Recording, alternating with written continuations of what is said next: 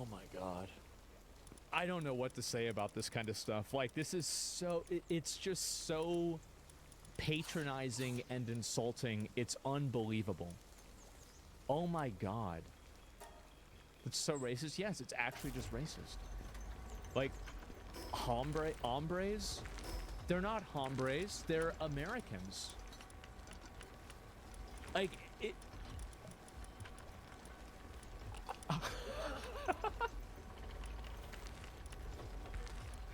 It's unreal. I don't know what to say. So basically, men are leaving the Democratic Party in droves, and it's not looking too good for the Democrats. So it wasn't long until everyone's favorite discourse hit Twitter again. If Kamala loses, which is very possible, there needs to be a real discussion about how Democrats speak to and reach young men. If Kamala loses. If she wins, there doesn't have to be discussion. That's right. We shouldn't change anything. Clearly, we're doing everything right. Yes. To be clear, I'm not saying we need to worry about women less or change any positions.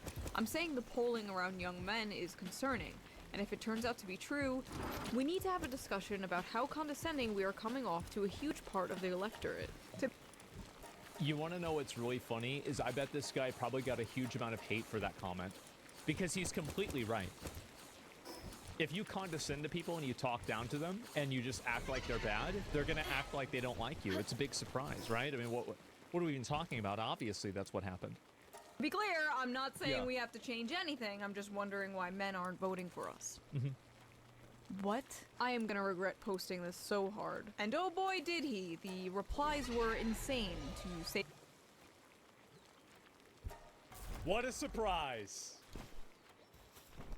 What a surprise. Wow. Ooh. Who could have guessed? The least. I must admit, I cringed reading most of this. I feel that one thing you didn't address is the systemic entitlement bestowed upon white men in the US. That sense of entitlement, that privilege they felt for eternity, is eroding. What privilege is that? Like, if you go and you talk to a 21-year-old white guy now, what privilege are they actively enjoying? Where is it? I don't know. Where is it? Yeah, I'm not sure. Systemic entitlement they have felt for eternity? They're like 22 years old. The f do you mean eternity? Who is this like? Yeah, exactly. And again, if you look at the comment here, this is an older woman. Yeah. I'm sure that when you were growing up, things were worse. And that's bad. But if you take that and you fucking displace that trauma onto some new person, you can guarantee that they're gonna be bad again. Like 200-year-old man. So young men are snowflakes with hurt fifis because they're not the center of attention anymore. Got it. Yeah. Yeah, pretty much. Exactly. Yep. And Trump and Vance and Joe Rogan make them the center of attention, and then they win the elections. What a fucking surprise. Wow. Who could have guessed? It's a shock. So are they poor little snowflakes, boo-hoo, or are they scary fascists that are going to turn America into the Handmaid's Tale? Because they can't be both. You either care about the future, or you don't. You cannot simultaneously hand-wave away men moving to fascism, but also fearmonger about it. Hi, man here. Maybe men just need to stop being absolute pieces of dog shit. It seems like the easiest thing to do. This is just, man. Do you know what's the most sad about this? It's like these self-hating men that do this, and I personally think that the only reason guys make posts like this is to virtue signal to have girls think that they're good people.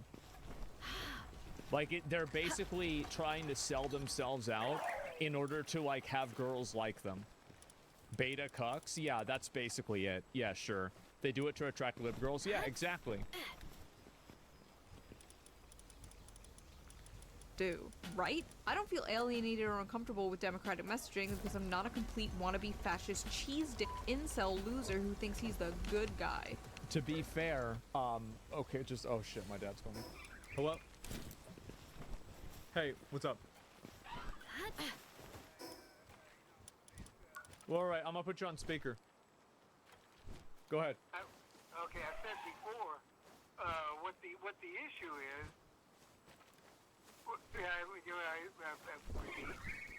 What I said before was with this whole shit, all this shit about men, basically talking shit about guys who are more masculine. Yeah. To use kind of in quotes there.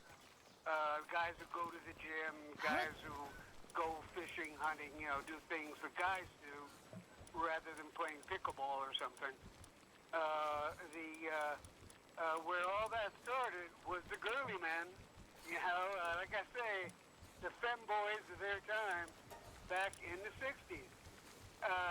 They couldn't get laid, and they see all their competition gets or a bunch of it gets drafted off or joins the army or whatever, Marines or whatever, and there they are. All they gotta do is look like girls. They grow their hair long, and they suck up to the girls, and guess who gets laid? There's still. I mean, you go by any biker bar, you go anywhere, you're gonna see a bunch of chicks there, and they're out of them. There's going to be the porkers, and there's going to be regular ones and average ones, and there's going to be a bunch of damn good-looking ones there, too. Just as many as are up at the Galleria Mall. Oh, yeah. No, you're right. Shepherd-wise. Yeah, So, sure. It all dates back to, I hate to admit it, my fucking boomer generation of girly men. And has never had any respect for those fuckers. And, when I took any shit from them, they found out how much. All right, okay. I'll Okay, I'll give you a call later. yeah. Okay, yeah, all right, I'll talk to you later. All right, bye. I'll give you a call later. Okay. Yep, there it is. There it fucking is. I totally agree, by the way. And guys now are doing the exact same thing. The way that they make women happy is by being subservient. They can't meet women's needs in other ways, so the only way they can is by being obedient and subservient. Reddit and its consequences have been a disaster for the male race. They just need to get off their asses, stop playing video games, and get real jobs. First, Be fair, probably true in a lot of cases. first of all, what real jobs? Yeah. These guys are coming out of college with useless diplomas, and there are no jobs. Also, what an Well, the real jobs that are out there have initiatives to have women get hired over them. So it's like, yeah, go get a real job, and then, by the way, it's rigged against you. Yeah, there's some, like, DEI initiative that puts you at the back of the line. touch boomer ass tape. Get off your ass and stop playing those video games from the generation who watches TV 24/7. I don't want to hear it. Tell them to get therapy. Tell them whatever you told or gave to women in the 1950s. They made this. Yeah, and there it is. Why the fuck would a guy that's born in the year 2001 give a fuck what happened in 1950? Why would he ever do, like, it's just, they're looking for revenge, not equality. They are. That's exactly right. Why would anybody give a fuck? Bed, let them sleep alone in it, or be better men. Any other group of people and it's, oh, boo-hoo, poor baby. Well, this is the problem, is that, like, any time that there's a male issue, it's about how males should fix the issue. Every time that there's any issue about any other group, it's about how, well, it's also about how males should fix the issue too. That's what happens. I see it all the time. We rewire all of society so your feelings aren't hurt. And then with men, it's get therapy. Be better. While Yep. there is truth in messaging needs to be better from And it's like, and this is also coming from the women that are like turning on their cell phone and recording a video for TikTok while they're screaming because Kamala Harris lost. And this is like after they've pulled their hair out and they've been bed rotting for 4 hours. It's like, this is the person that's telling you be better. Some like psycho with 3 different colors of blue in their hair with a septum ring that lives at her mom's house at, you know, I was gonna say level 34, age 34. Like, what are we talking about? That's on like 3 different antidepressants, you know, screaming at you for you to be better. Democrats as a whole. I reject that telling young men they need to be better is the problem. They are Yep. trash in their nature, and if they can't do the work to not be toxic waste of seed, that's on them. Well, you can keep telling people that, but it doesn't make them want to vote. Yeah, big surprise. Telling people that they're trash in their nature is a very bad thing to get them to agree with you. Yeah, it really just doesn't work. And it's really funny for me to see this because it seems like they still haven't learned. Isn't it basically misogynistic, but against men? It's misandrous, that's the term. And it is. It literally is. It's actually just that simple. Vote for my team, by the way. We may not want to hear it, but this is what the data reflects. There is a massive loneliness epidemic in this country, which is disproportionately affecting men. Instead of calling them incels or mocking them, we should be willing to hear out their concerns. Wow. True. Very true. And by the way, if you don't hear out their concerns, that's totally fine. They'll find somebody else that does. And then once there's enough of them, they control all the branches of government, and then they take away abortion. Surprise! Haha! Gotcha, bitch! Oh, a surprisingly good That's tweet what in a happens. sea of bullshit. What do you It's expect? nice to see. I could be wrong, but I'm assuming you're a straight white man. So yeah, go do something about it. Why are you guys bothering the rest of us with this? I can't figure it out. The rest because of us, isn't it a white guy? I mean, I feel like it's a white guy. I would like for Democrats to win the election. Why do you care about men suffering? Because I Yeah, you want to win, obviously. want to win the election. Amazing. This is the issue right here. Start seeing men as people, Yeah. not numbers and polls. That is step 1. You can't even do step 1. Anyway, there were thousands of these kind of tweets in response to this guy. Oh, now after the election has been over, every single time that I look at Twitter, it's like some person who's mad about the election talking about how they're going to do something bad to a person who has a different political opinion than them. And I want to say, like, if you want to do that, go ahead and do it. But don't be surprised when it happens back to you. And it will. Get it? We've seen it all before. If I went through all of them, this video would be Yep. 3 hours long. White Dudes for Harris wasn't the only strange attempt the Democrats threw out at the last second to get the male vote. Hey, white dudes. So, I think we're all pretty sick of hearing how much we suck. Every time you go online, it's the same story. We're the problem. And yeah, some white dudes are. Trump and all his MAGA buddies are out there making it worse.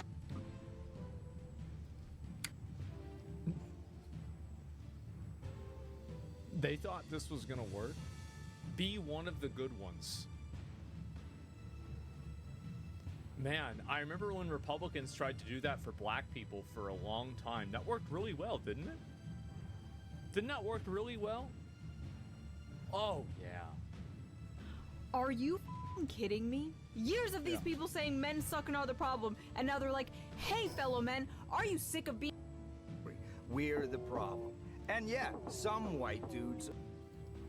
Get it? We've seen it all before. If I went through all of them, this video would be Yep. 3 hours long. White Dudes for Harris wasn't the only strange attempt the Democrats threw out at the last second to get the male vote. Hey, white dudes. So, I think we're all pretty sick of hearing how much we suck. Every time you go online, it's the same story. We're the problem.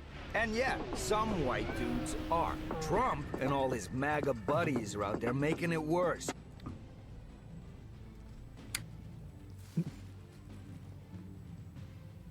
They thought this was gonna work. Be one of the good ones. Man, I remember when Republicans tried to do that for black people for a long time. That worked really well, didn't it? Didn't that work really well? Oh, yeah. Are you f***ing kidding me? Years of these people saying men suck and are the problem, and now they're like, hey fellow men, are you sick of being told you suck and are the problem? The audacity. Apparently, Kamala Harris has a secret weapon to win over male voters. Kamala Harris is turning to her running mate, Tim Walz, hoping he is the secret weapon who can chip away at Donald Trump's support from men. Much like how Trump chose Pence to win over the more establishment Republican voters, Kamala seems to have chosen Tim Walz to try and win over the white male vote. And boy, are they trying. Now, I don't hate Tim. I think Tim Walz is definitely more likable than Kamala Harris, but that bar is on the floor and you need the shovel to go under it. I think that he's definitely more likable for sure, but it's just, yeah, he's their token white guy. Yeah, exactly. Walz. In fact, I was pleasantly surprised when they chose him over Josh Shapiro. I like a lot of his policies, like his universal school lunch policy. That's an amazing policy. You'd have to be an insane freak to disagree with that. It was very well received. Or a libertarian. But I repeat myself. And there were a few times where he was speaking where I completely forgot he was running to be Kamala's VP and not president himself. And he actually brought a lot of energy to the Democratic stage for once. He did. So what the f was this? Putting out a bunch of ads of Tim Walz changing the air filter in a car, clumsily shooting a gun, and drawing a political football play-by-play. Trotting out Walz like some kind of minstrel show of a white man. I didn't say it, she said it. Okay? Yep, I did. Hey. Yep. But everybody was thinking that. Like a man dressing up like a man for Halloween. You don't gotta do all this, bro, I promise you. And they don't shy away about how that's exactly what they are trying to do. Tim Walz is clearly a Midwest man's man, but he's the antidote to toxic MAGA masculinity. Oh god. Despite his typically masculine resume as a Midwestern football coach and veteran, Walz is utilizing those qualities to push forward a more progressive, compassion-based form of masculinity. I feel like in a lot of cases, like this is like kind of true, but it just comes off as so performative and fake that I don't think that people buy into it. Like, for example, I think if Tim Walz was running by himself, like there's a reason, like he's the governor, right? Like, so he's won an election before. So it's not like this guy isn't popular. But if you contextualize it around like the, you know, like National Democratic Party, then you have a totally different situation. Being a vice president is understanding that you are just that. Someone who is there to aid and support the president. Walz simply being there on the ticket with a woman and taking a back seat to his running mate, Vice President Kamala Harris, is him embracing his leadership role in a positive, masculine way. Football coach and it's positively masculine whenever you take a back seat to a woman. Like, I don't really understand, like, how... Like, I mean, how do you expect to, like, tell that to somebody and then have them be like, yeah, this sounds great, you know, like, come sign me up. It's so condescending. It is. It's crazy. Cheerleader. How Tim Walz is defining masculinity. Amy Deal, a sexism researcher and author of the 2023 book Glass Walls, called a bullshit told job. USA Today that men like Walz who are intentional about rejecting traits and beliefs commonly dubbed as toxic masculinity are the tonic to harmful stigma associated with expectations of men and boys. The thing is that a lot of this is actually true, which is kind of funny. Like, for example, like, what is my best example of masculinity? Well, it would be Aragorn in Lord of the Rings. Yeah, so it's like, it's definitely not Andrew Tate or one of these other, like, alpha males, right? Absolutely not. So, like, a lot of this is true. It just comes off as performative and fake. Boys. He shows you can be masculine, but also not threatened by women as equals or women who are in positions of power. In fact, you can be cheerleaders for them. Notice the common theme here. Taking a back seat. Cheerleading. Like 5 different articles I read specifically use this word cheerleading. Even a few about it's taking a back seat, doing what you're told. Give me a second. Hello? My dad, guys. It's also my dad. I was talking about movies, but yeah, I'm also referring to my dad as well. Was that good?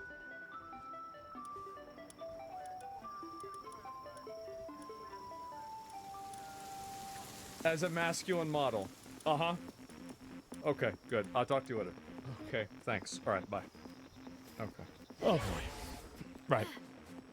Kamala Harris's husband, Doug. God knows we need an antidote for all the lousy men in the news, and I think I found one. A lovable goofball who is happy to... I just like, can you think about how bad it would sound if, like, God knows we need an antidote for all the lousy women in the news or all the lousy black people in the news, and I think I found one? Like, or all the lousy Latinos in the news or Jews in the news? Like, can you think about how bad that would sound? People would be losing their fucking mind.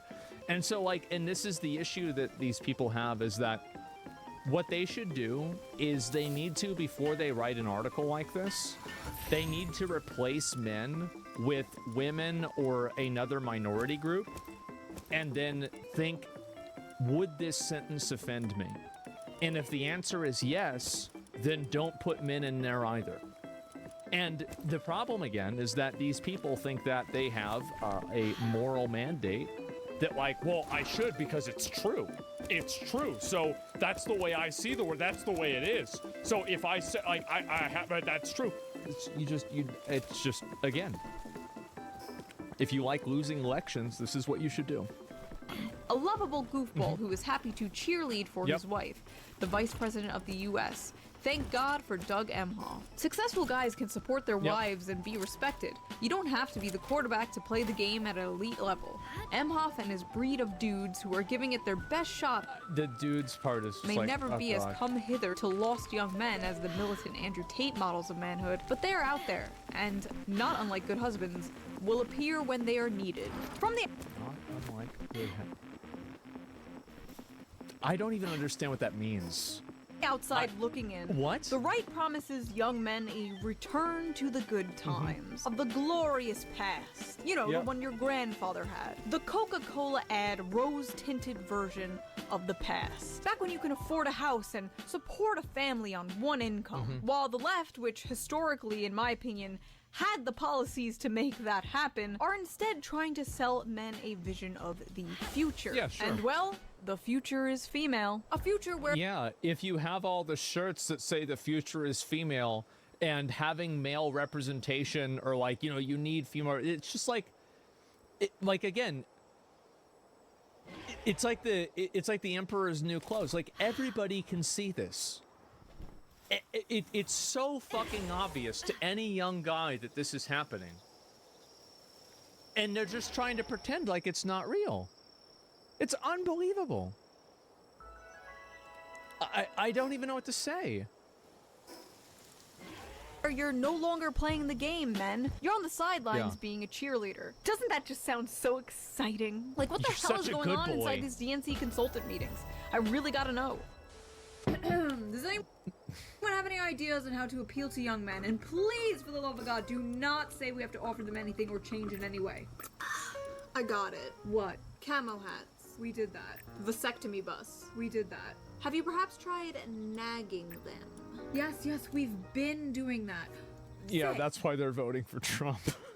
you know that whole male loneliness epidemic thing? Are you thinking what I'm thinking? Oh, yeah. It's a really nice place. Have you been here before? Yeah, it's one of my favorite spots. I bring everybody here. I said I go on a lot of dates, but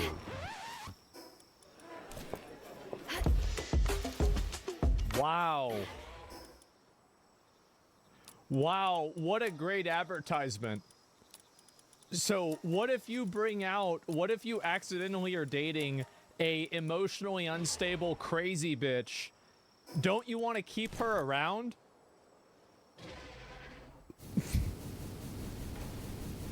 No, not really. Hey, men, if you don't vote for Kamala Harris, women won't fuck you. Brilliant. Which is like, also what's really funny about this is that there's a lot of women that voted for Trump too. It's like this whole thing where it's like, oh, women don't vote. It's not even true. It's just stupid. Young men should know that if you vote for Trump, you're basically never going to get laid. Okay, here's the problem. a lot of them already aren't getting laid. So you can't lose something you didn't have. Nothing changes. I mean, is it incorrect? Trump gives girls the ick. Vote Harris, get laid. I love how she blocks out the person who this is, but everybody knows who this is. Everybody knows it. I mean, is it incorrect? I didn't think so. Yeah. Don't think so. Trump gives girls the ick. Vote Harris, get I'm gonna be honest. I think that if I was around a girl that got like what was called the ick, I would be considering myself lucky because I just avoided a ticking time bomb. It is a emotionally unstable, you know, completely illogical thing that happens that shouldn't be taken seriously. This whole idea that like women are like these emotional babies that need to be like coddled and protected, and you need to act in certain ways so they don't get upset or like get mad. Like you're basically treating them like children. And the fact is that like there are a lot of women that don't think like this. They don't act like this. You just talk to them like normal people and everything is going to be fine. Who says that? All of these commercials are all saying this. It's just crazy. Laid. They are not beating the pretending to be progressive to get laid allegations with this one. Literally just And by the way, I do think guys do that. I absolutely think that guys do that. They'll mask their political beliefs in order to get girls that are like very politically motivated or like have strong beliefs to like hook up with them. Yeah, 100% they do. Absolutely. Woke fishing. When men pretend to be more progressive on dating apps to get laid. Do not do this, by the way. Be open and honest about your opinions. And no, you cannot fix them. Also, pretty weird and like low-key sexist to imply like women are some prize for voting the correct way. Hey, and if all else... Yeah, that's all. It's always a good thing whenever women who are against objectification commodify their bodies as a reward for doing some sort of action, like it's a payment. But, you know, hey, well, totally normal. Fails, go after the Gooner vote. Oh! Sorry, you can't do that. What the hell, man? How'd you get in here? I'm your Republican congressman. Now that we're in charge, we're banning porn nationwide. It is really funny because of how stupid it is. It is. That's perfect. I'm sorry. I love this ad. The one time they speak to men directly, and it's, hey men, the Republicans are gonna take away one of the only vices you use to numb the pain. So That's vote right. for us. Bleak. Just the absolute state of the world right now. Also, was that Germa? Believe it or not, this wasn't the worst of it. I'm a man. I'm a man. This was crazy. Like, it's actually insane how ideologically captured they are by identity politics. It's unbelievable to me that they just keep... It's like the stop hitting yourself thing. You just can't stop talking about this, fixating on it, thinking about it. It's unbelievable. Like, I actually, as I said, I thought that the woke mind virus was like a stupid term. But after seeing how these people literally cannot think of anything other than demographics and identity, I'm starting to take it a lot more seriously. Because it literally feels like it's some sort of like a spell or something like that. Like some sort of like collective delusion. I'm a man, and I'm man enough. I'm man enough to enjoy a barrel-proof bourbon. Neat. Man enough to cook my steak rare. You think I'm afraid to rebuild Why is eating your steak rare being a man? carburetor? I eat carburetors for breakfast. I'll tell you another I could believe that. thing I sure as shit am not afraid of. Women. When I first saw this, I thought it was a parody created. Yeah, it's just like... I don't know what to say. Like, Why rare? Yeah, why would a guy be afraid? It's just like, oh my by god. Republicans to make fun Yeah. of how hard the Democratic Party is trying to pander to men to get their vote. But alas, I love women. I love women who support their families. Women who decide not to have families. Women who take charge. And I'm man enough to help them win. everything from them direct. Oh my god. I can't even play out what an advertisement like this would be for minorities. Like, think about the parallels that you could do for a minority group. Oh my god. Oh my fuck. That would be so fucking bad. Towards men has to have like this tone of irony or self-deprecation. They can't even do it sincerely. But apparently white men aren't the only demographic Kamala is struggling with. This is the Democratic margin among black men under the age of 45 in presidential elections. You go back to November of 2012, what do you see? You see Obama by 81. Clinton only won him by 63. Then we're all the way down to Biden last time around by 53. A tremendous drop already. Has it ever occurred to you that maybe the reason why more people voted for Obama is because he was a better candidate? Has it ever occurred that maybe the reason why there's a change in voting is actually because of the people that are running? Like, I don't know. I mean, no, that's not it. Right, okay. It's my identity. And then you...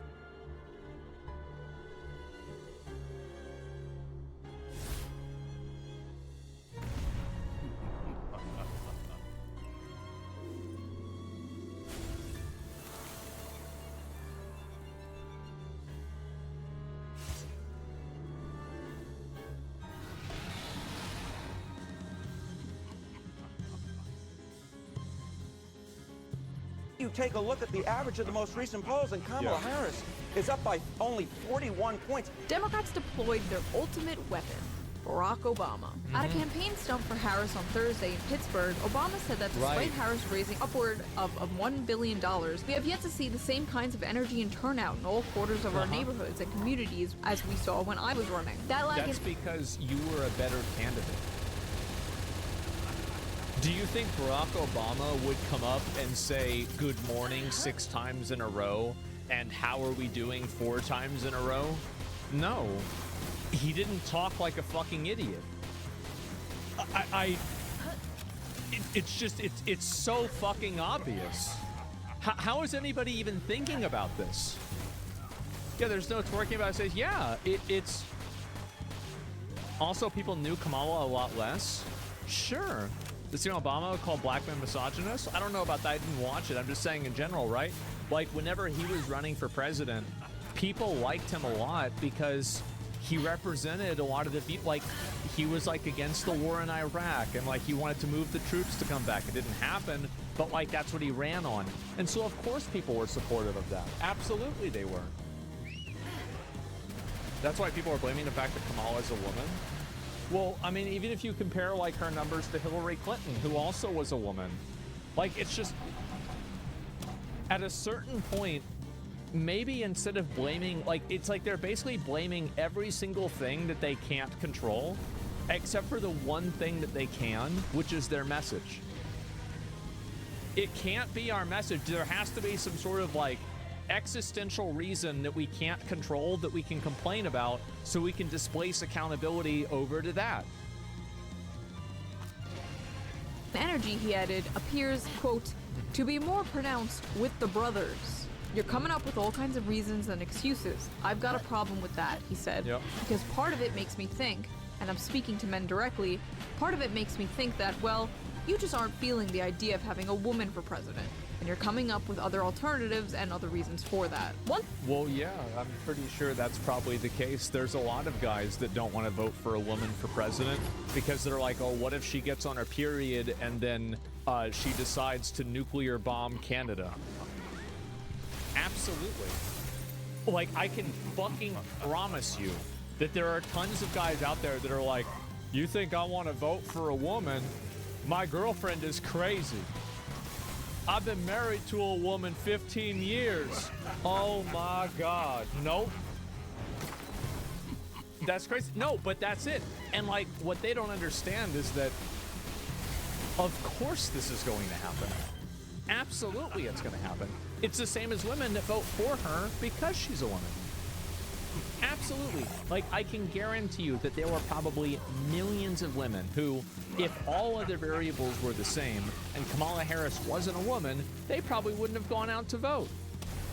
Absolutely, women are going to exhibit, it's called own group bias. And as far as I know, my understanding is that women have a very high ratio of doing it, much higher than men. It's like a 5-to-1 ratio. Once again, their only tactic seems to be getting in a man's face and going, tisk, tisk, bad boy. Like a dog that just peed on the carpet. It's not 2014 anymore, Brock. Nobody cares about sexism, motherfucker. We can't afford groceries. What's crazy is, as far as I know, Kamala Well, I think it's actually nobody cares about sexism, and they are sexist and they're not sorry. Because I think that there absolutely are a lot of people that are genuinely sexist, and you're just, like, the shaming for having certain viewpoints has just been diminished and damaged because of so many times that people have cried wolf and there really wasn't a wolf. Like, for example, like Gamergate was about hating women. No, it wasn't. It was about game reviewers getting money and getting preferential treatment for giving reviews for games. And like trying to turn it into, oh, it was about hating women. No, that had nothing to do with it. Like, they tried to turn it into that. But at the end of the day, it just becomes less effective every single time. Overused terms use all credibility. They have. Absolutely they have. Self has never played the woman card. She has never played the sexism card. In fact, she actively pushes against it. You've been reluctant to lean into, to talk about the historic nature of your candidacy on the campaign trail. Why is that? Well, I'm clearly a woman. I don't need to point that out to anyone. I actually thought this was one of the respectable good things that Kamala Harris did, is that a lot of the messaging for her being like a woman or a minority was done by other people and not her herself. And I think this is a point that I think that, you know, compare F. Oh, no, it's a weird Twitch thing. I think it's very respectable that she did that. But the point that most people really care about is, can you do the job? And do you have a plan to actually focus on them? I was proud. Yeah, she's completely right. Absolutely. It's like they finally learned from Hillary Clinton's failure. But that didn't stop the media or fucking Barack Obama from doing it for her. Thanks, Obama. For all the Zoomers, thanks, Obama was a meme in like 2008. Yeah, a long time ago. It was funny back then. That would have slapped.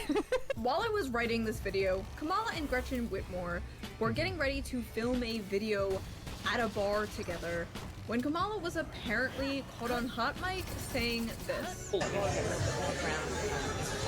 Yeah.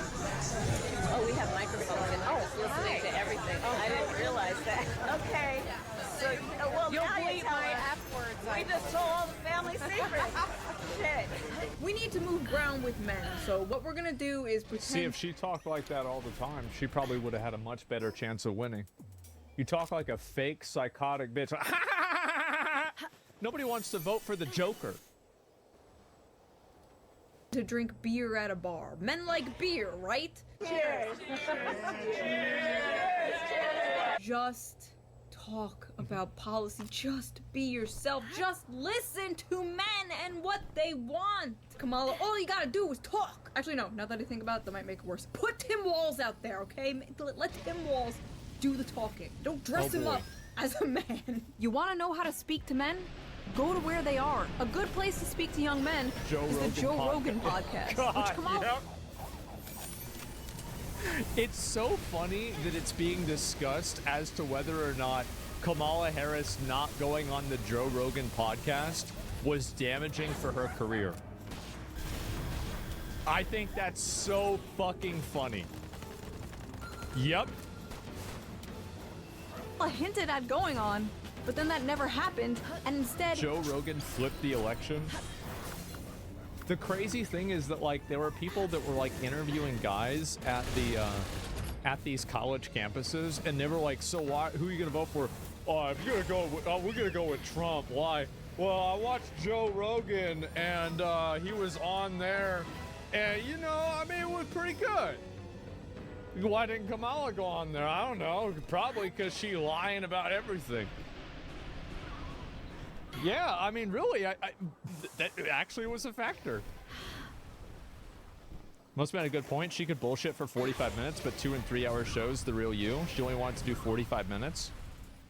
Elon Musk impacted it the most. Yeah, I think he probably did. That's probably true. Trump went on, and that episode hit like 20 million views in a day. But like, can you blame her? Joe Rogan Actually, how many views did it get? Okay, it's all the way down here. 46 million views just on YouTube. Man. Plus 100 million on X? Yeah. Oh my God. It's just one of the most popular podcasts in the world with a majority young male audience. Which, by the way, I do want to say that a impression on X is worth less than a view on YouTube. This is like a social media thing where like a view is an active engagement, whereas an impression is is like just that you have seen it. So that's why I didn't want to compare those two numbers. YouTube even hit it from trending. Maybe, I don't know. It's just one of the most popular podcasts in the world with a majority young male audience. I hate it here. Every time this topic comes up, so does the topic of like Andrew Tate, Jordan Peterson, internet algorithms, Gamergate, whatever. Oh, there is a massive amount of right-wing radicalization that has been occurring, especially in younger male spaces. Any hobbies whatsoever, whether it's playing video games, whether it's working out. By the way, Hassan is right about all of this. Whether it's, I don't know, listening to like a history podcast or whatever, everything that they see is right-wing sentiment being expressed by individuals that they find charismatic. But you can only blame internet. So the reason why he's right might not be necessarily like what he's trying to say. I think that it's a chicken and the egg scenario where the content that's popular is right-wing because this right-wing content more accurately reflects the way that people see the world and the way that guys feel. So it's not that there's a bunch of right-wing content that's brainwashing people to be racist or to be Nazis.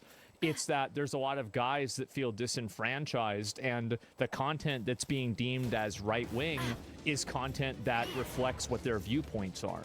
So it's like, and this is kind of the way that like content writer, right? No, that's really how it is. Joe Rogan isn't right-wing, it's the right one.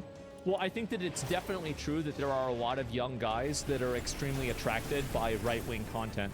And I think Hassan is right by identifying that. It's very clearly a trend, and I think that the election proves that trend to be true. But why is that trend happening? I think the trend is not happening because content creators are right-wing. I think the trend is happening because people are right-wing and content creators are adapting to that, or content creators that have those same viewpoints are being elevated because those viewpoints are shared with a large audience. That's what's happening. Do you see kind of what I'm saying? The trend, men have always been more conservative than women. Yeah, but it's becoming more the case. Alex Jones accepted being press secretary.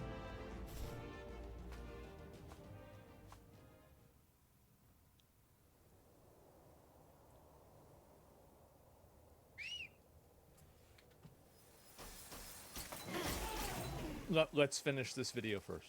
Algorithms for much for so long. This automatic assumption that any dissent from liberal mainstream thought could only be caused by manipulation or brainwashing from podcasters is honestly it's a vicious cycle. And I think that the cycle begins with people that are looking for content that respects them. And when you create content that respects a person and tells them that their opinions and their beliefs that they have are not racist, evil, or bad, they're going to be like, yeah, I agree with you. And there's a lot of guys that feel disenfranchised, and I think that really, like, a lot of these like right-wing places do a much better job at appealing to them. That's really the truth. A cope, in my opinion, and just an easy excuse for failing to reach anyone beyond your own subreddit. As if this all wasn't the result of like a stagnant neoliberal corpo. Well, I honestly think that the reason why there's a lot of right-wing podcasts and stuff is because there's a lot of guys that are looking for it. The popularity of the podcasts is precipitated by the fact that there's a lot of people that feel this way. It's not that the podcasts are making them feel this way. It's that the podcasts are elevated by a lot of people that already do feel this way. PALWORLD that created a vacuum that was just waiting to be filled with any kind of populism. The crazy thing is the Democratic Party did have a candidate who successfully spoke to the demographic that they are currently trying so hard to reach. Bernie? His name was Bernie Sanders. And every time he did speak to that demographic or say he was they were referred to as the Bernie Bros, and they were demonized. Yeah. that the Democratic Party didn't do enough to speak to that demographic. He was called a sexist, a racist. He was backstabbed multiple times and cheated out of winning the Democratic primaries. Twice. His fans were called Bernie Bros and constantly berated as sexist. Made me finally realize misogyny in America. I wonder what this girl is writing about today. Maybe nothing. She's in therapy now. Misogynist. His campaign was too white and too male, and this apparently was a top priority to remedy in Yeah, we've got to fix this. Well, here's the thing. They did. How about that? They fixed the glitch. Future campaigns. We were told he was just like Trump Problem and, solved. quote, appealed to angry white men. Well, who's trying to appeal to angry white men now, bitch? It's almost like Bernie's hyper-focus on working class issues. See, this is kind of what I was saying before. I was talking about this with, like, video games and, like, woke video games, about how, it doesn't matter whether you think that your message in the game should be there or not. If you put a product out to market and people don't buy the product, then you go out of business. It doesn't matter whether you were right or wrong. You're out of business. You're done. Everybody's fired. The building's foreclosed. The studio gets sold. You're finished. It doesn't matter whether you're right or wrong. It matters whether what you're doing is working or not working. And these people are so attached and, like, so captured by their ideals and their morality that, by the way, is totally distorted. But even so, they're so captured by it that they are completely unable to see anything other than the entirely very, very narrow lens of the world that they see everything through. Doesn't matter if you're right or left. Yeah, sure. Concording is such a good word. Yeah, exactly. Appealing to people is what you're supposed to do. Yeah. Issues, bread and butter issues, and populism was naturally attractive to men. No football or beer required. Right. I miss him. And you know what? Maybe this shift with young men has less to do with who's holding the football and more of what happens when the DNC spends all their time and energy trashing the little bit of populism in their movement. And if you ask me, handing conservatives a monopoly on anti-establishment rhetoric on a silver platter was probably their first mistake. They kind of gave up on that bread and butter New Deal. Well, you can't really say that you're the establishment when every single person that has a mainstream media television show has the same viewpoints that you do. Like, every late night talk show host is doing a monologue about how Kamala Harris should win the presidency. You can't talk about how you're not the mainstream when you have all of these A-list celebrities getting together to collectively condemn people that vote for Donald Trump. Like, it's very obvious that this is the majority opinion of people that are part of the establishment. And just because there's a large contingency of people on the internet who don't represent that doesn't mean that the establishment isn't working tooth and nail to try to fight that from happening. Look at how much they tried to demonize and, like, demonetize and kick Joe Rogan off of Spotify. Think about how much they're trying to stop free speech on Twitter or X. Think about how much before Elon Musk bought Twitter or X, how much they did stop free speech on there, how much they tried to control things with COVID, how much they tried to control things with election misinformation. It's just so obvious. And any normal person, and this is really what the problem is, it's that every reasonable, normal, average guy can see exactly what I'm talking about. So when you tell somebody that they can't see what's in plain sight directly in front of them, they're going to hate you for it. This is the reason why, like, theocracies usually fall with religion. It's because eventually people are tired of living a lie. They're tired of living their life according to a set of principles that they don't feel like represents them and that they have to actively forego their critical thought. It's literally Orwell? Yeah, it is. Well... Yeah, yes and no, right? But yeah. It's basically gaslighting? Yeah, I would say so. Actually, no. Yeah, no, it is Orwell. No, you're right. I don't know about that. No, remember how, like, the, like terrorism is peacekeeping and stuff like that? Like, all the different, like, phrases about how the, the main party, like, controlled all the vocabulary? I think that if you look at it through that, this is, like, with 1984. Yeah, I actually think that's a good example. Sure. The doublespeak moments? Yeah. Stuff for identity politics, and if you deny this, you are either lying or coping. The physical manifestation of the left has gone from the vision of the blue-collar union worker to a nagging, scolding fat woman with blue hair barging in with a nose piercing into everyone's spaces and culturally coming into Warhammer and saying there's not enough women in it. Colonizing them. Change this, change that. I don't like this, I don't like that. It's just incredible for me to witness years of anti-male rhetoric finally come back to bite the left and Democrats in the ass. And I think that also what's going to happen, like, I remember I saw this tweet from old Nick Fuentes. He goes, "Your body, my choice, forever."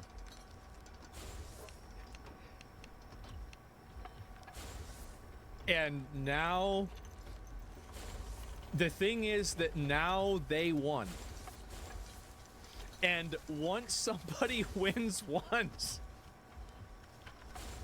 they're gonna be like, well, wait a minute. Maybe we can do this and the other thing too. You know what? Where is this Project 2025 shit? Let me read this again. Cause like, yeah, now that you think, I mean, like, let's actually think about this. He's not pro-Trump, Baldy. He's not pro-Trump, but as soon as Trump wins, he goes like, we did it. He spends all his time complaining about Trump, saying he's not going to vote for him. Finally, Trump wins, and he says, we did it. Uh-huh, for sure. These chickens come home to roost has just been both incredibly depressing and deliciously vindicating to me in a sick way, and I'm not sure if I should lend out a helping hand or Mufasa them off this fucking cliff. Some Democrats are nervous the party was too late to realize the problem. These Democrats worry that the party has focused too much on courting women voters, LGBTQ voters, and culturally progressive voters, alienating too many men in the process. There's a recognition that we're losing men. Well, here's the thing. It's that if you use drag queens to promote a political message, that political message is going to lose. Drag queens are not socially accepted by, like, average populations of people. Like, if you go to Walmart and you find 5 random Walmart citizens, Walmart Americans, they're probably all going to have the same reaction to a drag queen. And I think that we all know what that reaction is. Things we're doing around men haven't been working. I think a lot of it is a reaction to social progressivism done the wrong way, says David Hogg. Young men, he says, feel like progressives look down on them for saying the wrong thing, even when it's a mistake. That discomfort is enough to drive them away from the Democratic Party. Yeah, exactly. Why would somebody want to, like, it's very simple. It's like, when you're dealing with somebody who, have you guys ever been around somebody, like, this is especially true with, like, toxic girlfriends? Have you ever been around, like, a girlfriend that, like, if you say something the wrong way, it, like, immediately activates her hard mode, like, fucking, like, max difficulty, attack phase? You guys ever had this happen, right? And it's like, do you understand, like, how, like, you're, like, fucking, like, tiptoeing through pins and needles, like, trying to avoid accidentally triggering her or like getting her mad. That's exactly the reason why I think a lot of people push back against a lot of like quote woke stuff. It's because they don't want to have to walk on eggshells around people all the time. They don't want to have to take their words and filter them through 5 or 10 different, oh my god, what if people think that I'm saying this about this racial group of people or about women? It's basically, there's been a massive push, and this happens on social media all the time. There's been a massive push of taking what a person says and then extrapolating it to like its worst possible implication, and then treating that person as if the implication was their intent. It's not about trying to understand the other person's perspective. It's about using that other person as a stepping stool so you can stand on top of them and say, look at me, I'm more virtuous than they are. And so I think that's been a huge reason why a lot of people have pushed back against, like, you know, what you'd call like progressive, like woke, like activist stuff. It's because if somebody calls something else gay, because they used to call it that for like 30 years as like kids, especially in like the 2000s and the 90s, that doesn't mean that they hate gay people. It doesn't mean that they're like homophobic or anything. And like, yeah, maybe it's not like a great thing to say, but when you treat a person that says that as if they're actually a homophobe or a bad person, you know what it makes them? It makes them a homophobe or a bad person. And fundamentally, people just don't want to be told what to do. They don't want to be told what to think. They don't want to have to walk on eggshells around people that are, in a lot of cases, I think, mentally unstable. And they don't want to deal with it at all. And so it's an unfortunate colloquialism. Well, I mean, whatever you want to call it, right? Like, whatever term that, like, there are a lot of terms like this. Like, you could use, like, there's terms like, I didn't know tar baby was one that can be used as, like, as a derogatory term towards, like, black people. Like, growing up, like, this was, like, just a story, and, like, I used the term one time, people got really mad at me for it, and, like, for me, like, I'm involved with controversies like this all the time. So I don't really care a lot about it. But, like, I know that there are certain streamers that don't even want to have Starbucks on their screen because they're afraid that people might get mad because Starbucks is seen as being promoting and favorable towards Israel. You see what I'm saying? And so people don't want to live with, like, that level of, like, restrictive behavior. Is that based? Yeah, they are. And I think retarded is another one. Like, people that use the word retarded don't want to be told not to use that word. And I think that if you want to take a step back, people don't want to be told what words they can and can't use, period.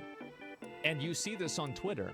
As soon as Elon Musk took over, I bet the usage of the N-word went up by 1,000%. No, that's not true. Probably 10,000%. Yeah, because, or the F word, I see, oh my God, people are really trying to bring back the homophobic F word. They're trying to bring it back in a big way. I can't even read Twitter without seeing it all the time. And do you want to know why? It's because people don't want to be told what they can and can't say. They don't want to be given a list of words by some loser and be told, no, if you say this, we're going to try to systematically destroy your life. Because you know what happens? Whenever you tell that to enough people, they decide to systematically destroy your life instead. And that's exactly what happened with the election. That's exactly what happened. It's because if you try to antagonize people and tell them what to do, eventually they'll turn around and they'll start telling you what to do. Basin, I'll do it again. Yeah, and it's going to keep, this is what my opinion is. I think that we are going to move towards an overcorrection. And I think that conservative viewpoints and conservative, like, and I'm talking about like extreme conservative viewpoints, will continue to get more and more traction as an overcorrection because people are tired of like being told what to do or what to think. Yeah, pendulum swings back. Yeah, and I think that people are swinging back. And the thing is, what's different about it this time, I think, is that people know it. They know it, and they're doing it because they're like, you made us live with our mind in a cage. Now it's time to put you in a cage. And by the way, Trump said on day one, a lot of people probably might be going in cages. The mass deportations. Done. That's it. And so I feel like and people like to, you know, like they like to fight against this and like to say like, oh, well, this is the wrong thing to do. Well, does it really matter who's right or wrong when you're the one that's in the cage? Not anymore. That's it.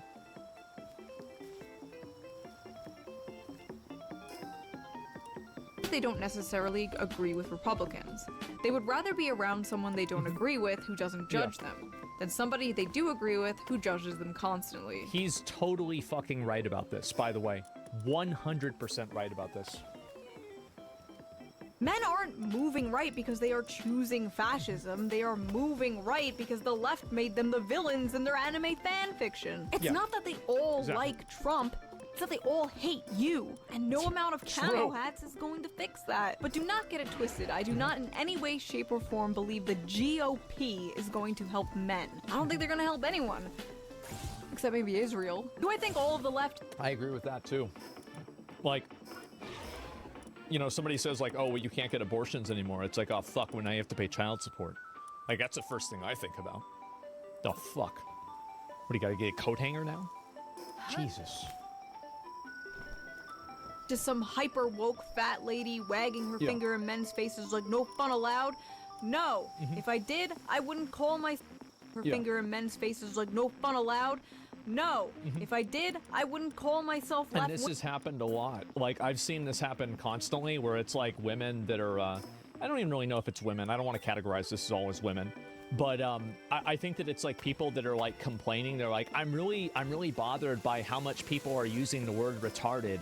Or I'm really bothered by how much people think this joke is funny. Like, people shouldn't be joking about this. This isn't funny. You shouldn't be allowed to. Like, bitch, shut the fuck up. Shut up. Don't tell me what to say. Just period. Whatever you're gonna say, I don't care. It doesn't matter what it is, what your problem is. It doesn't matter. I'm not a Democrat. I'm a registered independent. But the Democratic Party is historically better on policy, and despite their messaging, even when it comes to helping men. Healthcare, higher wages, paid family leave, labor protection, Social Security, things Republicans have always fought against. And I think that's why this is extra frustrating to me. I don't say this with any love for the Republican Party. In fact, if anything, I say it with love for the Democratic Party. I fucking hate them, but deep down, I wish they could be better. I'm doing this for your own good. Yep. This hurts me more than it hurts you. Go sleep. I love you. Go sleep. I just hope that whether Kamala wins or loses, the party can take a step back and evaluate what they're doing wrong. Because They're taking a step back to have a support group for each other and talk about how much they want to kill Donald Trump, how much they want to kill themselves, how much they want to kill their family members, and how much they want to kill their unborn babies. I don't think the Democratic Party should be the party for the gays and women. I think the Democratic Party should be the party for everyone, including angry white men. So in your opinion, what could the Democratic Party do to win back young men? Can they do anything? Are they fucked? To me, it might take decades of work to fix the culture, the rot that... I don't think that they can do it.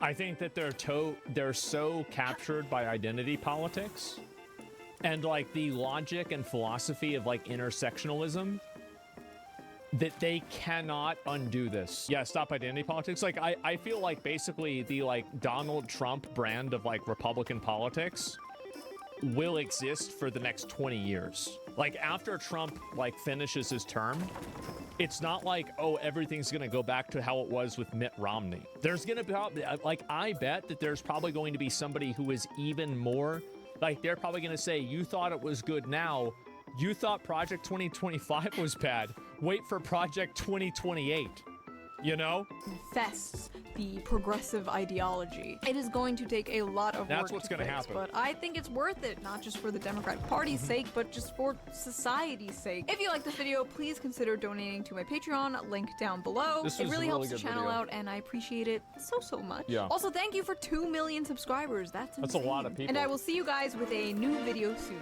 Bye! Yep. Yeah, it's a really good video. Give it a like. This is so good. Yep. Like, I wish there were more people that talked about this kind of stuff, because I feel like there's a lot of this stuff that needs to be talked about.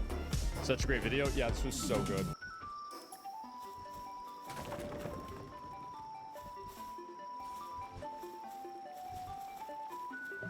It takes me about twice as long to get everything set up. Whenever I do a Discord call, it's completely fine. Okay. And so, what's your name, friend? Zach or Asmongold, whichever. What do you prefer? Let's go with Zach. How about that? Okay, cool. Nice to meet you, Zach. I'm Alok, or some people call me Dr. K. I guess most people call me Dr. K. Too. But you can call me Alok or whatever you prefer. Alok? Is that correct? It's not all maple, it's all oak. All oak. Okay. Perfect. Just like the original Sanskrit. Okay. Awesome, man. So Zach, I don't. Everyone is super excited that we're talking, and I'm not sure exactly why, but they seem to be super excited. Do you have any idea? Well, I mean, I've had a very interesting history. I mean, I think that, I don't know if you've looked at any of my previous stuff at all, but I think that one of the most, I guess, famous, or I guess infamous things about me is my room has always been very dirty. And so a lot of people correlate that with something being wrong with you or something like that. And so sure, they probably think that something like that has to do with it. I do have to disappoint people, though. My room actually is pretty clean right now, though. I apologize. Okay, so I mean, but what do you think what conclusions do people draw about the dirtiness of your room and you? Basically that I don't have my life together. It's a complete mess. I'm depressed. I think so. Not having my life together, my life being a complete mess for most of my life, that's probably true. But okay, the part where, yeah, I mean, let's be real. But sure. Depressed? Hard to say. I don't really think depressed is the right word. What would you use to describe it? Ooh, I mean, like, I think that it's just lazy. You're just honestly, lazy? Like, yeah, lazy. I think that's really the main thing. Like, there have been times that I have been depressed about certain things. Right? Sure. Like, I've had medical problems with my parents. I've had, ups and downs in my stream. Many things have made me depressed, like, situationally, but not on, I believe, like a mental level. Sure. So help me understand what do you mean by lazy? So there was one time that my alarm went off in my room. I was like, I had to wake up, and instead of turning off the alarm, I let the alarm go for 2 hours, maybe 3 hours, until the alarm died. Okay. Can you hold on just 1 second? Yeah. My boomer ass needs to make a phone call because I may be doing something wrong. You're good. Thanks for bearing with me, man. I appreciate it. It's no problem, man. Usually train next intro takes like 5 minutes. Okay, cool. We fixed it. All right. So you were saying, sorry, I think we're good now. So you said that you're lazy because there was a I think that was just, it's more or less a metaphor of how lazy I am. Why am I lazy? Because it's easier to not do anything than do something. That's sure. Fundamentally what it is. And I'm very good at adapting to things whenever they go wrong. I grew up very poor, so if a light goes out, I just stop using that room. Yep. That's pretty much it. And sorry, this is the last interruption, I promise. I just got a tea delivery. Oh. How convenient. That's great. Yeah, it's actually really awesome. So tell me, you said that you learned how to adapt by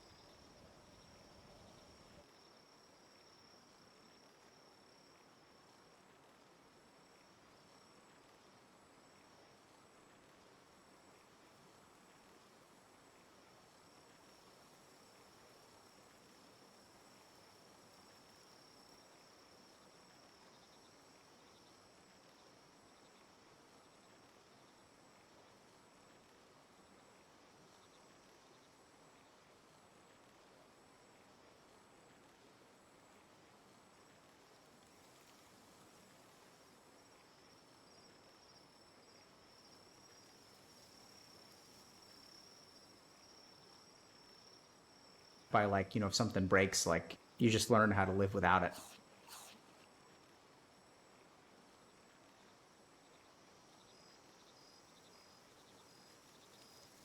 Yeah, like I had a box fan duct taped to the side of my PC whenever my fan on my graphics card broke because I couldn't afford a new one. I literally had a bike with one pedal whenever I was a kid. I mean, there's plenty of other examples, but yeah, I mean, I grew up pretty poor, so I'm just used to, you know, if things don't go the way that I want them to, that's okay, and I just do whatever I can. And where did you grow up, if you don't mind me asking? Austin, Texas. Okay, where in Austin? Whereabouts? I don't like to say. Oh, okay. Because like, I don't. But I grew up in a poor part of Austin. Okay. Not very poor. I don't want to make it sound like this is a rags to riches story. It's just a thrift store close to riches story, or maybe Okay. not quite riches, but slightly more successful than I was.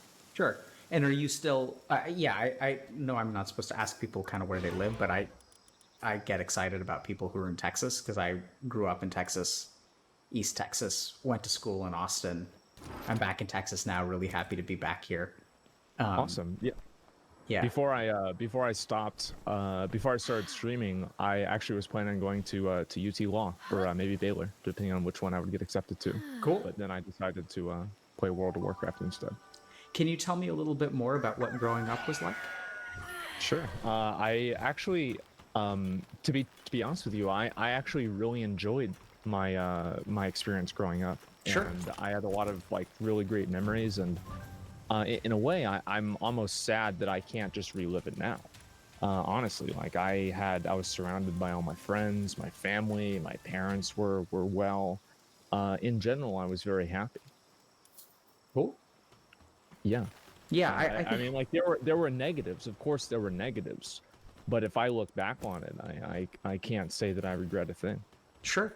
Yeah, I think one of the most confusing things for people is that they assume that being poor means that you grew up unhappy, and also that being rich means that you grew up happy, or that you are happy. And one of the weirdest things that I remember, I used to work in a jail, and I was just really surprised because I had one patient. So I would work in a jail like basically one day a week, and you know, I had like a clinic outside of the jail. So I had like regular, quote unquote, regular patients, and then I would see people in jail. And one of the things that really struck me is that I had a guy who was an investment banker, and like he was suffering just about the same as the dude who was in jail. And it was like a really weird thing to like realize. But if you really just asked me like how much is this person suffering on a scale of 1 to 10, both of them were suffering the same amount. And also that Success is a prison. Huh? Success is a prison. You know, it's funny you say that, but I think that I've been working a lot with people with imposter syndrome recently, and I think in a sense it really can be, which I know is bizarre. I think there's a lot of gatekeeping around suffering and who's allowed to suffer, and also gatekeeping around happiness, because like, who are you? Like, if you grew up and you were poor, like, how can you possibly be happy? Like, how does that work? I completely agree with you. I know that, so this happened, I've taken a number of breaks from streaming, about like 3 technically, but 2 like more popular ones and, or more known ones. And before that, I was streaming a game, it was a classic WoW, and my stream was seeing success that it had never seen before. Like I was getting up to like 100,000 viewers, and I had like 30,000 subscribers. Like it was very, very, very successful. But I was actually enjoying myself a lot less than I was whenever I had, you know, comparatively only like 25 or 30,000 viewers playing before Classic WoW came out. And I realized at that point that there were a number of times that I had wanted to go after and like meet a certain goal. So I think my main goal that I'd always wanted to hit was 10,000 like average viewers, or hitting 10,000 viewers period. And then once I hit that goal, I didn't really feel anything. It didn't feel good.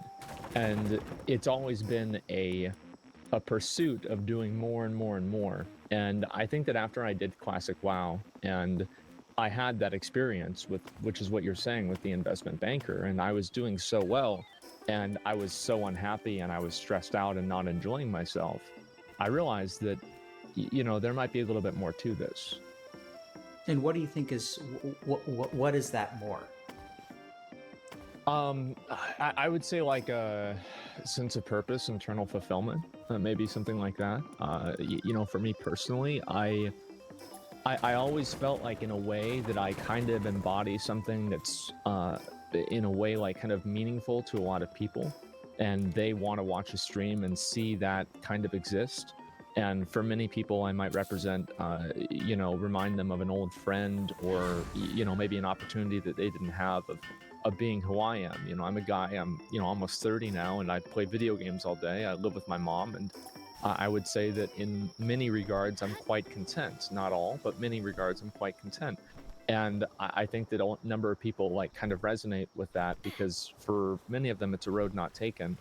And I feel like I kind of had this responsibility as being a creator of being that person for other people out there who didn't really have the opportunity to do that. And more so also for younger people, because video games were very transformative and whenever I grew up. And I think that the experience that I had playing World of Warcraft whenever I was 16, 17, you know, around that age, you don't really have the same experiences and abilities to, you know, prove yourself as an individual. You know, you're a 16-year-old loser, 17-year-old loser, who cares what you think? But the moment that I got put on an even playing field with everybody else, you know, like kids that were 12 and guys that were as old as my teachers, and I was able to succeed in that, I think that built up a lot of self-esteem and confidence with me. And because of that, I feel like I've always tried to promote that type of environment for other people because it was so impactful and meaningful for me. And so, go ahead. No, go for it. Oh, well, so whenever I was doing what I was doing in Classic WoW and playing it the way that I was and having the type of stream atmosphere, I felt like fundamentally I had moved away from that. And I think that was a big problem. Yeah. Do you think about this stuff a lot? Oh, yeah. I make videos about it constantly. I think about it a lot. I lay in bed. I think all the time. Oftentimes I'll lay in bed, and instead of like watching a movie, I'll just sit there and think. Yeah, I really appreciate I appreciate you as a thinker. I try to be. I mean, I feel like it's something that's not as common nowadays, and I feel like people feel like they need to have like an external type of validation or external type of like reinforcement. Like a viewer count? I don't. Well, a viewer count is like a very yes, like a viewer count, basically. But it goes with everything. It's like people that feel like, oh, they're not doing enough in their real life, or they're not meeting these standards according to what celebrities are doing on Instagram. They're not making enough money compared to their friends. I think this is, you know, it's prevalent throughout everyone. Yeah. At least in So it America. sounds like a very comparative world you're describing. Oh, yeah. I mean, I think everybody's being compared, especially with social media. You know, you have so many quantitative measurements of a person's perceived value that it's very unhealthy. So I would love to hear you talk more. And at the same time, I'm kind of trying to remember or hold on to the idea that sometimes people hear, you know, a lot of our audience, I think, benefits from people sort of sharing their personal stories as opposed to intellectualizing or philosophizing, which I think is certainly valuable. And I'm curious, is there something in particular that you'd want to talk about today that you maybe want to work on or want help with or want to better understand? Sure. I think that if I was going to go with anything, I would say the failure to commit to things and the failure to actually execute on plans that I have. Okay. I've had a number of plans, and I think I'm probably a victim of my own laziness more so than a lot of other things. And like there are a number of like ideas I've had for streams that I just haven't really done. For example, I've had like technical difficulties with my stream that have just existed for months now, and I just ignore them, and they diminish the quality of the stream. And the weird thing about it is that whenever I actually go through and I clear out all of my messages or I do something like that, I don't really like, you know, I'm not really agoraphobic or anything like that, but I also like to be alone. And so, you know, in some ways I don't really like going and talking to people, and I just want to be left alone, basically. And I do that for a while, and then I think a lot of people can probably relate to this, is that I won't respond to somebody for a while, and then I won't respond to them after that because I feel like it's outside of the normal societal expectation of, Sure. you know, It's like too late when to you should respond. respond to. Yeah, it's too late now. Oh man, too bad. You know, I guess I'm just gonna ignore it again. And so I've done that a lot, and it's been a problem I think with a lot of like kind of friendships I've had and everything like that, and also like kind of focusing on my stream a little bit too much I think really burned me out before. And I use like kind of the metaphor of and this is in like 2017 or 18, of I metaphorically killed myself, Zach, and I became Asmongold, right? And I focused entirely on my stream, and I stopped dealing with, you know, the, you know, people and everything like that. And coming back, I've wanted to be more of who I am, really. And I think that's been something I've been working on. But it's hard to do that whenever streaming can be very stressful. It's a very emotionally draining job sometimes. And sometimes I do feel like kind of after I finish my stream, I just want to sit there by myself, even though that's not necessarily what I should do. But I think that ties into the laziness as well. Why shouldn't you do that? Well, because I feel like it's kind of like what I was saying a minute ago, whenever I was talking about how whenever I would see someone or talk to someone and do the thing that I was like kind of putting off doing, and I would actually do it, I would feel better at the end. But the anticipation and like kind of the wanting to do it or not wanting to do it overwhelmed that. And so I was basically prolonging a negative feeling and preventing a positive feeling. Sure. And that's always been like a big problem that I've had, like with schoolwork, with everything. Yeah, so I think, yeah. Let me just see if I kind of, because I think there's, you know, Zach, there's a lot, every time you speak, there's actually a lot there. And so let me try to unpack a little bit about what I heard and maybe how we can focus things. Are you feeling okay? I'm feeling great. Okay. So the first is that you said something around a failure to commit. And Yes. What I'm going to kind of zero that in on is like, how can we understand what is laziness? Like, what is laziness? Where does it come from? Another thing is sort of this idea of like failure to respond, so that you have certain duties or things that you should do, right? So let's talk about it as the problem of should, right? Yeah. And it's kind of like, I should do this, and like, you know that something is good for you, but you can't seem to do it. And so how the fuck does that work?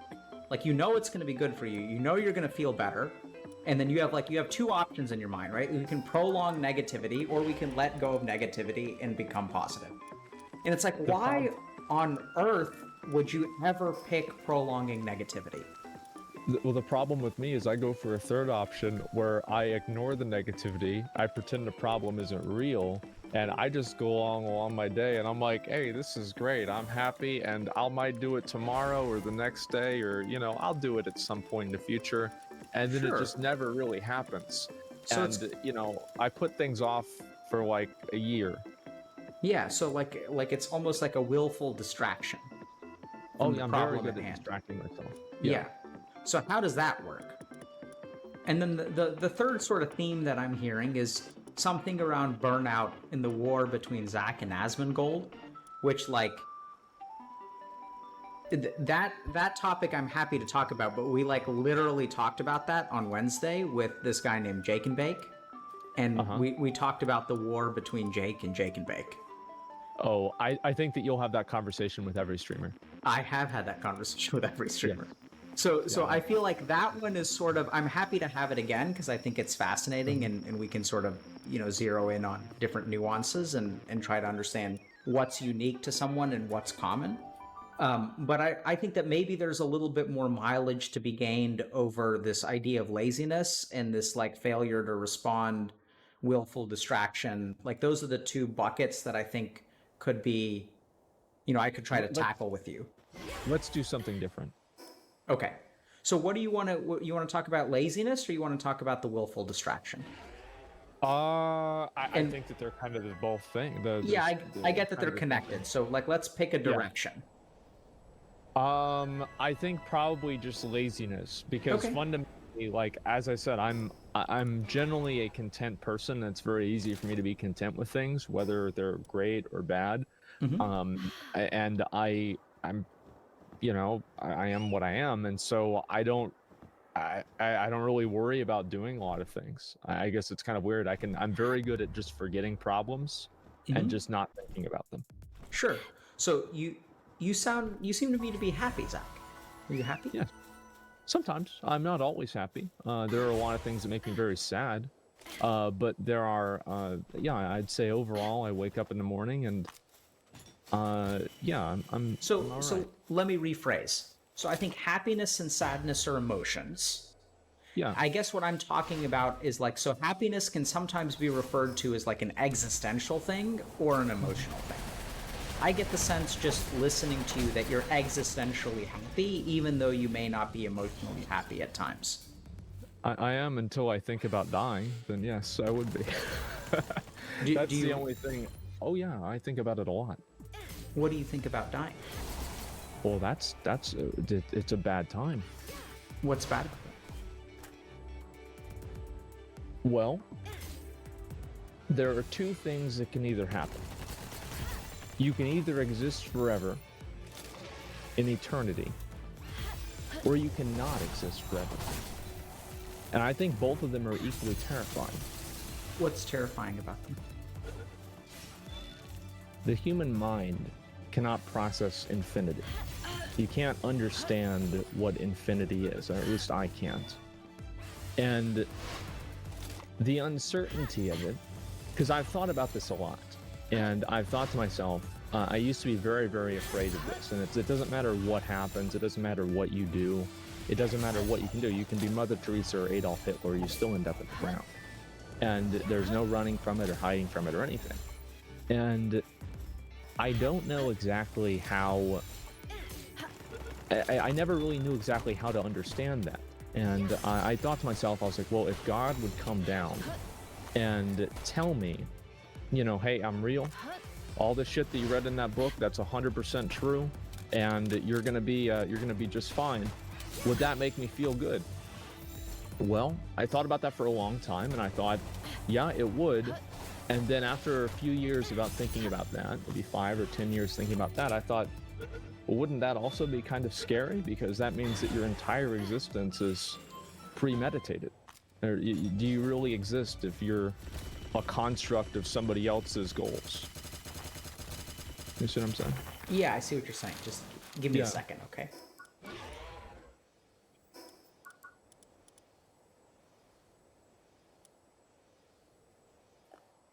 So what's scary about not existing for eternity?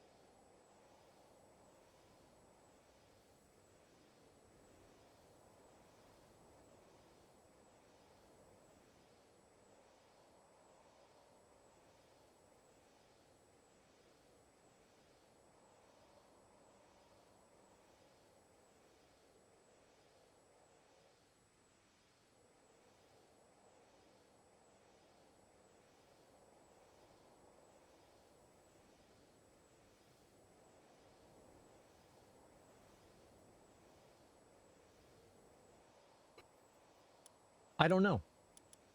It's a weird thing because every once in a while I'll get to the point of, you know, I don't know, like enlightenment where I'm not bothered by that. But also there are times where I'll lay in bed and be terrified. And the only thing that I can ever do to really reassure myself is to remind myself that I am a hyper-intelligent monkey that doesn't really know what's going on with the world. That's the only way I can ever make myself feel good about it. Okay. Is to remind myself I don't really know what's going on. I'm gonna toss out a third bucket, and I think this bucket is probably the lowest yield bucket, but maybe somewhat interesting. And that's like, what's the deal with death? So, you know, I think this is tricky because, like, generally speaking, I have a particular, so I think about it as a dharma, a duty. So I think about having like a duty to the person that I speak to, and I just try to think about, you know, every time I stream. So there's also Alok and Dr. K, right? Like, so I have that struggle too. And the simple way that I get rid of that struggle is I think a little bit about, like, I just think about, okay, what does Alok do and what does Dr. K do? Dr. K streams to, like, you know, thousands of people and tries to do AoE healing and all that kind of good stuff, which is fine and great and noble and fantastic and all that kind of stuff. But Alok just tries to help, like, just random people that he talks to. And anytime I talk to someone, I just think about, what can I do for this person? Mm-hmm. Now, I'm running into a little bit of a problem because Alok and Dr. K are fighting right now. And what Alok says is that I would love to talk to you about death and the nature of existence and what happens after we die, and to give you a sense of, give you a road or a roadmap to finding peace around this issue. And then Dr. K says that I don't know how applicable this is going to be. A lot of the people watching are probably struggling with laziness, and having a multidisciplinary understanding of laziness in terms of spirituality, the function of the mind, yoga, meditation, psychology, neuroscience, and like sort of like the science of behavior is probably going to help more people, because like that's, people are lazy. Here's how I look at it. Go for it. I'm a very pragmatic person. Uh-huh. And there have been many philosophers over the thousands of years, Jesus, Buddha, Confucius, Nietzsche, and, you know, all of these people who have tried to explain and, you know, philosophize about death. I don't think we're going to get any farther in this call. Well, yeah, I mean, I completely agree with you, but I think the reason that we're not going to, you don't think we're going to get anywhere in this call is because you think Buddha's a philosopher. I think the reason that you don't have answers is because you're looking for them in the wrong places. Really? Where do you think I should look? So let's think about this for a second. Where does knowledge come from? Experience. Okay. So how many conversations can you have? How many people do I have to talk to about having sex before I understand what it's like to have sex? It depends on what they tell you. So like, so like, you know, what could they tell me that would help me how could I understand what having sex is like? Like, how many people could I talk to? Well, I mean, I think that, I don't know. I mean, I think that you're implying that you have to see it yourself. Is that right? No, I mean, so you're the one who said that I asked you, where does knowledge come from? And you said experience. And so then my response was, like, okay, how many people do I have to talk to understand what sex is? Well, I mean, I think it depends, right? I mean, you're going to have first-hand experience of actually doing it yourself, and that's going to be direct knowledge, and then you'll have second-hand experience. What does second-hand experience mean? Somebody telling you, like, hey, man, I hooked up with this girl and it was great, you know, and this is what happened. Is that experience? Yeah, I mean, I guess, yeah. Is it not? Do you think that it's not? No, I wouldn't call it experience. I'd call it words, right? So Sanskrit has two words for knowledge. One is vidya. Okay. Vidya is objective, transmissible, and also like information. Another word for knowledge is jnana, which is subjective, experiential, and non-transmissible. Yeah, okay. Yeah, right? That makes a lot of sense. So first-hand experience is jnana. Second-hand experience, as you call it, is vidya. It's something that can be exchanged between two human beings. Do you feel like the two of those, one of them is more visceral than the other? Absolutely, because one of them is subjective and one of them is objective. One of them is completely visceral, and the other one is not visceral at all. Yeah. Right? I understand that. So you've been grappling with the problem of death for a long time, and have you been approaching it from vidya or from jnana? I've tried to do both. Okay, so tell us about that. Well, I've considered like reading different like you know, what do you call it? Like different like holy books, right? I've thought about. I've always been. Is that very, Vidya? Or no? Do you need a refresher on the definitions? Well, I mean, I guess you can't. I mean, I've never died. Yep. I think sleeping is the closest thing that you have to death. Sure. And I've always kind of used that as a little bit of a, you know, a smaller metaphor of that. And in a way, I guess you could say that I have had experience because before 1990, I did not exist. Okay. Yeah. Yeah. Great. So. Yeah. So. Okay. So let's think about this for a second. Do you fear what you were before 1990? I've done this one myself. No, not really. No, I don't. Then why do you But I fear didn't- what happens after you die? Because what happened after 1990 didn't happen before 1990. I never had the experience that I had. I never had the friends I had. I never had the emotions I had. I never had the experiences and everything. So then we can see. So that's a subtle but important point, right? Because then what we're talking about is that your attachment or your avoidance of death is out of an attachment of life. That your only complaint with before 1990 is that you didn't have the shit that you have now. Ergo, what you want to avoid is you don't want to lose what you have now. No, I don't. So if we think about, so then it's sort of like it's sort of immaterial, and now it sort of makes sense, right? Because you kind of said if there's life after death and there's eternity of consciousness, then that's scary, and if there isn't consciousness, that's equally scary. Therefore, we can conclude that like what you're afraid of has nothing to do with whether you exist or not after you die. What you're afraid of. Go ahead. Right, because both of those options create the same reaction to you. It's all the same. Whether life ever after. I haven't decided which one is more terrifying yet. Yeah, but they're both terrifying. So like, therefore, we can conclude logically that like the terror doesn't come from either of those things because that doesn't make any sense. Mm-hmm. So then we hear, and what you said is just consistent with your earlier feeling, right?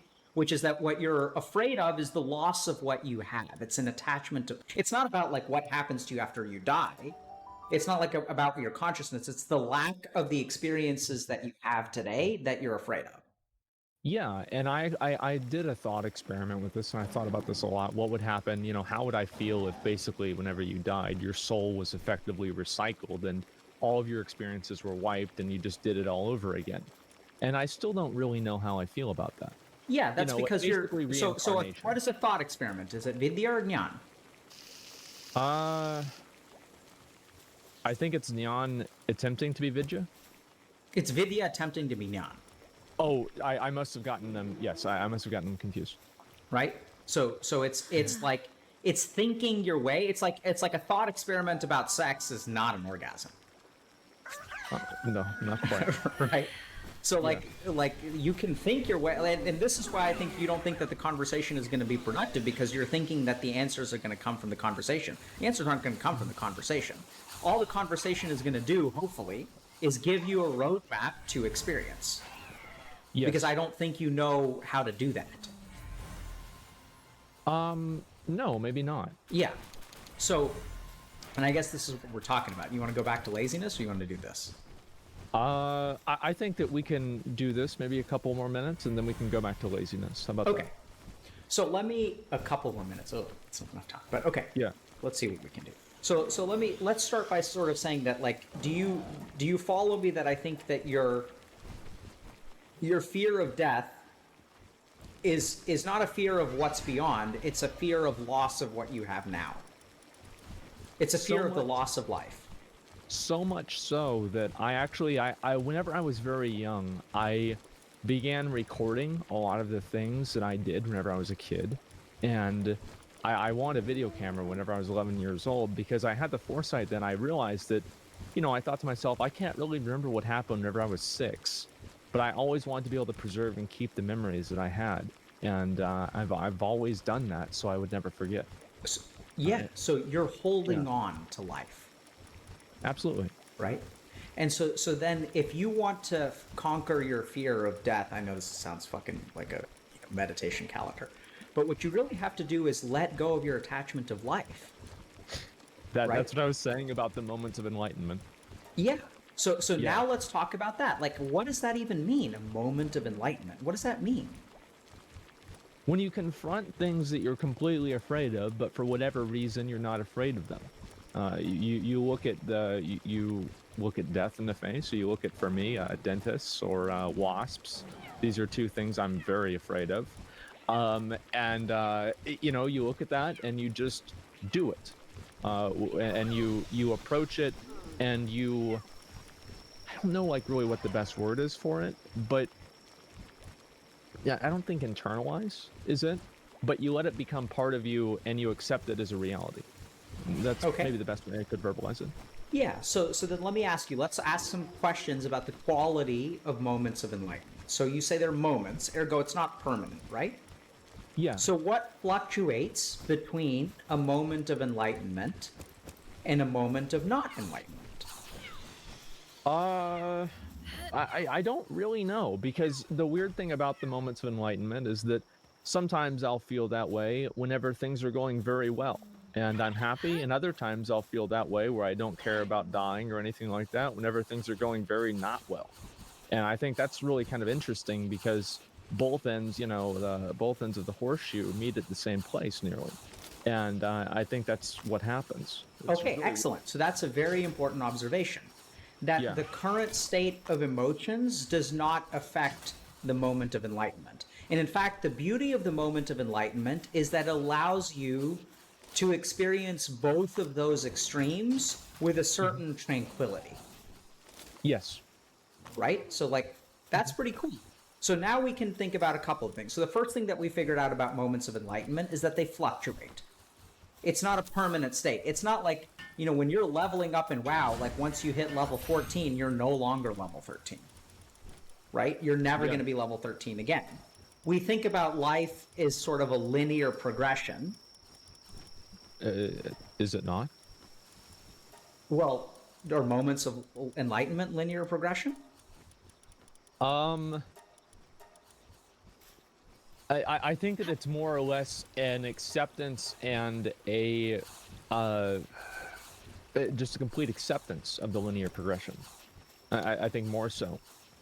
Okay, so I'll unpack what that means in a second, but let me just point out to you that even in your words, right, you call it a moment of enlightenment. It doesn't imply a linear progression, it implies temporary, because it's a moment. Oh yeah. Right? So the first thing that we can understand about moments of enlightenment is that they fluctuate. So it's not like you level up and then you're more enlightened than you were the day before. It's not a permanent gain. It's a fluctuance of consciousness. I do feel like learning more things and having more experiences and thinking more does help me have them more often, though. There we go. Was a kid, okay, hold on. But there's a very important subtlety there, right? Okay. You can level up your capacity to have them more often, but they in themselves are not permanent. That's a big difference. You can level up your ability, you can level up your odds to have a moment of enlightenment, but the moment of enlightenment is not something that you can level up. No, it's perfect. Yep. And then it goes. Right? So like what we're talking about is increasing the odds, but we're not talking there's a big difference between, it's like, how can I say this? Okay, so in WoW we've got different colors of loot, right? Yeah. And so at the end of the day, a treasure chest has a certain loot table. And so we can level up the quality of our treasure chest. But just because we are getting a high quality loot doesn't mean that we're going to get a high quality loot next time. It's like each treasure chest is its own roll of the dice. Each moment of enlightenment is a temporary thing that has a one-time result. You have that moment of enlightenment or you don't have that moment of enlightenment. So I'm just pointing out that there's a fluctuance there that's not linear. A fluctuance that's not linear. Right? So it's not like a moment of enlightenment. It's not like you level up and then you're enlightened more. You can level up to increase the quality of chests that you get, but at the end of the day, whether you get the moment of enlightenment or not is still like a variable. Like it's not... You don't have it all the time. And I think this is something that I remember, I think that it was like, I think somebody asked like Mother Teresa or somebody like that what they pray for, and they said prayed for faith, and it was kind of a weird answer to me because you'd assume that somebody who was such a devoted servant of God would not need to worry about that. Nope. But even the most devoted servants still also pray for faith. Yeah. Is that kind of what you're saying? Absolutely, right? So because I think faith, what they talk about, so here's what I think a moment of enlightenment is. I'll sort of give you, now I'm going to give you a paradigm instead of asking you questions. You're welcome to attack or poke holes in it, okay?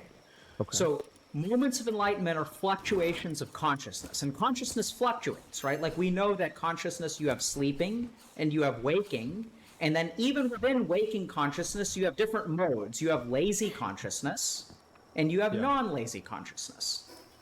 And the frustrating for a lot of lazy people is that they're able to do the right thing sometimes, but then we have this perception of linearly leveling up. And then they wake up the next day and they're not able to clean their room the way they were the day before, and they're like, how the fuck does that work? Because I could do it yesterday, I should be able to do it today. But no, that's not how it works because it's not linear. It's just the state of your consciousness at a particular time allows you to do things or not do things. Like sometimes you run away from the dentist and sometimes you face the dentist. And the interesting thing is that you would assume logically that in the moments that you face your dentist, your fear is lower. And because your fear is lower, that's why you're able to face them. If we actually look at the data, that's not true. Your fear is always the same. Sometimes you're able to conquer your fear, and other times you're not. Right? Okay. And so what's happening is that the state of it's like how, it's not that we level up our character, it's that the controller that we're using sometimes works really well and has really tight controls and does what you want it to, and sometimes the controller you're using is unplugged. And when the controller's unplugged, dysfunctional controllers. It's a really dysfunctional controller. Your character is the same, but sometimes you can activate your character and sometimes you can't activate your character. Yeah, sometimes you can overcome things and sometimes you can't. I think that dichotomy of instead of trying to lower your fear, you're effectively making your controller better. Is that kind of what you're saying? Yes. Right? So what I'm saying, I'm trying to point out to you that you say that you have these moments of enlightenment, and it's weird, right? Because you're saying they can happen when I'm sad and when I'm happy. And that's an odd observation, but let's not let our preconceptions shape the data. Let's accept our data for what it is and change our notion of how the world works. So moments of enlightenment are independent of happiness and sadness. Moments of enlightenment are temporary. There are things that you can do to cultivate the occurrence of moments of enlightenment. But you can't ever make them. You can't ever guarantee them. I am all too familiar with that. Getting loot in World of Warcraft. Yep, absolutely, right? Fundamental understanding of mine, yes. Yes. So you can set yourself up to get whatever, Illidan's Warglaves or whatever that first orange loot was. 54 weeks. But there's nothing you can do to you can set yourself up to get that.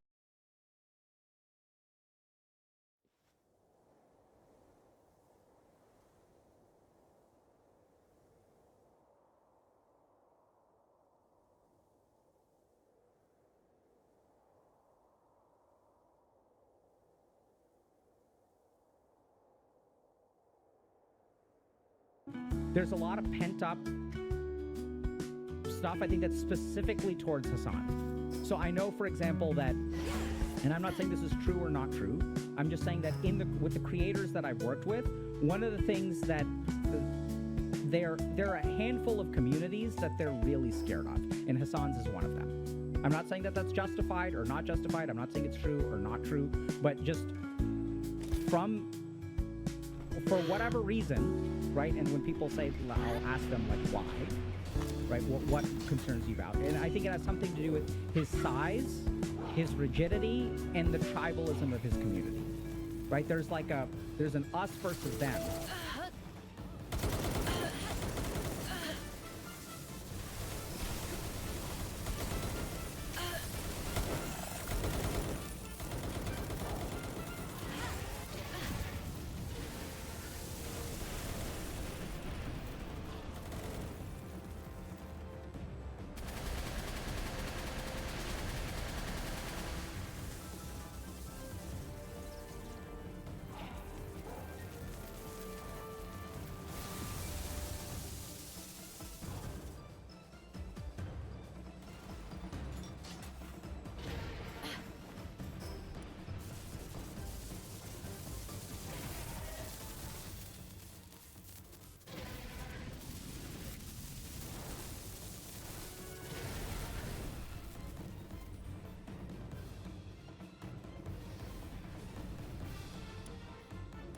And random train ride video in Congo. What is this? Can I find this?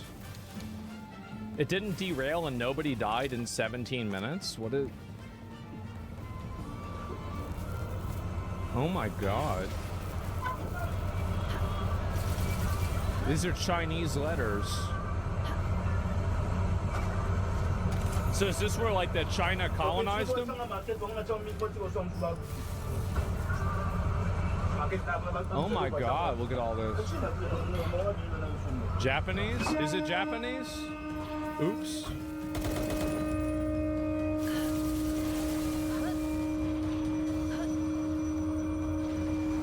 Oh my god, look at this whole thing.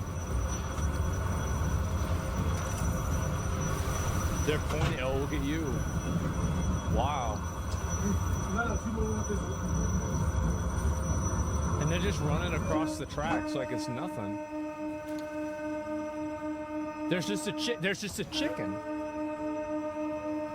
Look, look at the houses. They're made out of fucking sheet metal.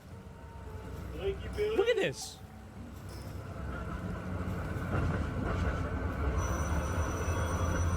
Oh.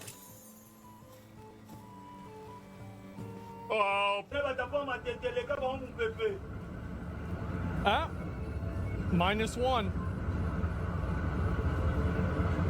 Holy fuck, man. Is this Europe? Some people are asking this could be France, but no, it's actually in fact in the Congo. Holy fuck, look at it's just a total shithole. Oh my god.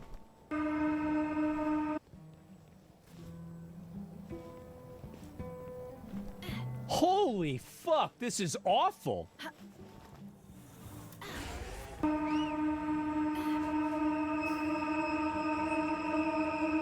Well, I just paused it just so I can look at it. And so they just have...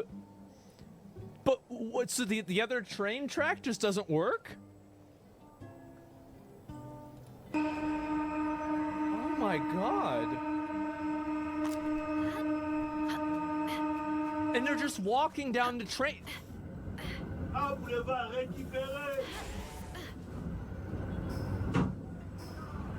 No.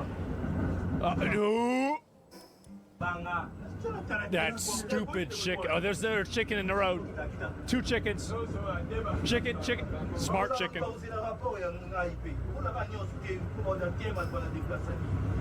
So there's just, so you just go to Africa, there's just chickens walking around. There's this chicken. It's a chicken. The lizard chicken.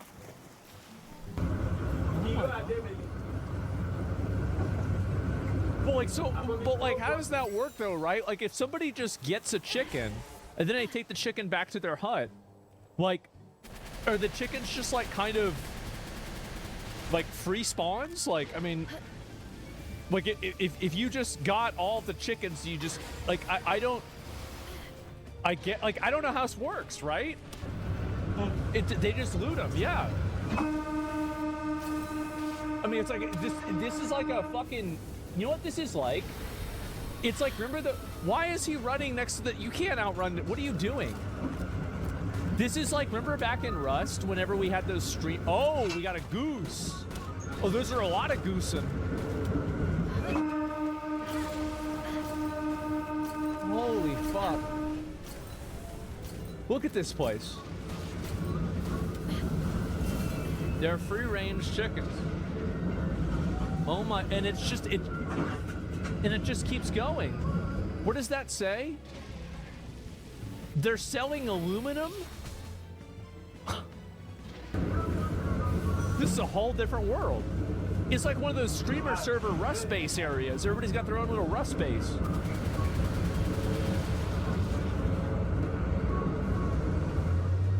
Oh my God, look at all this. There's 2.5 billion chickens in Africa. Well, if the total amount of chickens is 20 to 30 billion, I'm actually surprised there's not more chickens in Africa. They're actually under par compared to the rest of the world. Considering there's over 1 billion, yeah, they're...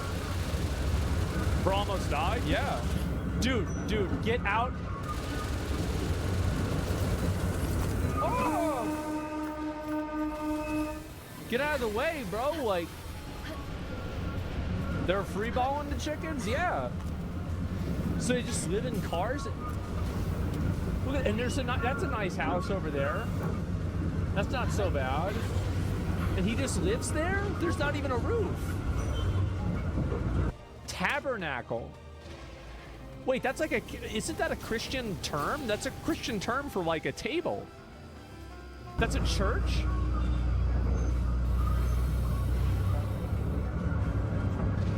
Oh my, and look at them. They're just, oh my God. And wait, was that just a random fire?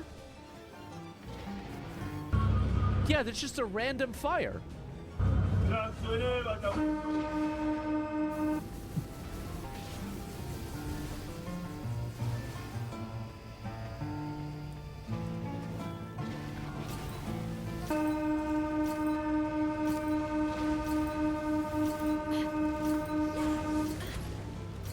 Holy fuck.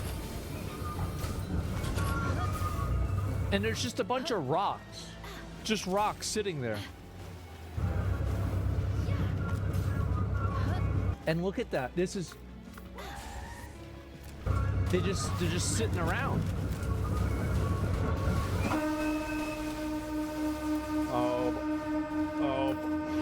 boy. Oh boy. What do you...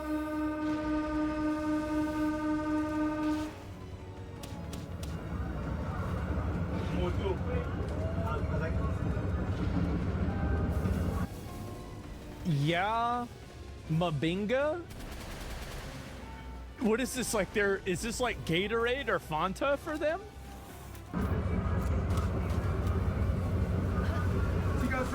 Look at that vehicle. Oh, I guess they have those in a lot of countries like this.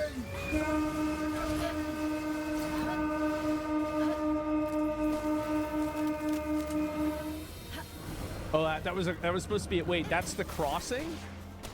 But it's just the guy waving his arm around. Wait a minute.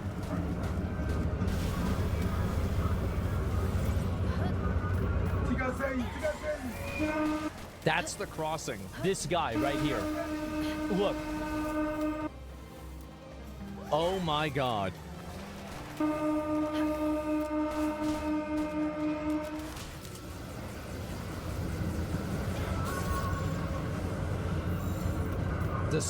The smog. Look at this. It's like smoke everywhere. The track is over. Oh. It's shaking.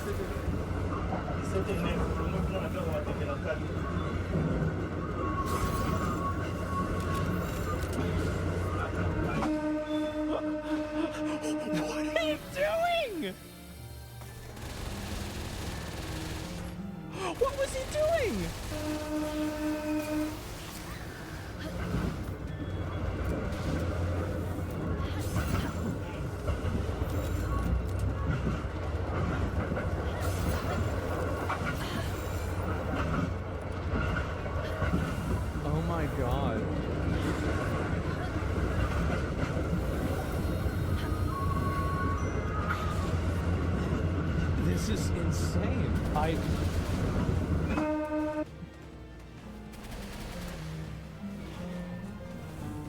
What is wrong with them?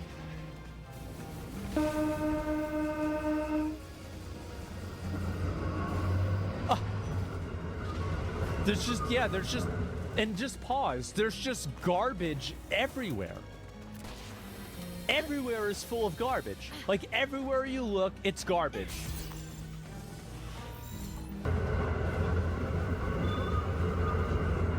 Look at this. Is the I guess this is the garbage area where they burn all their garbage.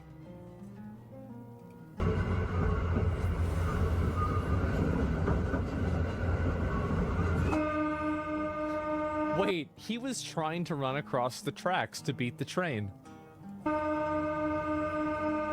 Trying to run.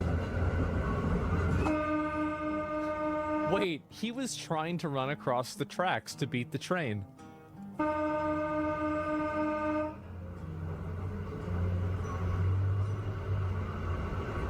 Oh my god.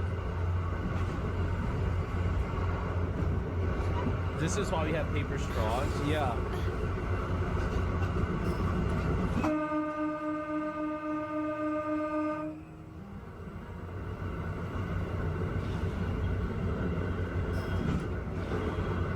Oh my god. Dude. And it's all of these. What's crazy about it is that you have. This is what's so nuts. Like, you have these fucking rust bases next to, like, industrial buildings.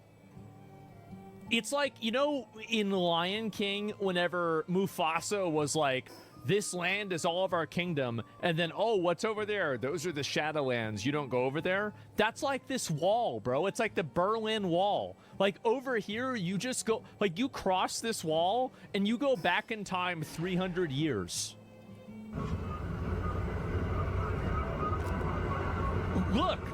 I mean, really, look at the difference here. The rust base? It is! It's a rust base! Wait, is it not?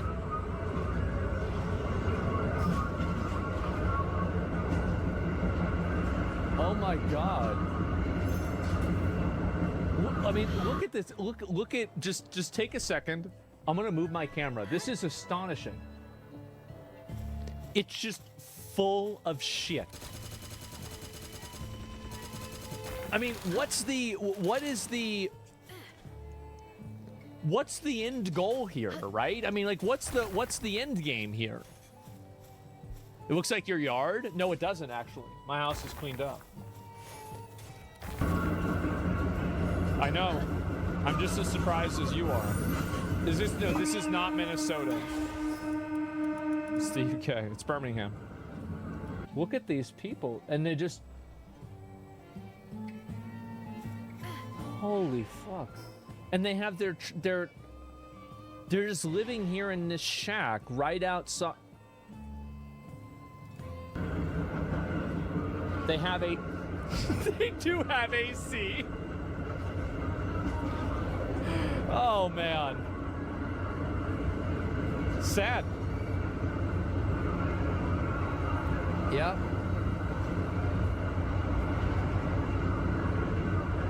And look, it's just the vast wasteland of just... The ground is just dirt and garbage.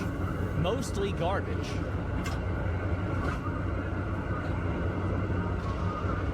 The buildings on the right are actually decent. That's what it is. There's the wall, bro. It's the Berlin Wall. And there's all... You saw the hole. Look at this. It's like out of World War Z. See? There's a hole in the wall and they can come in through the hole.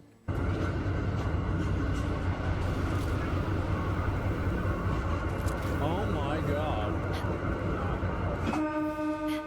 Get a move, bro. Like...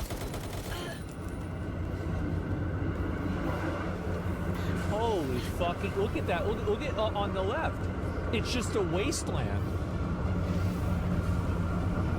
So yeah, oh, by the way, yeah, somebody said that in chat. So this is where I would take the people that were in the country illegally. I'd put them here. Yeah, I'd put them over here. This is where I would put them like right like here. Cause like there's an open spot of land here. Like you live here now. This is your home.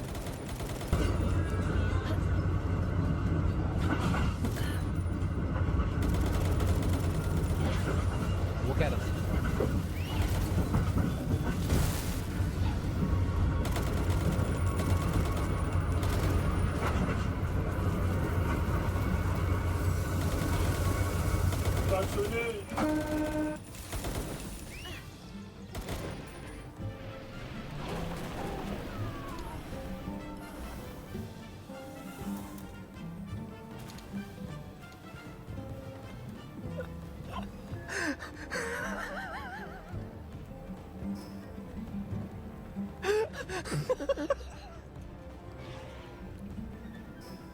Really? Really, bro? Like, for what the? Oh! Oh! Oh my god. This looks like Fallout? I know. Isn't this amazing?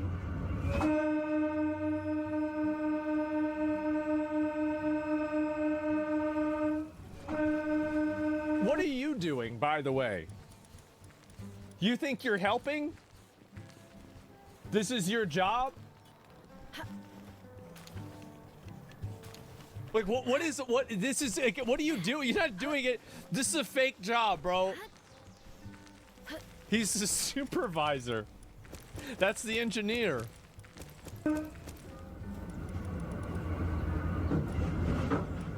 And look at this whole thing. Oh my god. He had to honk the horn so he didn't walk in. He was about to just walk in front of it.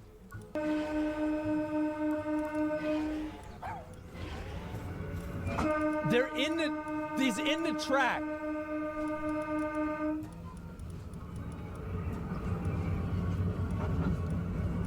It looks fertile. Why don't they have fields? I love how yeah, there's and randomly there's a giant fucking excavator. I was gonna call it something else, but I'm gonna call it an excavator. It's an excavator that's just sitting there. Oh my god. Oh, good. Yeah. Thank you so much. This is... We wouldn't be able to do this without you.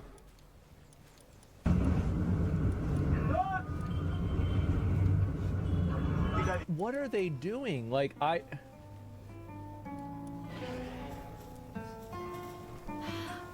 There's like 50 people crowded around underneath an umbrella.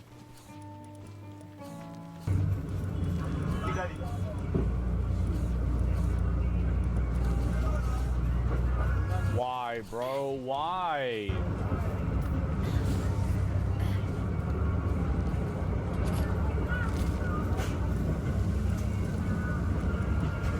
Oh my.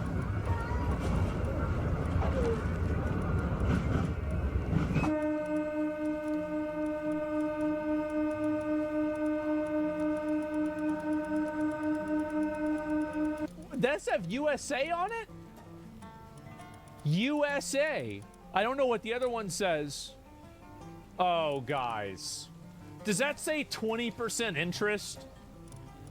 20% immediately? Oh, bro, they're getting farmed. Oh, my God.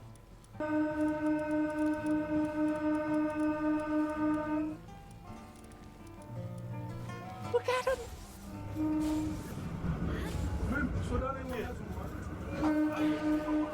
What is he doing?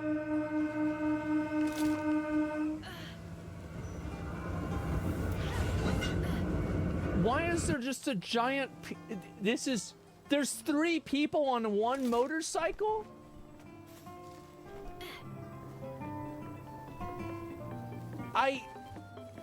This is just fucking insane. What the fuck? If the horn stops watching, yeah. What happens if you don't? I mean, I guess that there's probably a reason why they're using. Is this a PvP server? This is like it's just a Stone Age server. Look at this. Like, I just keep, this is incredible. I love this. Look at all the houses. Look at all of these. And there's just giant piles of garbage. And how much do you want to bet that wait a minute. There's a hole there. So you can either go over the garbage pile or you can go through the hole. Like, I'm gonna be honest. Video game level designers don't have shit on this. This is crazier than any Call of Duty map they've ever made. This is on a whole other level. Oh my God. It's all garbage. Literally, like, these are literal mountains of garbage. There's just grass growing over it. It's becoming... And what do you don't even know what it is. It's just plastic things. In Maryland? I'll look at that after this.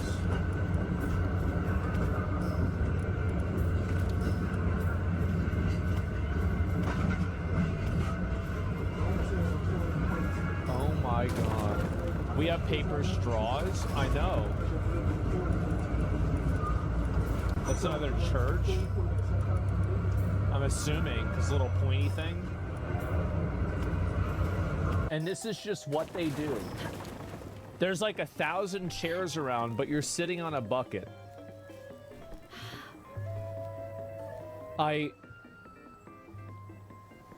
Why don't they just clean it up? Couldn't they just clean up all the garbage and just put it somewhere?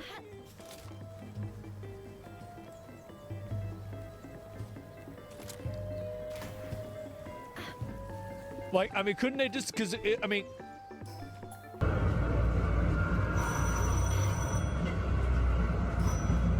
oh, this is they were gonna build this, and I guess maybe they gave up. This is why we can't have nice things.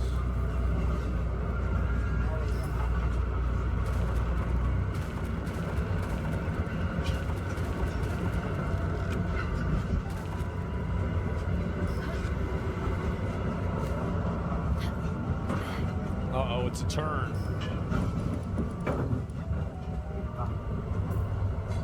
And this is that's another house, I guess, there. Oh. They almost got that chicken. What? What the fuck?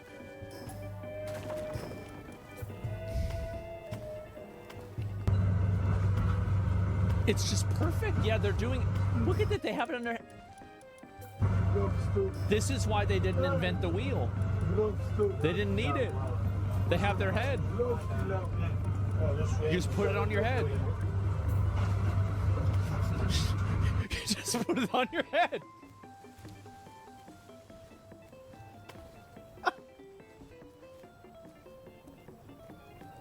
I don't know what to say, guys. I really don't. Imagine the smell.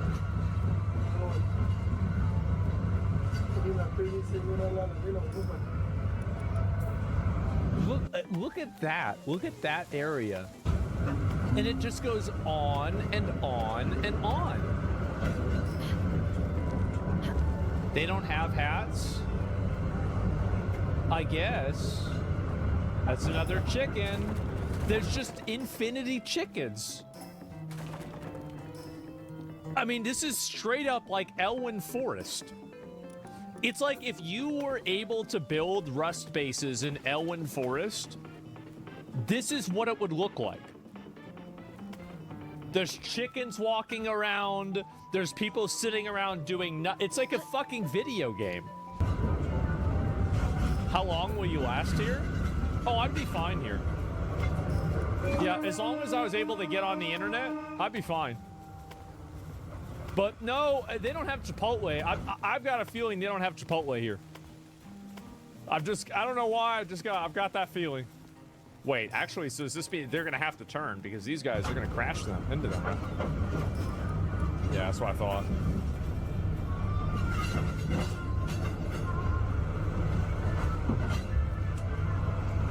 Oh my god. Okay, then there's just food, just like it's just sitting out there. No dogs or cats though? I didn't even notice that. You're right. Where's all the dogs and cats? What the hell are you doing? You ain't doing nothing.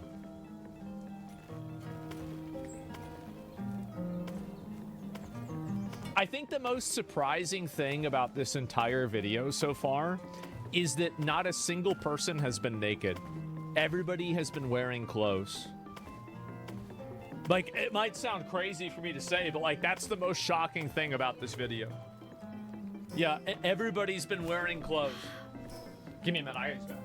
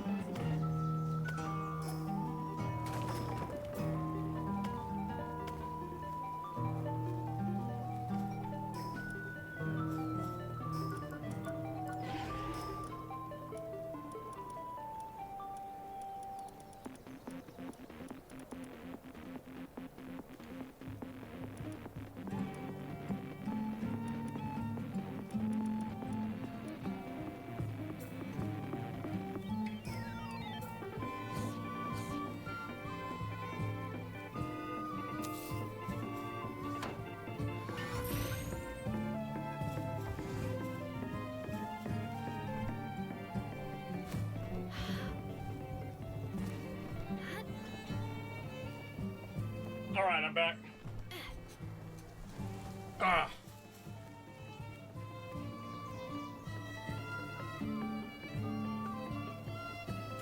China exploits the Congo more than anybody else?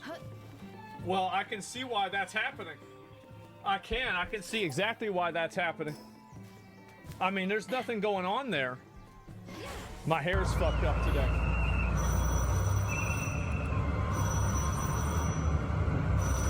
Like this. I'm gonna have the hair.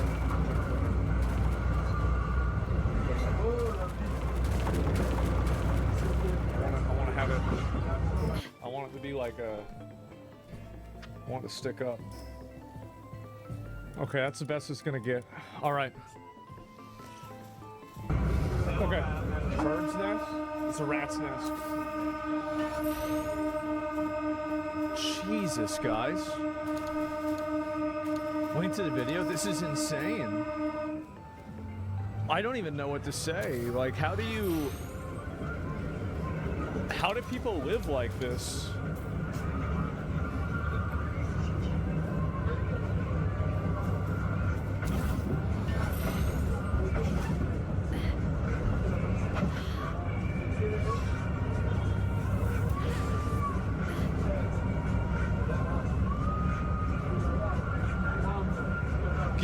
What are you doing?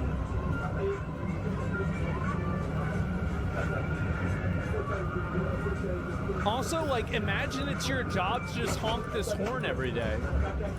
It's just standing there. To just... it's another chicken. There's just infinity chickens. Where do they come from? Where do they go? Nobody knows. They know you can eat these things? Wait, so he just drives by in the bush. He's randomly in the bush, and there's just two people living in the bush with a tent.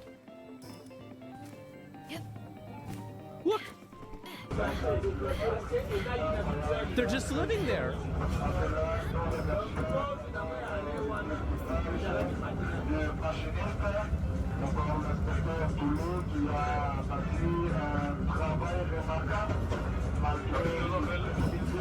This is incredible.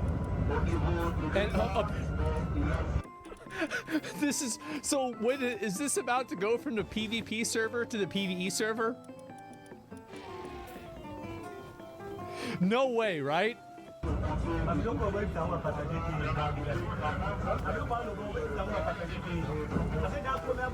Oh my God, are you kidding me? Now everything's cleaned up. There's no shit anywhere.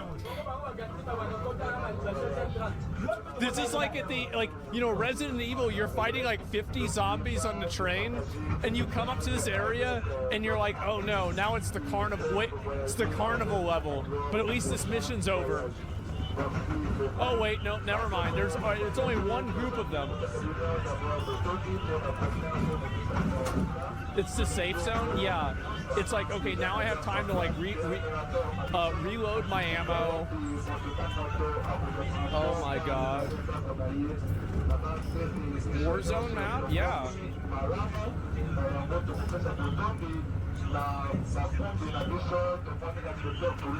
This is the starting zone? Yeah. They just, we came from Stranglethorn Vale. We're now entering Elwyn Forest. That's the Darkmoon Fair up there.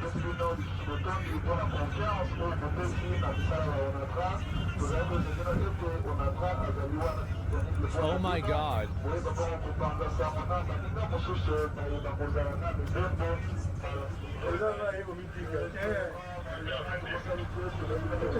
Oh my God.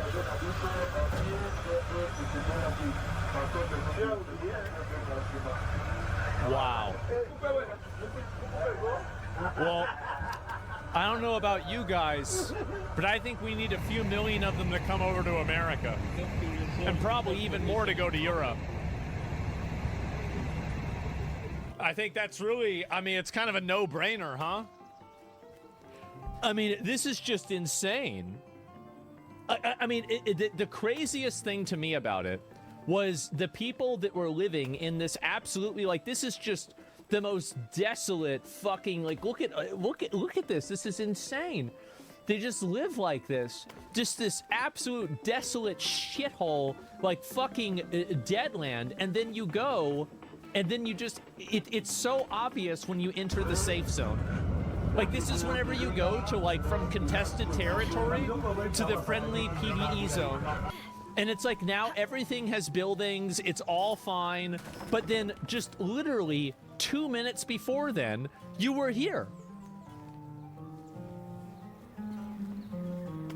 They don't see any problem with living like that? I don't give a fuck how they live. It's not my problem. Like, they want to live like that? That's cool. Wow, that's crazy. Y'all really are creative with what you do. That's the way I see it. Oh my God, man. Did you see any toilets?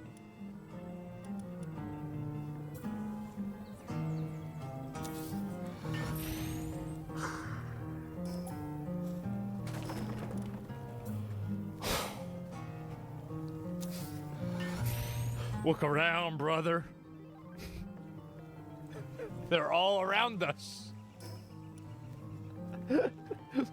See, there's a hole there, right? I mean, I don't know. Like, it's just a desolate wasteland. And they're just standing in...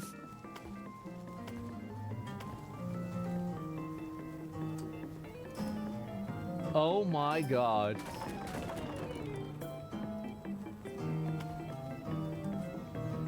Wow. I don't get criticizing something you're clearly comfortable yourself. I get you're entertaining the fullest. Come on, this ain't no different from your home.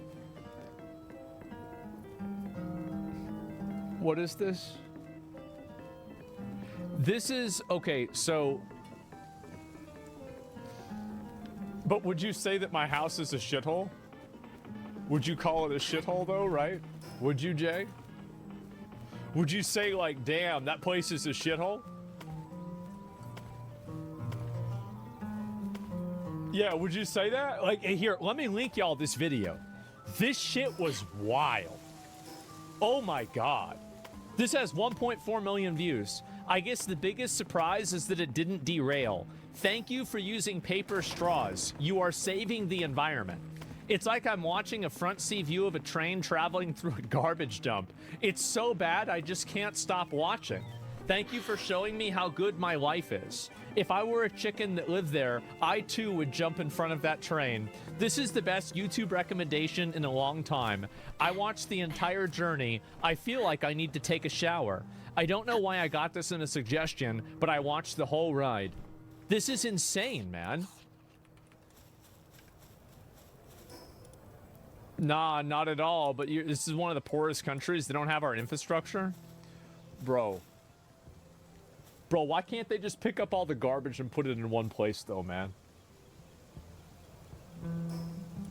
Why are you trying to come up with, like, a reason why this shit, like, it's dysfunctional as hell, man, and you know it. You know it. It's dysfunctional as a motherfucker. What are you talking about? They throwing shit everywhere. It's a shithole, man. It's a shithole. It's a shithole because they make it a shithole. It's not somebody else's fault, bro. Like, it's not the infrastructure. Like, you go back. If you go back 3,000 years ago, 2,500 years ago, Roman Empire. You think the Roman Empire looked like that? Fuck no. They didn't even have They didn't even have light bulbs then. Nobody had a smartphone. I guarantee you about 10% of those people in that video had a smartphone. I bet they had a smartphone. They could probably use the internet. But you telling me they can't figure this shit out? Nah, man. Like, they gotta get their shit together. That's the reality. Like, they gotta get their shit together because it's fucked up. It is fucked up big time. They've been fighting a brutal civil war for a long time. I guarantee you that it looked like this before the Civil War. Guarantee. That's it. Didn't even look that bad 2,000 years ago in Africa? Yeah. This is the world's top humanitarian crisis. It's sad these people have no other way to live. Bro, like, they just throw away the garbage, bro. Like, yes, it was a shithole, but we noticed a fact. When America was first built, we threw shit out the window from pots. It takes time.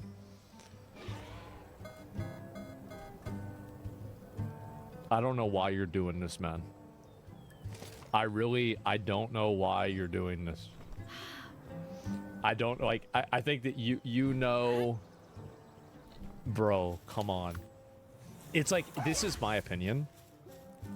I think that if the Africans want to live in mud huts and they want to have chickens running around and walk around without clothes on, I think that's their own prerogative. I think that, you know, in a world of determinism, that they should be able to do that.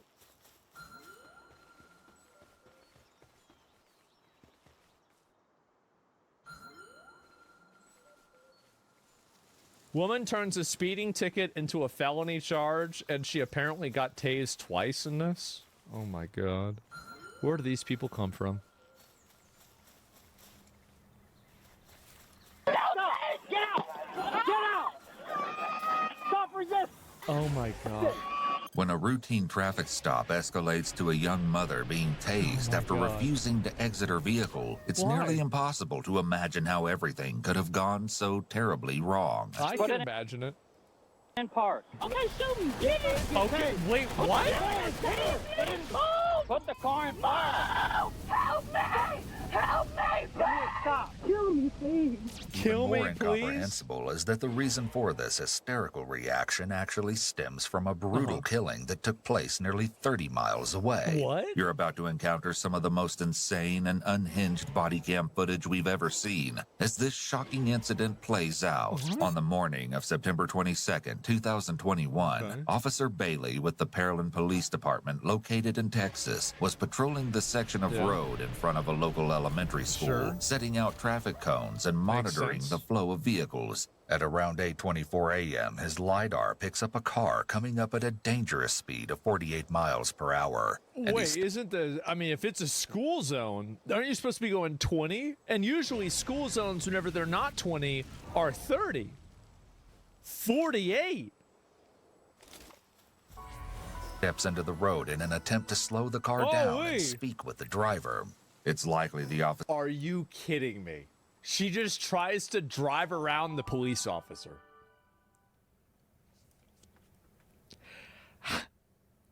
How stupid do you have to be to do this? That's crazy. What is wrong with you? Officer was just going to issue a warning and send the driver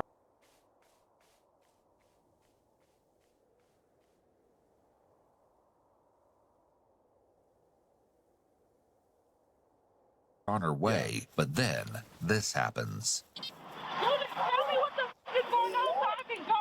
Y'all already killed my brother. I'm not gonna do this morning. Pull over. No, what's going on? Pull over. We'll talk. Are you telling everybody else to pull over?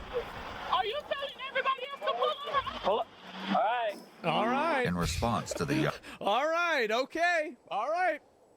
young driver's irate reaction and subsequent flight, Officer Bailey jumps on his patrol motorcycle and pursues her. Unfortunately for this young woman, she's about to learn the hard way that driving nearly 50 miles per hour in an active school zone is in fact against the law. What do these people think is going to happen?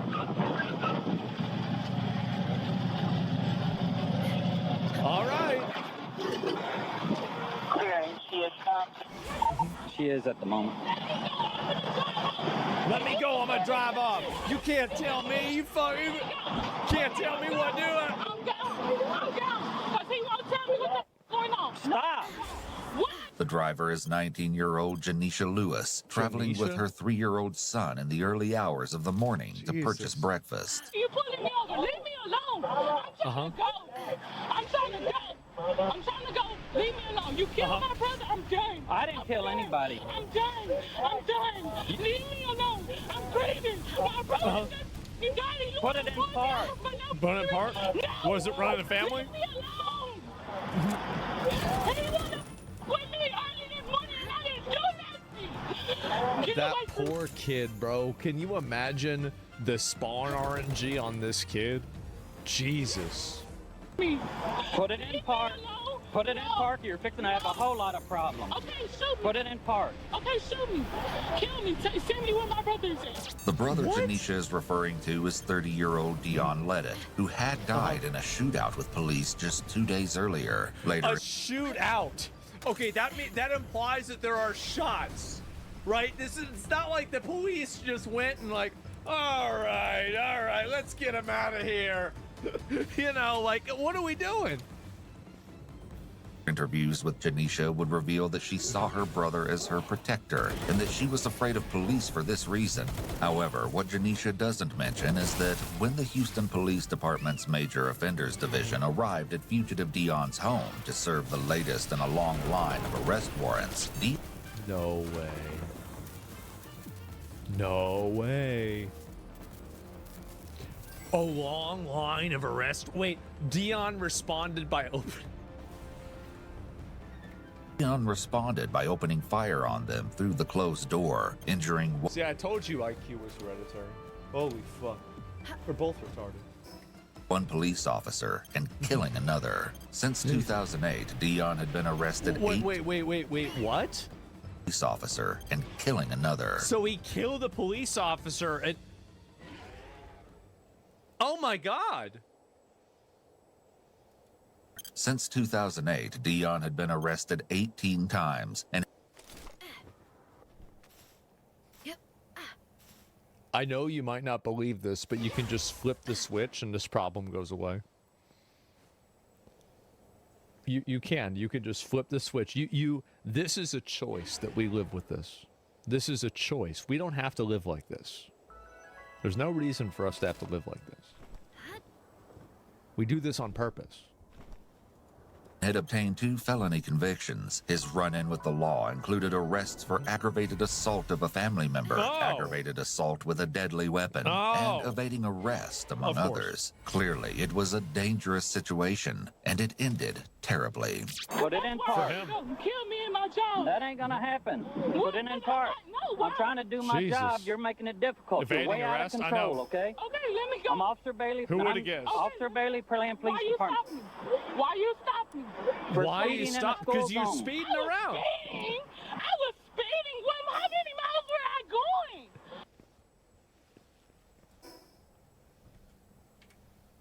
I was speeding. How many miles were I going?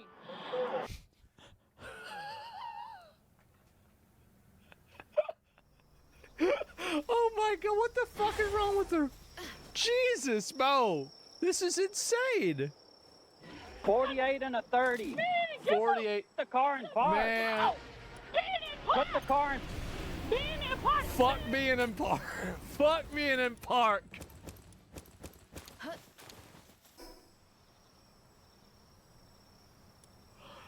Wow.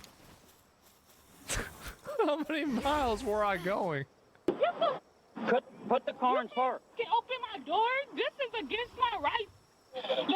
The officer is taking appropriate action by ordering Janisha to exit her vehicle. Under Pennsylvania v. Mims, the United States Supreme Court held that allowing police to require a driver to exit their car was only a mere inconvenience to the driver in comparison to the safety benefits to police. Here, Janisha isn't complying with any police orders, such as putting the car in park and calming herself down. Despite that this is a valid traffic stop, these types of orders aren't deemed to infringe on First, Fourth, Fifth, or 14th Amendments, namely freedom of speech, search and seizure, self-incrimination, and due process. Put the car in park. No. Officer Dela Cruz arrives on the scene to assist Officer Bailey. Man, I'm about to break the window out, man. Drive up. Put the car. Put the car in park. What's wrong with her? Put the car in park. What is wrong with her? Oh my God. Homer is Homero Ortiz, Janisha's longtime boyfriend and the father of the 3-year-old child still Homer. strapped in the back seat of the car. Homer has been on the phone with Janisha the entire time. So she's driving on the phone too? In fact, he's the one who convinced her to stop in the first place. That poor man. No! You're not taking my keys! You're about to get paid. What the hell is this? What the f*** you doing? I'm gonna tell them to stop! Man, Got one. All right, get the other one. Get the other hand. Unlock the car. The kid's crying, obviously. You're about to get paid. Put the car in park. Yeah, I'm trying to kill you. I'm getting out the car. He brought me You're about to get tased. How low does your IQ have to be to do this? Like, because I'll watch these videos, like, you have to be so just profoundly fucking retarded that it's like at a certain point it's like a safety risk for the rest of the fucking country. Like, everybody else is in danger because of this. Okay, before they tase her, I've got to take a I gotta use the bathroom. Okay, give me a minute. All right, we don't want to miss this. Give me a minute, actually.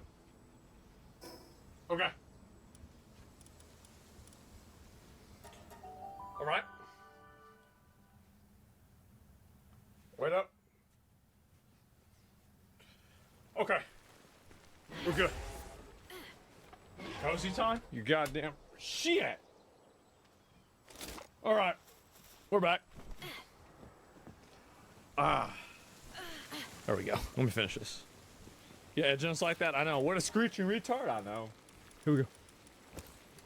Hey, Mo! Take that seatbelt off. Take the seatbelt off. Just No. what? Take the seatbelt off. I don't have to do shit. I have a right. Janisha repeats. I have a right. So true. This phrase several times throughout this altercation, but never elaborates on exactly what that right is. She has the right to do whatever the hell she wants to do, and if you try to stop her, bro, you ain't gonna tell. You gotta do. I can't. I put this motherfucker in pot. Do whatever the hell I want. What am I being arrested for? I did. Take the seatbelt out. No. Oh my God. Put the car in park. It's unclear at this point what Janisha's strategy is, but it should be noted that no matter how loudly you scream at police, they're not likely to just go away. You just fucking my baby. I'm suing your f***ing department. She's gonna sue him? Listen, put the car in park. Put the car in. You need to get out. Get out of the car. I'm not getting out. Get Jesus. I'm not getting out the car. You need to get out of the car. Move it up. Y'all can You're see about it. to get tased. I don't want y'all to miss out on the content. For sitting in my car with Yes, you need it. Oh You- my- yes. Call your deputy. I need to take. You're under arrest. You need to get out. Jesus. I'm not under arrest. I'm not. No, I'm not. Under arrest. Wait, what? Fuck you. According to Texas law, it's a crime to willfully refuse to obey the lawful order of a police officer. Yeah. And Janisha has already done so twice. Only twice? First, she refused to yield when the officer tried to stop her. This offense is often referred to as failure to yield or a similar Oh, makes variation, sense. depending on the She didn't state in yield. which it occurs. Yeah. Second, she refused to get out logical. of the vehicle. Another failure to obey a lawful order. What a surprise. In addition, since the officer has grounds to arrest Janisha and likely intends to do just that, Well, they she's already also said now that. added obstruction charges and Uh-oh. possibly resisting arrest charges as well. And Janisha only makes it worse for herself when she starts jerking No her way. arm to the back seat. No way. Hey, don't reach in the back. Get out of the car. Hey, zapping her. Oh, shit. You're about to get tased. Bring in the lightning. Get tased again. Get out of the car. Oh, she needs another one. Get out of the car. She needs another one. Get out of the car. You're under arrest. No. Bust up that window. Uh-huh.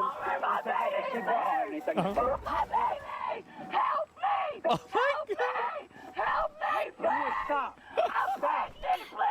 Stop. You're about to get tased again. Nobody's trying to kill you.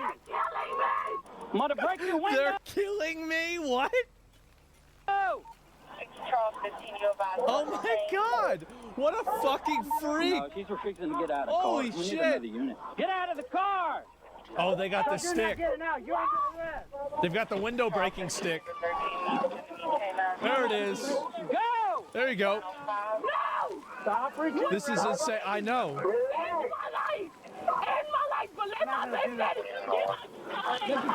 Oh, broke the window. And there goes the seatbelt. Get out. We're gonna get you out. No. Either you're gonna get out by yourself, No. or we're gonna get you out.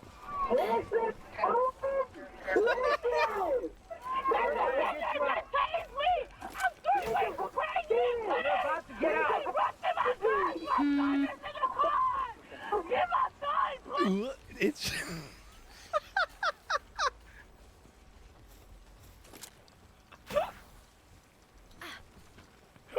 Oh my God! Insane! Alerted by Janisha's piercing screams, onlookers from cars parked on the Yeah. opposite side of the road have now gathered to gawk and film the encounter. Yeah. Janisha, perhaps thinking that these people are on her side and might be willing to help her, begins to direct her screams at them, pleading with one of them to come get her son out of the car. Though what they're supposed to do with the child once they have him isn't specified. No way. Officer Bailey Wait, so she didn't even think about what was going on? What a surprise. and Officer Dela Cruz, after giving her nearly 50 verbal warnings, have no choice but to force her to comply. Yep. Drag her out. Drag her out. Get the feet. Oh, yeah. There you go. There you go. There you go. Get out.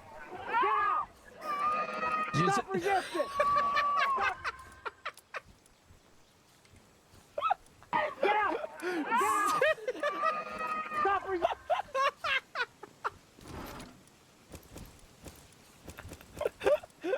Oh, no. They got her flat out. Yeah. Resisting. Stop resisting. You're gonna get tased again. Get out. Get out. Get out. Get out.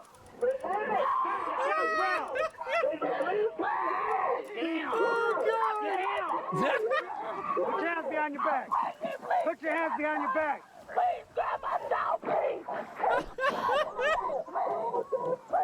And the thing is that, like, I've never seen somebody get tased and then not get it together.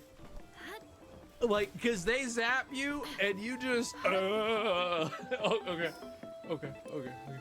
Like, that was it. Uh-huh. Instantly complied. Look at that. I have a feeling this is probably not the end of it. Despite her continued shrieks, none of the onlookers who are filming her are willing to interfere with the arrest to grab her 3-year-old from the back seat of the car that's surrounded by police. Yeah. Jesus, all over a traffic stop. All this over over nothing, man. Officer Bailey pulls her to her feet as she continues yelling and guides her over to one of the additional police cars that have since pulled up. That poor child, I know. Move! Are you gonna talk to my husband? Yeah, if you'll give me a minute. Go talk to him. Go talk to him. I can't. We're dealing with you right now. Yeah. I'll sit right here until my husband comes. I'm gonna sit right here. Like, you literally have already been tased once.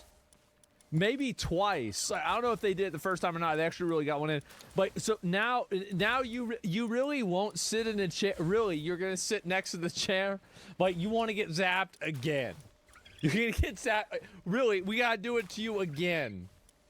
Y'all have to wait till he comes. I don't have to wait. Y'all have to. I don't have to do anything. Y'all have to.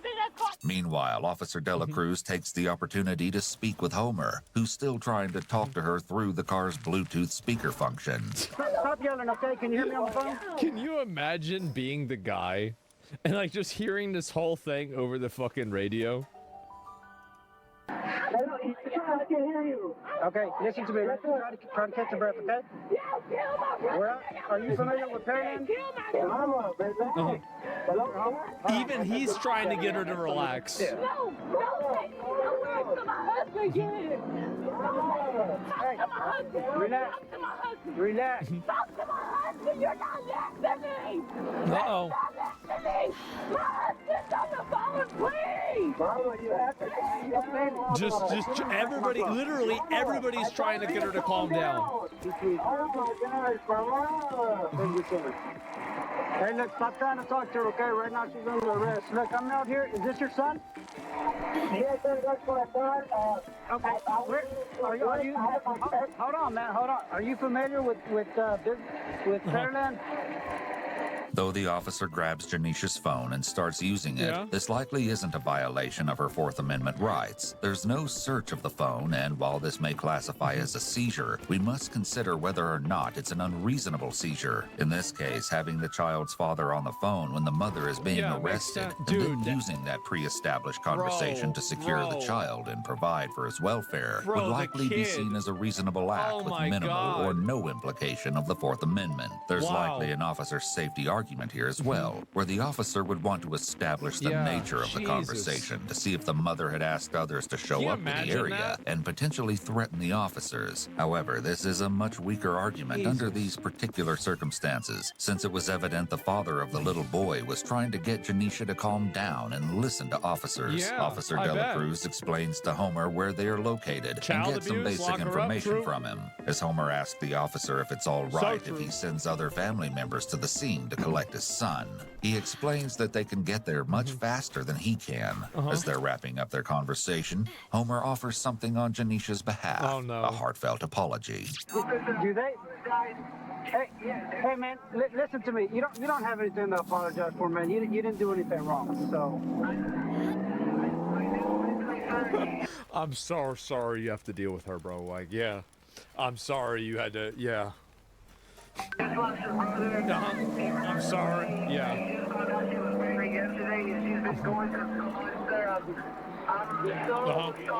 At this point, Officer Dela Cruz turns his attention to the small pair of eyes peeking at him from the back seat. Is this your dad on the phone? How old are you, man? Baby boy, hello, Mr. 3.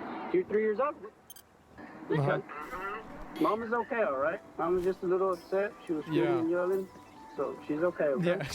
She's gonna try to calm down and gonna try and calm her down. Go from there. But yeah, you could go ahead and send that poor kid, man. Send somebody to pick up your child. Well, get a hold of your grandparents and I'll check up on you in a little bit. But that's exactly where we're at. Okay, yes sir. Thank you so much, officer. I do appreciate it. Okay. Make the phone call right now. Wow. What's my windows? Y'all put glass in my eye. For what? For speeding? No, for resisting arrest. You busted my window. Sure did. Everything's on camera. Yes, it is, I right didn't resist nothing. You told me. I didn't resist nothing. I didn't resist nothing. Bust my windows. That's Bust resisting. my windows. Yeah. Bust my windows. Go talk to my husband because he's on the phone. And go get my baby. My baby's crying. Yeah, you did that to him. 3 weeks pregnant. I could lose my child. What the f*** I did? God, my brother just died 2 days ago. He just that died. happened, but that had nothing to It do just with happened me. randomly. The way you're acting. Y'all are terrible. That's why y'all are gonna suffer. Y'all are gonna suffer. Y'all will suffer. What Janisha means. See what I'm saying, guys? I remember what I said about them witch trials. Like, they turn into demons real quick, huh? Like, I really understand that exorcism shit. Means by suffer will probably never be known because at this point, she spots another officer and immediately calls out to him, seemingly convinced he will be more willing to help her. Of course. Sir, can you get my baby, please? Please. I want to talk to him. I don't want to talk to him. Sir, can I please talk to him? Please get him away from me. Oh my God. I want to talk to you alone, please. Get him away from me. They chased me. I'm 3 weeks pregnant. My child is in the car. Can you get my baby? Hey, tell me what's going on first. No, get him away from me. I can't do that. Get him away. Yes, you can. I can't do that. Yes, you can. What's going on, talk? Please. I'm here to help you. Please. Why are you doing this? Tell me. It must suck to be a police officer. You gotta deal with this shit all the time, man. Like, really, like it really. You think about this. This is just crazy. You gotta imagine dealing with these people every day. What? You're right along with them. You ride along. You're right along with them. What's going on? Nothing. I was going to get donuts with my son. Ooh, that sounds good. Okay. And then your officers don't know what the they're doing. Just because, even though my window was raised down, he decided to go bust my other window and get glass in my eye. And he raised the voltage on the taser. I'm 3 weeks pregnant. You think I want to be double tased twice? Once she spots her 3-year-old You think I want to be double? This just happened to me. How could this happen to me? It's random. son in the arms of Officer Delacruz, placing him in the police cruiser to await his grandparents' arrival, she immediately loses her cool again. No. Don't let him get my child, please. Don't let him get my child. Don't let him get my child. Don't let him get my child. We're trying not to let them see all this. No. Yeah. Don't let him get my child. Yeah, the kid, you don't want to see your mom on the ground handcuffed with tasers sticking out of her, screaming like a madman going fucking crazy. Absolutely not. You don't want a kid to see that. My car. No. You put him in my car. Fuck no. He's in his car. He's fine. Don't let him touch my baby. Don't let him touch my baby. You won't let me. I have a right over my child. Don't not have a right over my child. We're trying to protect your child from seeing all this. I don't want him around my child. Well, can you handle my baby? Get him. Keep in mind, all this is before 8 in the morning. It's like you wake up, then it's this. Or 9 in the morning, I mean. Yeah, it's 8, yeah, it's before 9 in the morning. Away from me. Get him away from me. What a start. Get him away from me. Get him away from me. It's demon time, yep. Stop. Oh no. Away from me. No, get him away from me. Jesus Christ. Please. I don't want him by me. Please, he hurt me too much. Please. Please, I don't want him by me. Please, get him away, please. Relax. You can get him away. Relax. Oh my But God. Janisha is either unable or simply unwilling to do so. Her behavior is only making her situation worse. Eventually, Officer Sears is forced to place her in the back of the squad car, though she continues to be uncooperative and to make demands of the officers. What a surprise. I don't want to go nowhere. It's a rat. I don't. Where are the shoes at? She probably lost them. Just relax. You won't calm down so we can do anything. Yeah. No. You won't calm down. No. Why you gotta do that to me? Get my baby. Oh my god. Why you doing? You gotta relax. How can you get my baby? I don't want him to hold my baby. I have a right over my child. Hey, your baby's going to your grandparents. No. Oh my god. At the end of the day, that's where he's going, so he's good.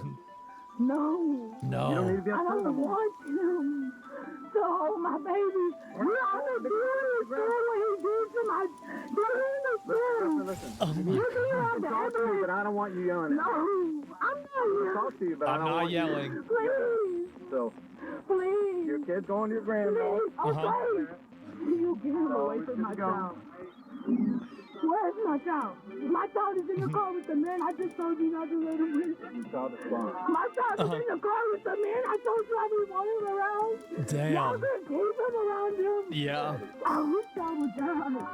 I wish I would die. She's doing a grip on reality. Yeah, I know. You tell me my baby is away from them.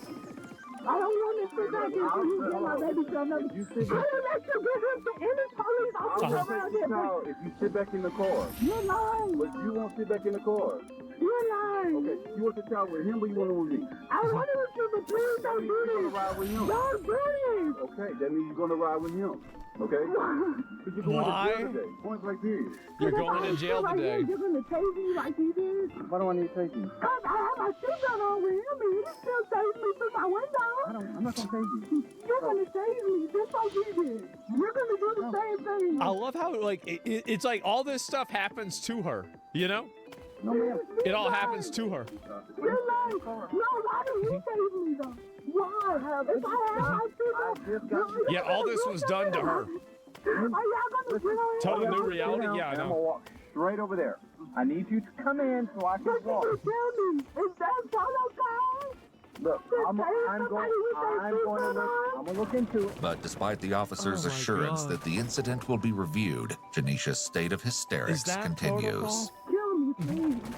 Once you're inside Kill the me? vehicle, Kill me. deal with Kill me the because you were... You won't spare me? So you didn't get the officer driver's license ID or nothing? They didn't tell me nothing. Okay, well, you're going to give Officer Sears that. Since you have a good rapport going with him, you're going to give him your information.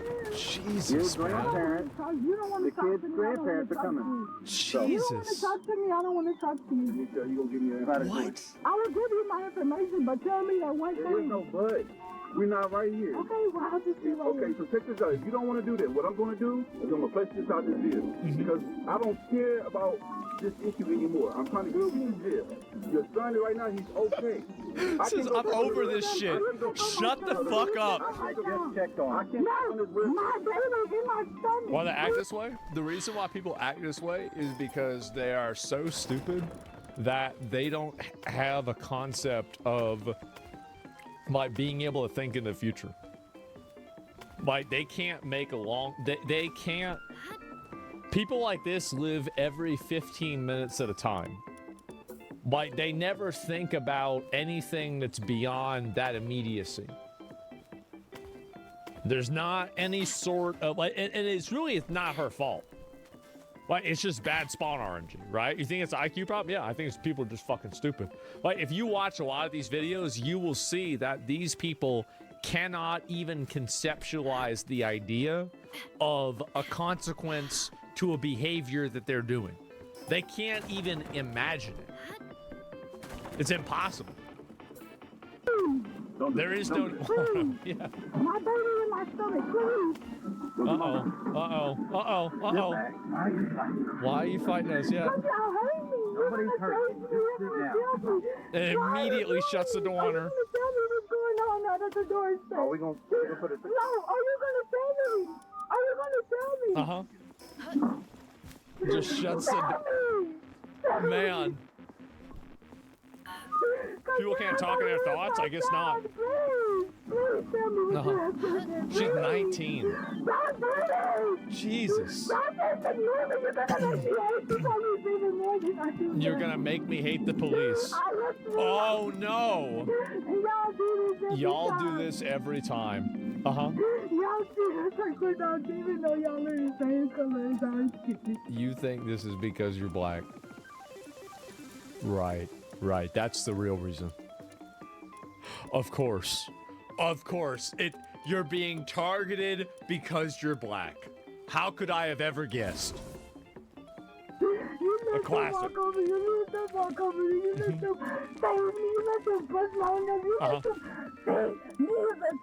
This continues for the duration of the ride to the station. Jesus. Yeah, that's exactly what's gonna happen. It's crazy she even knows. Somebody get a new kid. Wait, they're gonna give you a new kid. Wait, what?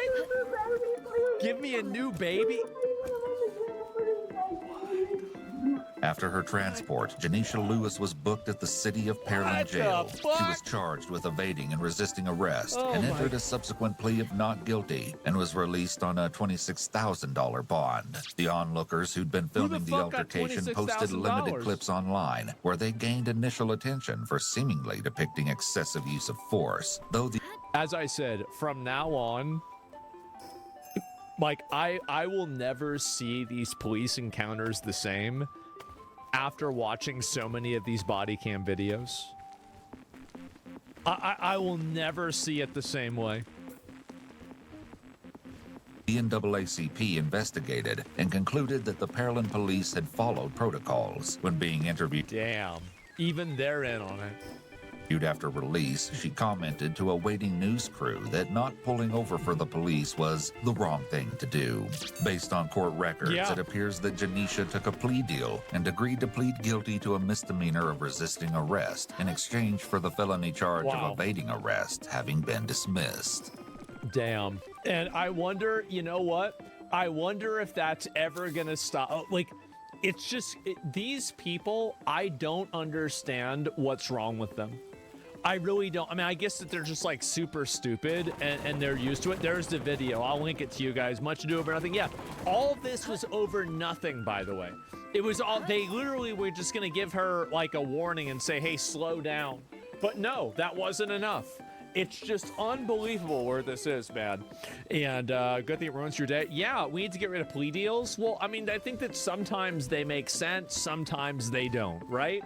It's just crazy for me to see these people crash out. It's unreal for me to see it. But yeah, one more. Last one I want to go over. This, yeah, we're going to look at, there is a short version of the Parliament thing for Stop Killing Games. Because I did want to watch this, and we will look into it. I just didn't want to watch the entire thing. So we'll take a look at this little bit of a highlight, okay? So before I do that, though, I do want to say that I love watching these videos, and my perspective on police brutality and the way that, like, I am always like, I was happy, like, this is in Texas, I'm pretty sure, right? So like, they didn't really fuck around with her that much. This is the way they need to be all the time. Like, the moment somebody starts getting, you know, fucking rambunctious, just bzz, like, nope, not gonna deal with it. Like, officers should never be putting their, you know, their bodily harm on the line in order to, you know, keep one of these people that are, like, basically adult daycare enjoyers, right? Keep these people on the line. It's embarrassing.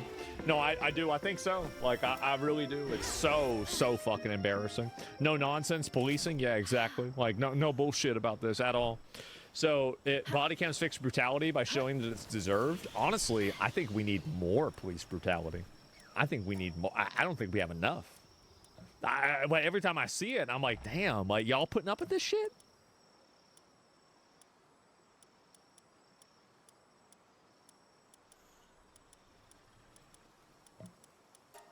You already know it's going to be some bullshit the moment that you see some hoop earrings. I mean, you see hoop earrings, it's over. So I want to be clear. It's the two down there at the end with the cart and the kind of red hair and that guy? Yep. And they previously shoplifted before? Yeah, they've come in here. I've seen them in here a couple times. I'm going to give them the you don't want their business speech. Thank you. Hi, guys. How we doing? Hey, need you guys to leave the store without taking anything. Okay? You guys are identified as previous shoplifters. Yeah, store security said they called us here. They said you walked in with another guy just now, and they literally pointed you out. Both of you. Yeah, both of you. You guys are trespassing from the store for life, and you need to leave. You know what gives it away, bro? What? Those stolen jeans. The jeans with the stolen tags on them, and then so you guys need to. So he's stealing jeans, and then he goes to fucking Home Depot. He's stealing shit up there. Oh my god! Why can't we just round them up? Leave the store, okay? If you don't leave now, you're gonna get arrested for trespass. You guys understand you can't come back? I didn't do anything. Oh, cool. They don't want your business. They don't want your money. Yeah. The store security. Security. It's really simple. Are you serious? Absolutely. They don't want your business. You got to take those gloves off. You got to leave. I'm not a weirdo. I'm just doing my job. You got to leave. You are a weirdo. Okay. He's a Well, I'm sure weirdo? if I took your dirty fingerprints outside and got your fingerprints, you'd have a long history of. Excuse me? You have dirty You want to fingers. do it? Let's go. Check it out. Check it out. Come on. You want, no, seriously. I will. Stop. Don't grab the No, card. I Don't want grab the you. card. Let I go. will grab my purse. Yes, let go. You can take the purse. Go ahead. You got to leave the I want you store. to take my fingerprint. Thank you. Take my fingerprint. Seriously. I prove you wrong. Okay, thanks. We would have to go all the way out to my car out front Yeah, with you're- fingerprints. Scanned. Cool. Yeah. That's really, really rude. I don't care. You're really, really rude. For, Go how are you ahead. gonna tell me I have a long? Oh, hold on. Go ahead. It would be a really fun end to my day. I just don't think you should be slinging around terms like that because it's rude. Why would you take my You got to leave the fingerprint? store. I'm going to arrest you for trespassing. You said I was gonna have, and you're so Keep wrong. going. Just Keep going. You got to leave. clear the store and Just clear the leave. entire parking lot. Just leave. Oh. Hose. Oh boy. Yep. Hose mad. Oh boy. That's actually called disorderly conduct. Stop Arrest where you her. are. You're under arrest. Stop. If you start to run, I've already told you you're under arrest. If you start to run, I'm going to chase you. Just. I didn't do anything wrong. Are you serious? If you swing it. Oh man, I love it when cops do this. This is a man. Get this stupid bitch. No, I didn't do nothing wrong. I swear to God, you guys are. I didn't do I'm not nothing. under arrest. She gonna try and bite? For what? She looks For like a what? biter. No. Let go of me. Hey. No. Hey, listen. Oh You guys go, no. I didn't do anything wrong. You guys are fucking out of pocket right now. I swear to God. For Out what? of I pocket? didn't fucking do anything wrong. Let go. You're going to get Are you put on the serious? ground. For what? What did I do? Tell me Ironic what for the a fuck I did. shoplifter to say Tell that. me what the fuck I did. It's called Tell me what the fuck disorderly I did. conduct Tell me what I did. for throwing their property on the ground. Are Yep. you fucking serious? That's Because right. you guys are so out of pocket. I'm sitting here trying to pay with my money. I have money, cash money, okay? Okay. You were told to leave the store And I did. 7-8 times. No, I literally Let go didn't of think your you were talking purse. about me. Let go. Let go of the purse. It's okay. You're not arresting me. Yes, we are. No, You're not arresting me.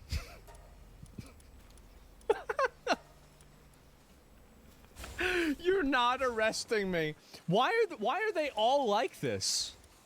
Really? Like, this is insane. Like, what is wrong with them? Stop. Attempting to take her, get her on the ground. Yep. Hey, get her on the ground. Let's go. So out of pocket. I got mine. For why? For why? Can you keep an eye out for any other guys didn't do approaching us? anything You went in the store with 2 guys. Alex, get a camera so I videotape this shit. We are video. This body cam. I love how she thinks it, like, what are you gonna be, George Floyd? Get the fuck out of here. People are laughing at you. I'm not even doing it. You gonna stop? Hey, Oh, God. You need to relax. I want to break your arm. No, clearly you do. You're resisting. Stop. Roll over on your stomach. For what? Did you say, yeah, you know? Okay, now you're under arrest for another charge for resisting arrest. There you go, there you go. That's right. See, you shouldn't have fucked with them. You shouldn't have done it. Why are you guys doing this? I didn't do anything wrong. Do you want to get tased? That's Dude, the next I step. didn't do anything That's wrong. the next step. Please, please, please, Zapper.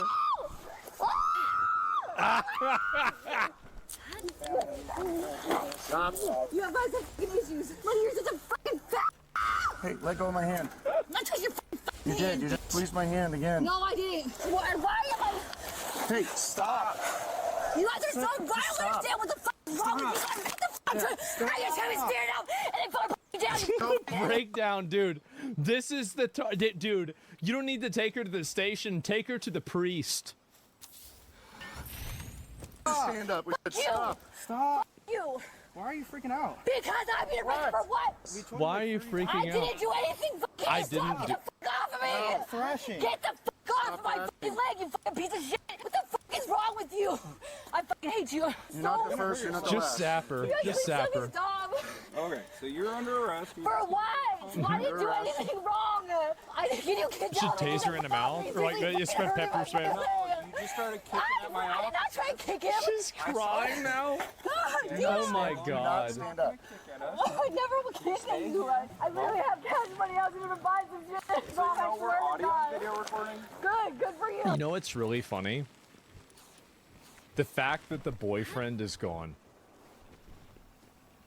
The boyfriend, you literally were stealing shit, wearing stolen clothes, and all you had to do was just leave the store.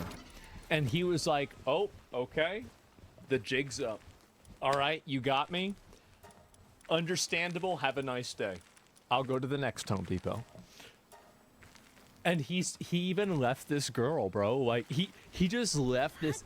Oh my god, he left right away. He did. You want to see my money in my fucking purse? Well, it's not about money if you walked out without paying for stuff. I didn't walk out without paying for stuff. They told me to go to the store. Uh-huh. That's what they told us. No, what? No, that's He different. did? Yeah. This is a different thing? He's done with They that shit. He's identified probably him done as it before. previous shoplifters. Not We me. went and All my kids' trespassed her. life, not me. All my I kids' told her to life. leave a bunch I've of never times. even been to the store with him. I've never been to the She store. grabbed a stack of buckets and tossed them backwards at me. I swear to God, I didn't think he was talking to me. You didn't think who was talking to you? You guys, I thought. When? I didn't think you were talking to me.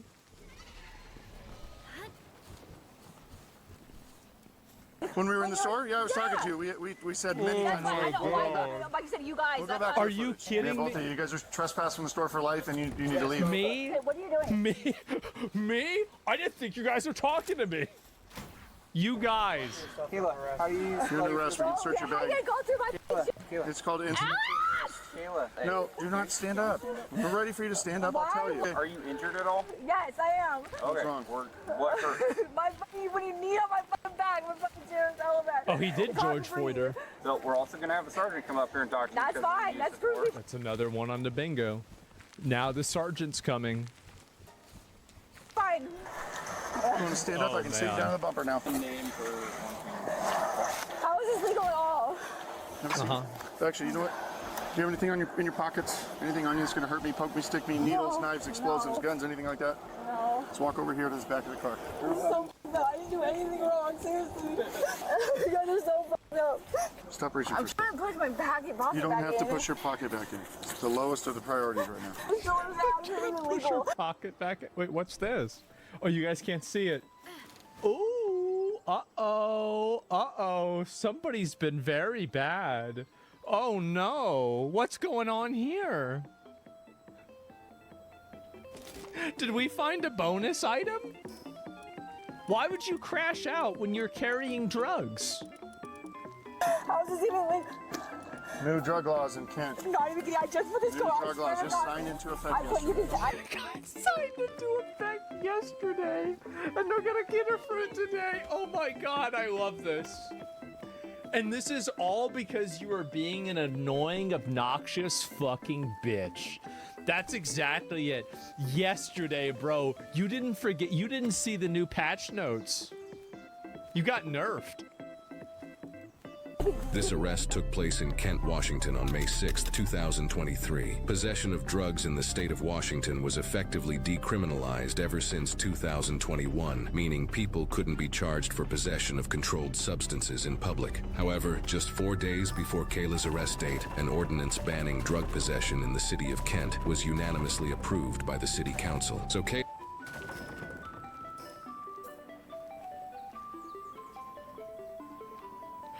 Wow. Wow, bro, like that is bad.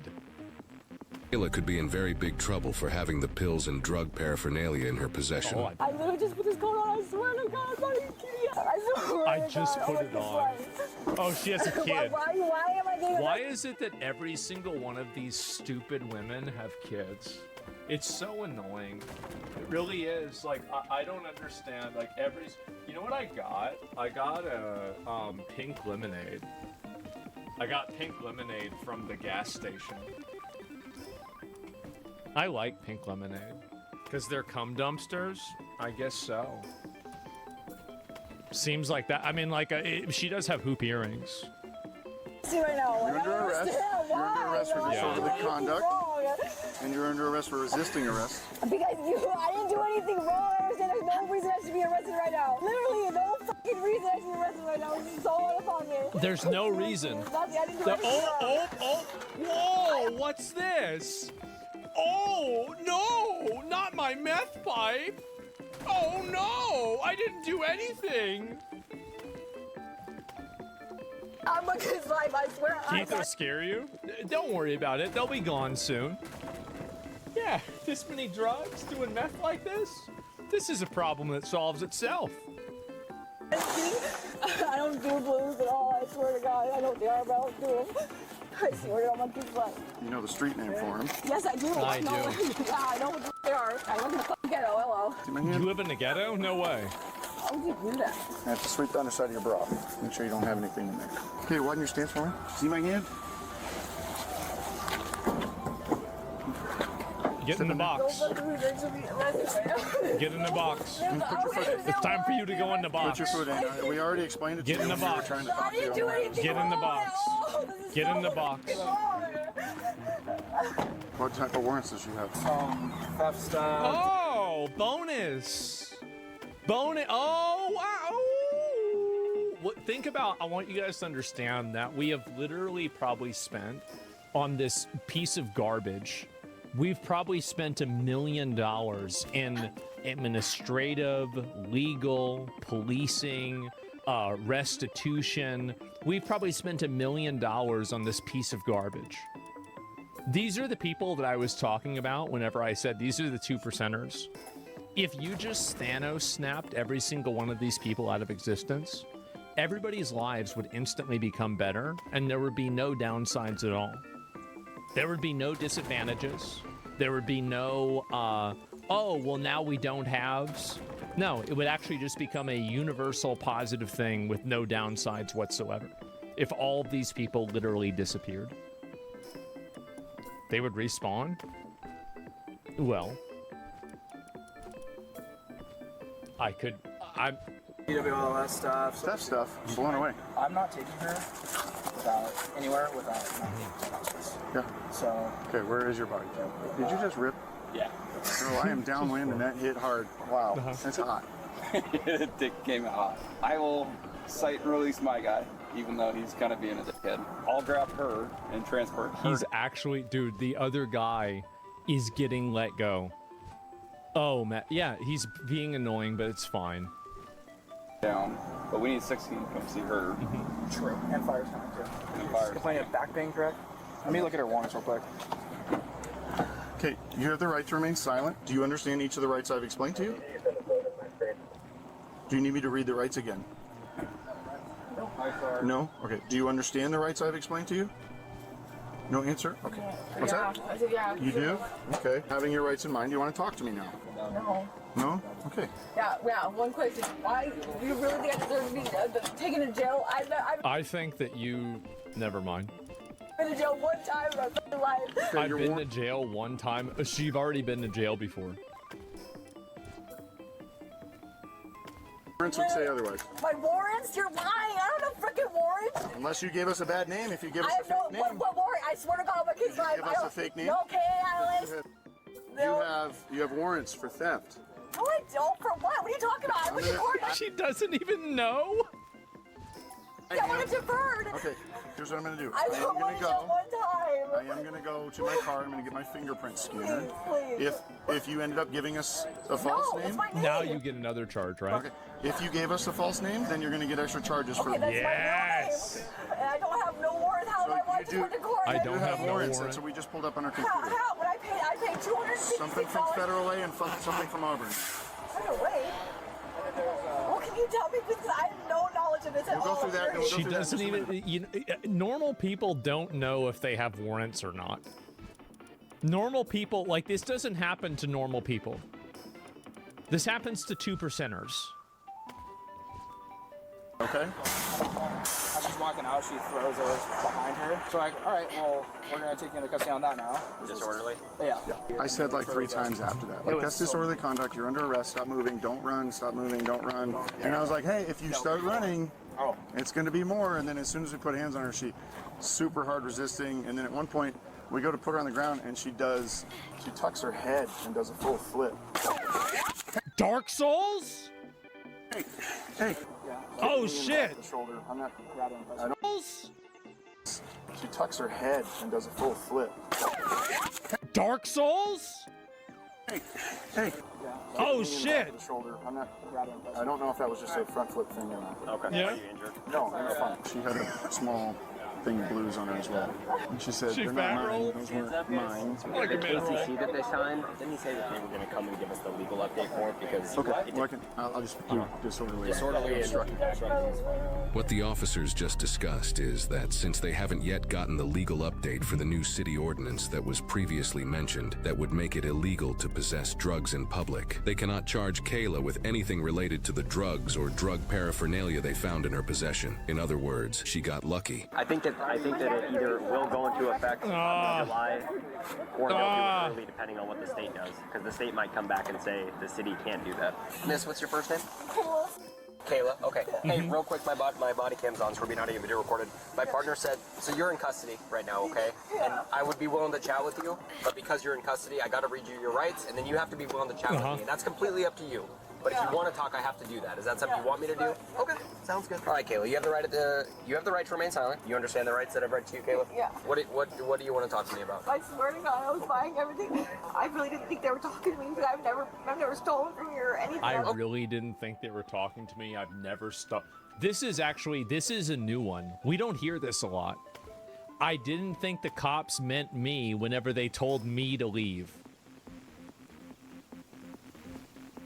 That's crazy. You don't. This. Wow.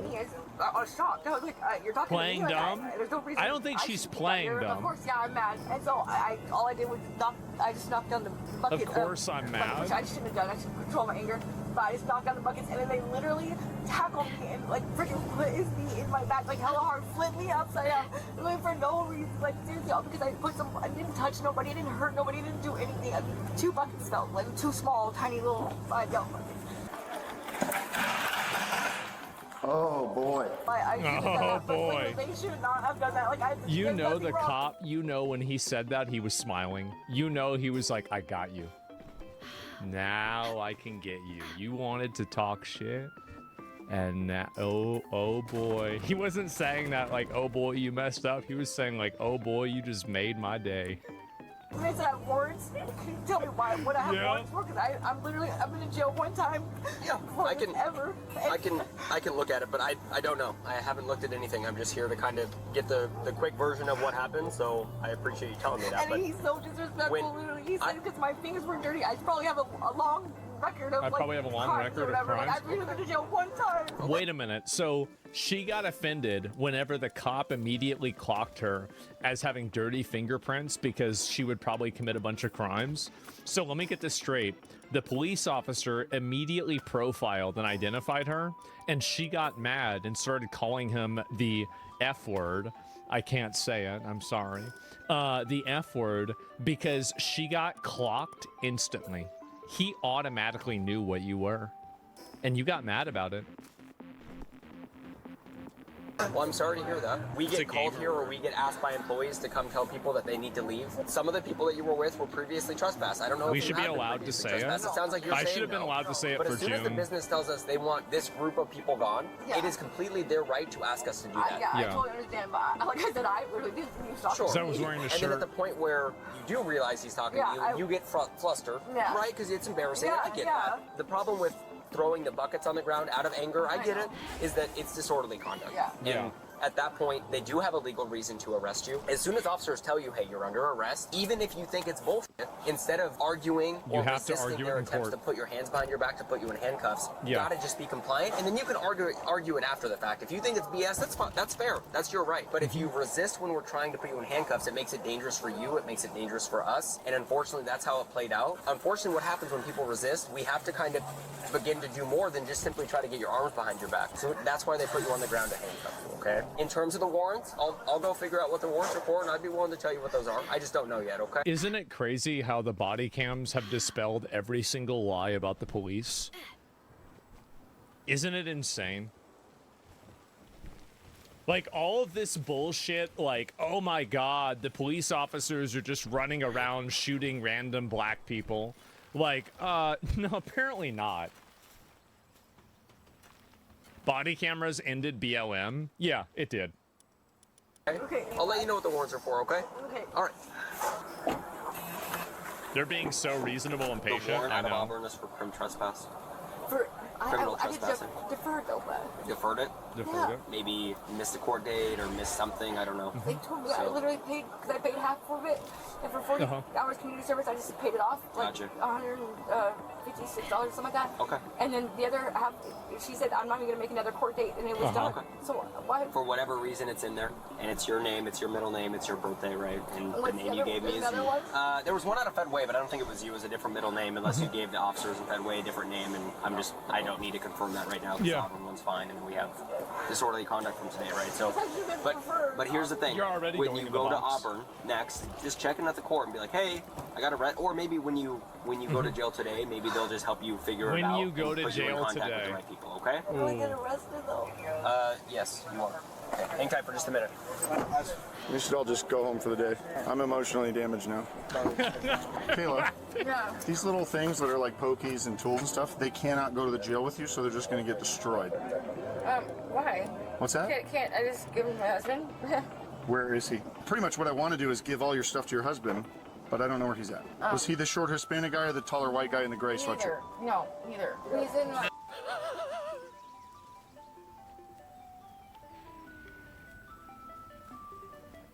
Damn. Damn, she's a trailer park bicycle. Everybody gets a chance to ride. How about that? My Mazda 6 right there. That one right there? Wow. What's his name? Alex.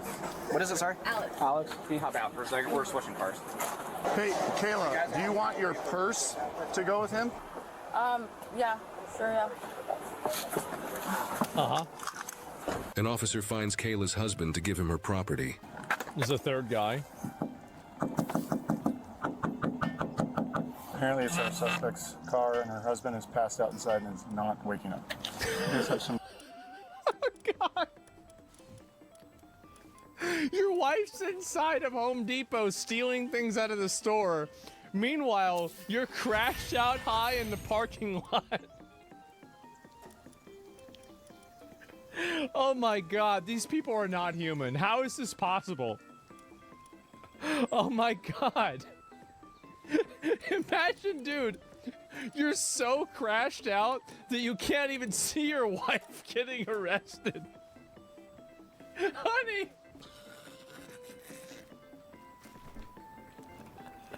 Drug paraphernalia on his lap. He woke up. Oh my We're god. good. Can I open the door and talk to you?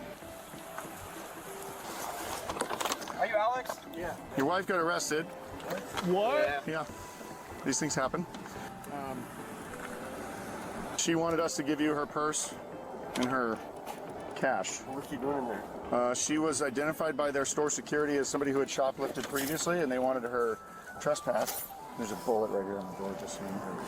Any guns in the car? No, sir. Okay. There's Anyway, a bullet in the door. It just gets better, doesn't it?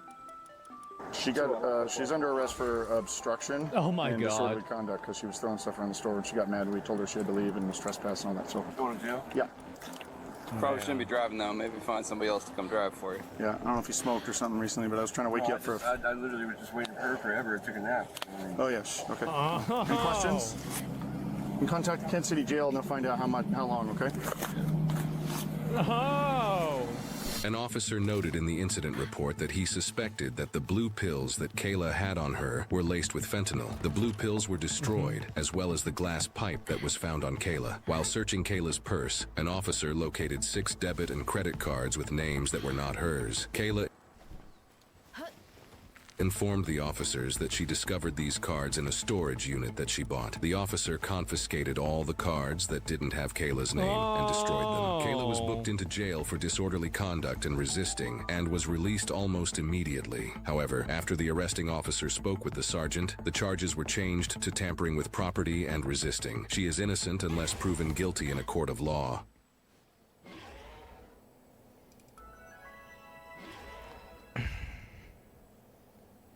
All we need is one guy to run for office.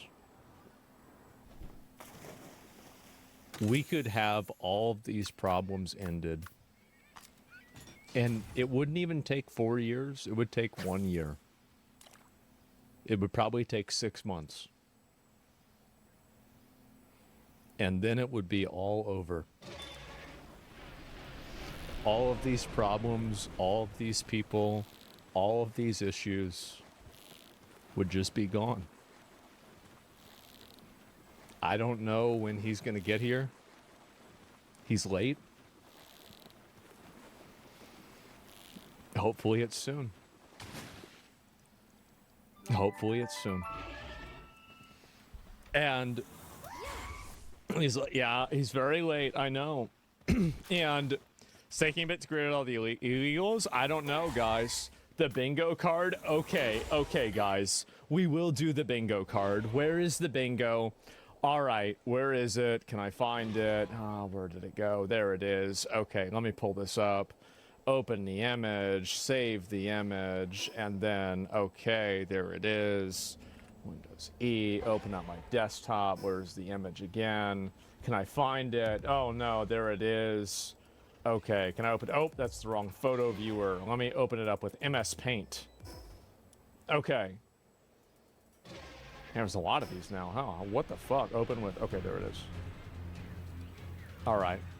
So, didn't do anything. Okay, that's a definite check, right? That's a definite, don't touch me. Crying, the, give me my, I'll sue. I know my resists arrest. Makes, okay, there's that. I mean, she talked about her kid. Kicks, okay, talking on her phone, throws items, that's close enough. Bitch, there's, it repeats things, yep. I don't give a fuck, extra loud, I need a supervisor, ignoring the cops, arresting me for no reason. Okay, so that was, honestly, and obviously, oh, we got a bingo! Oh, we got a bingo, that's right. Damn, boys. That was easy. Holy. Wow. One cop, we gotta do this every single time. This is fucking funny, man. Yeah, we're definitely gonna do this. We will not save the changes. That is an absolute fucking bingo. Save it? No, because I want to keep...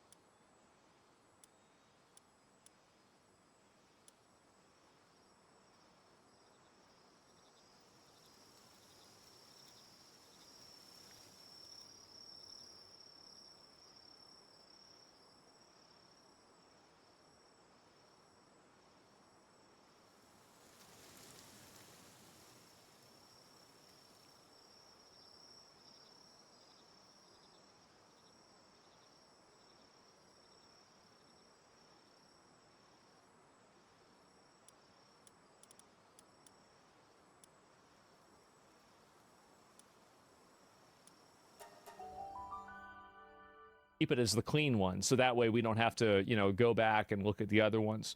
No, this is do it for the next body cam. These are fucking hilarious. I love them. They're so funny.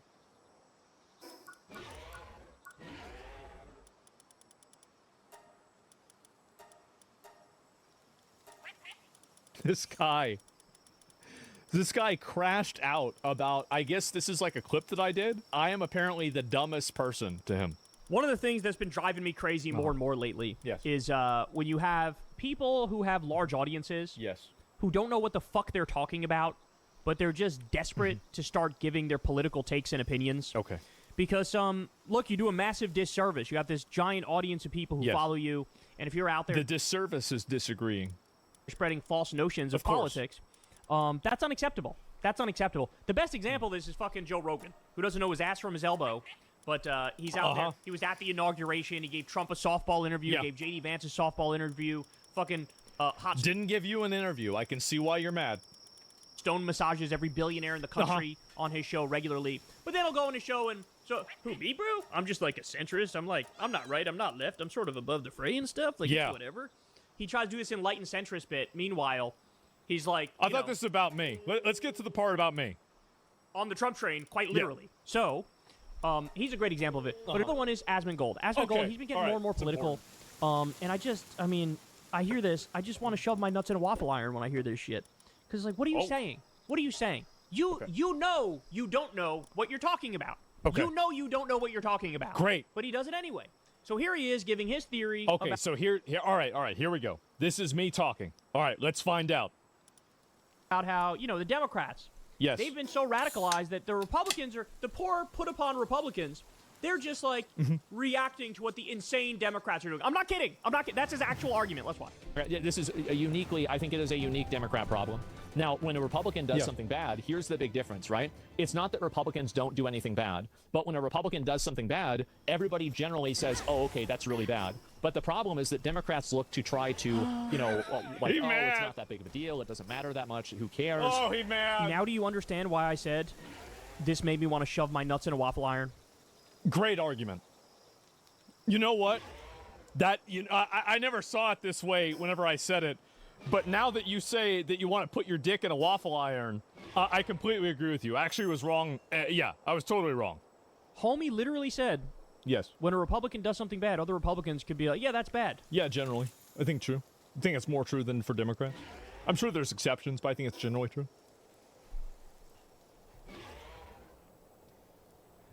Yeah. That might actually be the least true thing I've ever heard in my life.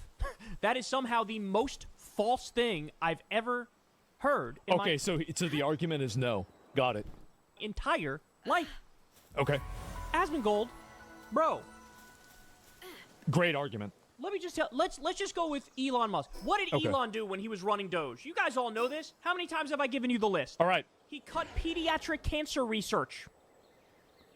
Not a single Republican came out. Not a single fucking Republican came out and criticized him for cutting child cancer research. Has it ever occurred to you that maybe the research was done in a way that was bad? Like, every time that people say something like this, the implication is that, oh, they're curing cancer or something like that. This is bullshit. Yeah. And also on top of that, yeah, just because you're doing research doesn't mean that it's a good allocation of government money. What if the research that you're doing is problematic? What if the research is not funded properly? What if you're getting too much money? There are all of these questions. It's like basically doing cancer research is not an immediate and infinite get-out-of-jail-free card from any degree of accountability and any amount of government oversight. What a crazy thing to say. But it's for cancer kids. Okay, great emotional argument. We love that. It's optics? Yeah, it's just optics. It's just the way that it sounds. Because the idea of, oh my God, he's cutting research for cancer kids. Oh no! That sounds bad. By the way, there was one of those things was literally a cure that worked. Oh, okay. So we had a cure. Let's get this straight. We had a cure for cancer. We almost had it, but Donald Trump and Elon Musk turned it off. Okay, sure. I'm not kidding. It was a gene editing thing that they used to stop leukemia. They tried it on somebody. Yes. It worked. He cut the fucking funding. Okay. So it worked on one person. Which again, I'm not even sure whether this is true. I don't have that. I don't have it in front of me. I don't remember this happening at all, by the way. But like, okay, so we have one person it happened on. Leukemia is cancer? Yeah, it's blood cancer. National Weather Service, which literally led to deaths.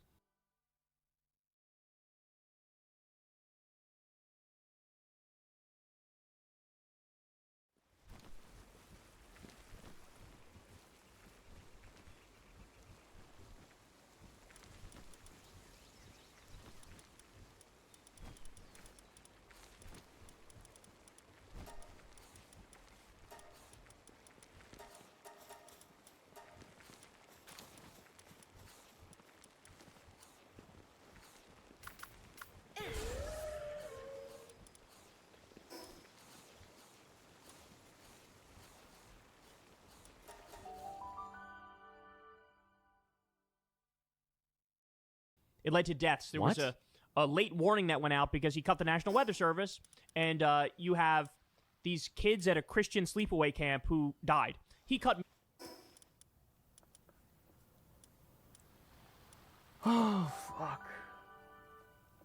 Okay. I live in Texas. Meteorologists say the National Weather Service did its job in Texas.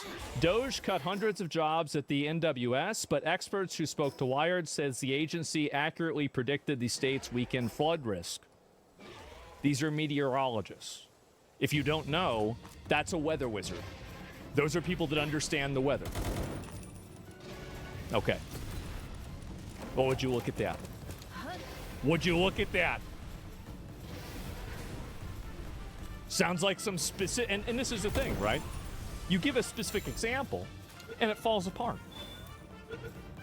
Meals on Wheels. Right. He cut the Consumer Financial Protection Bureau, which is the anti-scam police. No Good. They weren't doing their job. They obviously had no fucking idea what they were doing. The scams have been through the fucking roof. So, yeah, wow. Let me get this straight. Okay, so there's a bureau of people that are supposed to stop scams, and you want to keep them on payroll? They sucked. Republicans criticized any of these things. None of them. He fired 83,000 veterans. Nobody criticized it. Oh, no. You can't fire veterans anymore. Didn't you know that? We're not allowed to fire veterans. Another emotional appeal. He fired 250,000 government workers overall. Nobody fucking criticized. Good. It should have been more. Criticized it when he cut USAID, cutting off malaria medication from going to people who need it. HIV medication. Oh, no. That's right. It's America's responsibility to pay for people that have HIV and AIDS in Africa. That's right. Oh, yeah. People have been dying in droves. Is he specifying in America or not? No, he's not. It's because it's not happening in America. He's right that USAID was funding the lives of a number of people outside of America. This is absolutely true. And that's why a lot of people voted to get rid of it. It's because you have people here that are dying from lack of medical care. You have people here that don't have housing. And so why is it that we are allocating money and resources to stopping HIV and AIDS in countries that are not our own, but we're not able to keep houses? You want to talk about veterans? Why are there any homeless veterans? Where is the priority list that a veteran ever gets outranked by a person in Africa? That's not the place that I'd want to live in. I'll tell you that. That's crazy to me.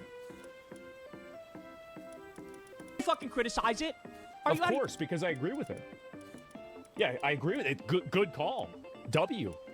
Your minds, and that's just Elon. I didn't even mention Trump. Which, by the way, and also all of these examples here that he's given are policy decisions and not actual violence. I was discussing things like Charlie Kirk and Jay Jones in the clip, and so he's misinterpreted what I've said, and he's even making an argument that doesn't even make sense in the context of what I said.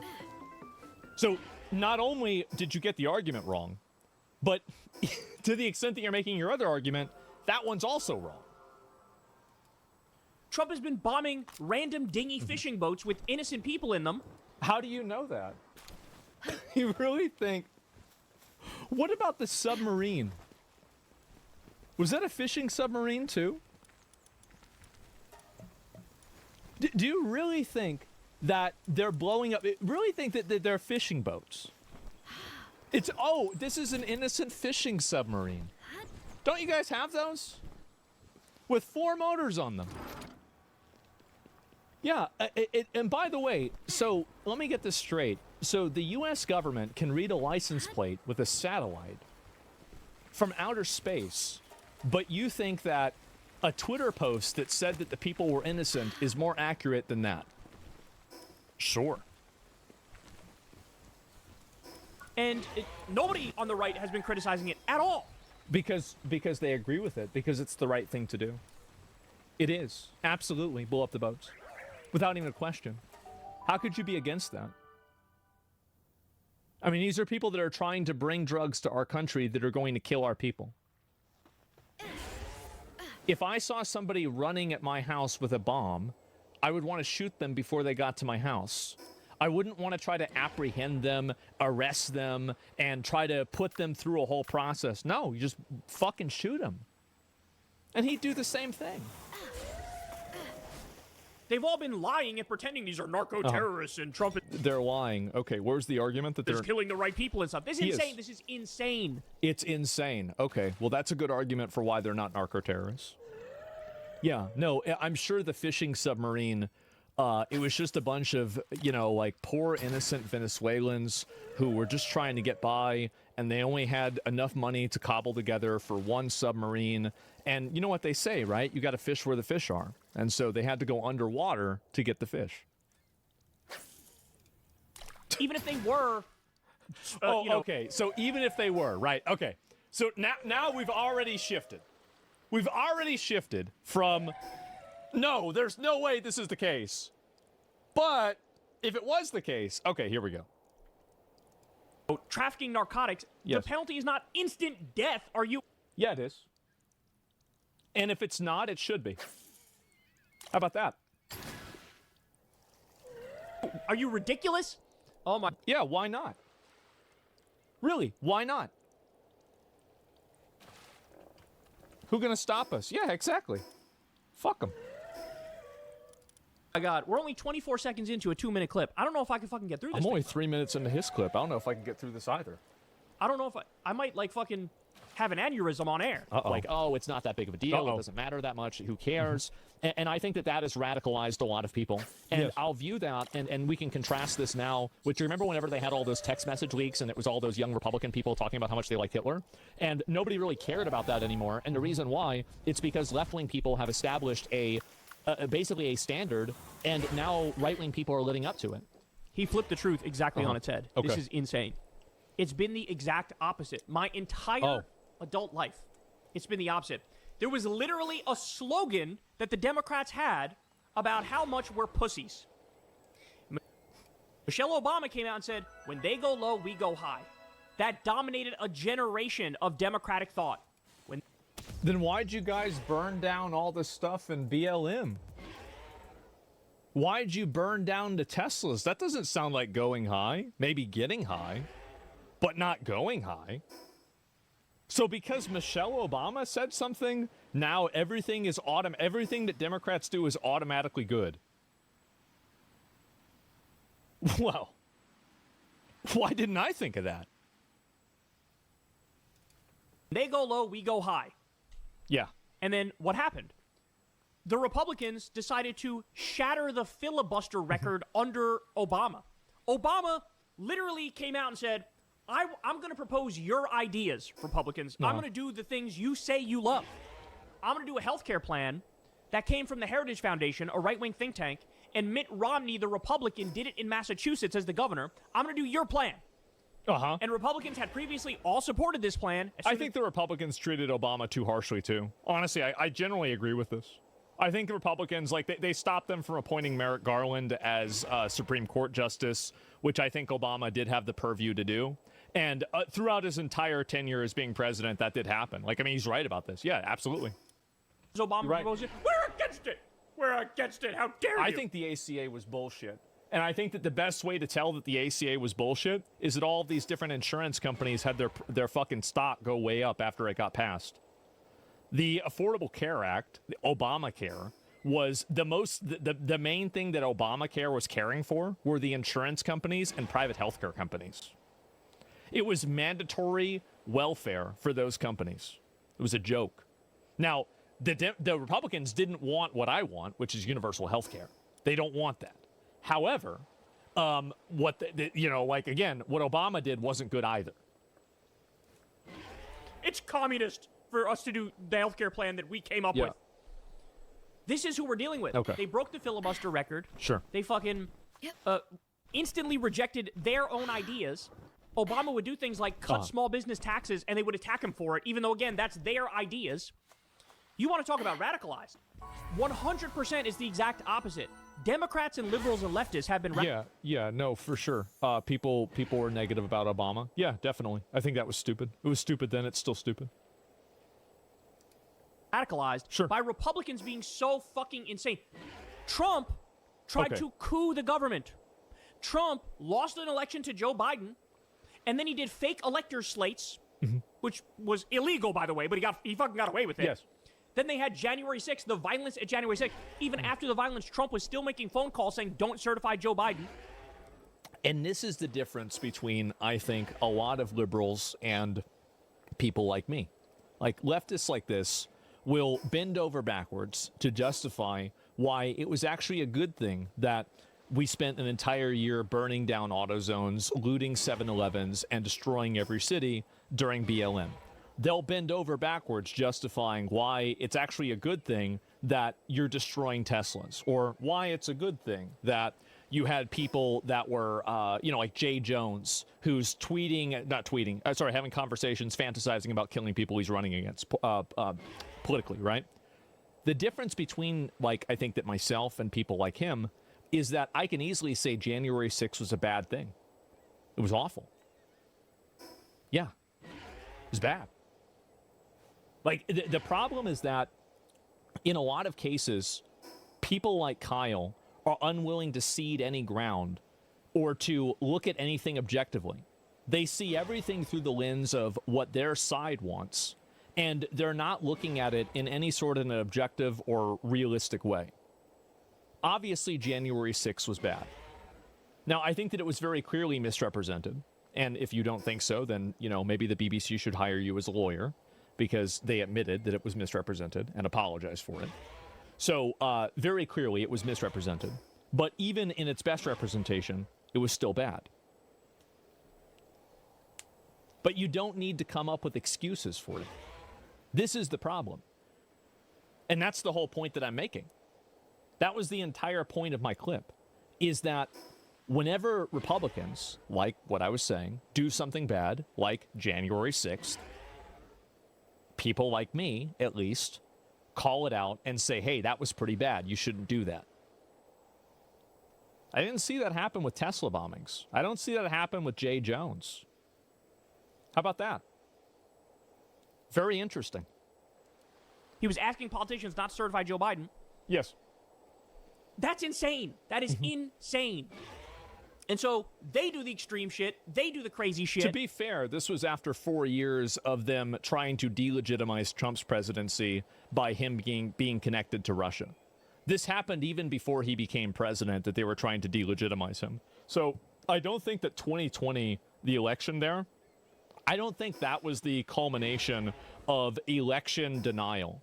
I think that it started with Donald Trump. Now, I'd say 2012, when was the last election? I guess 2000 was a little bit uncertain because of the hanging Chad thing with Gore and Bush.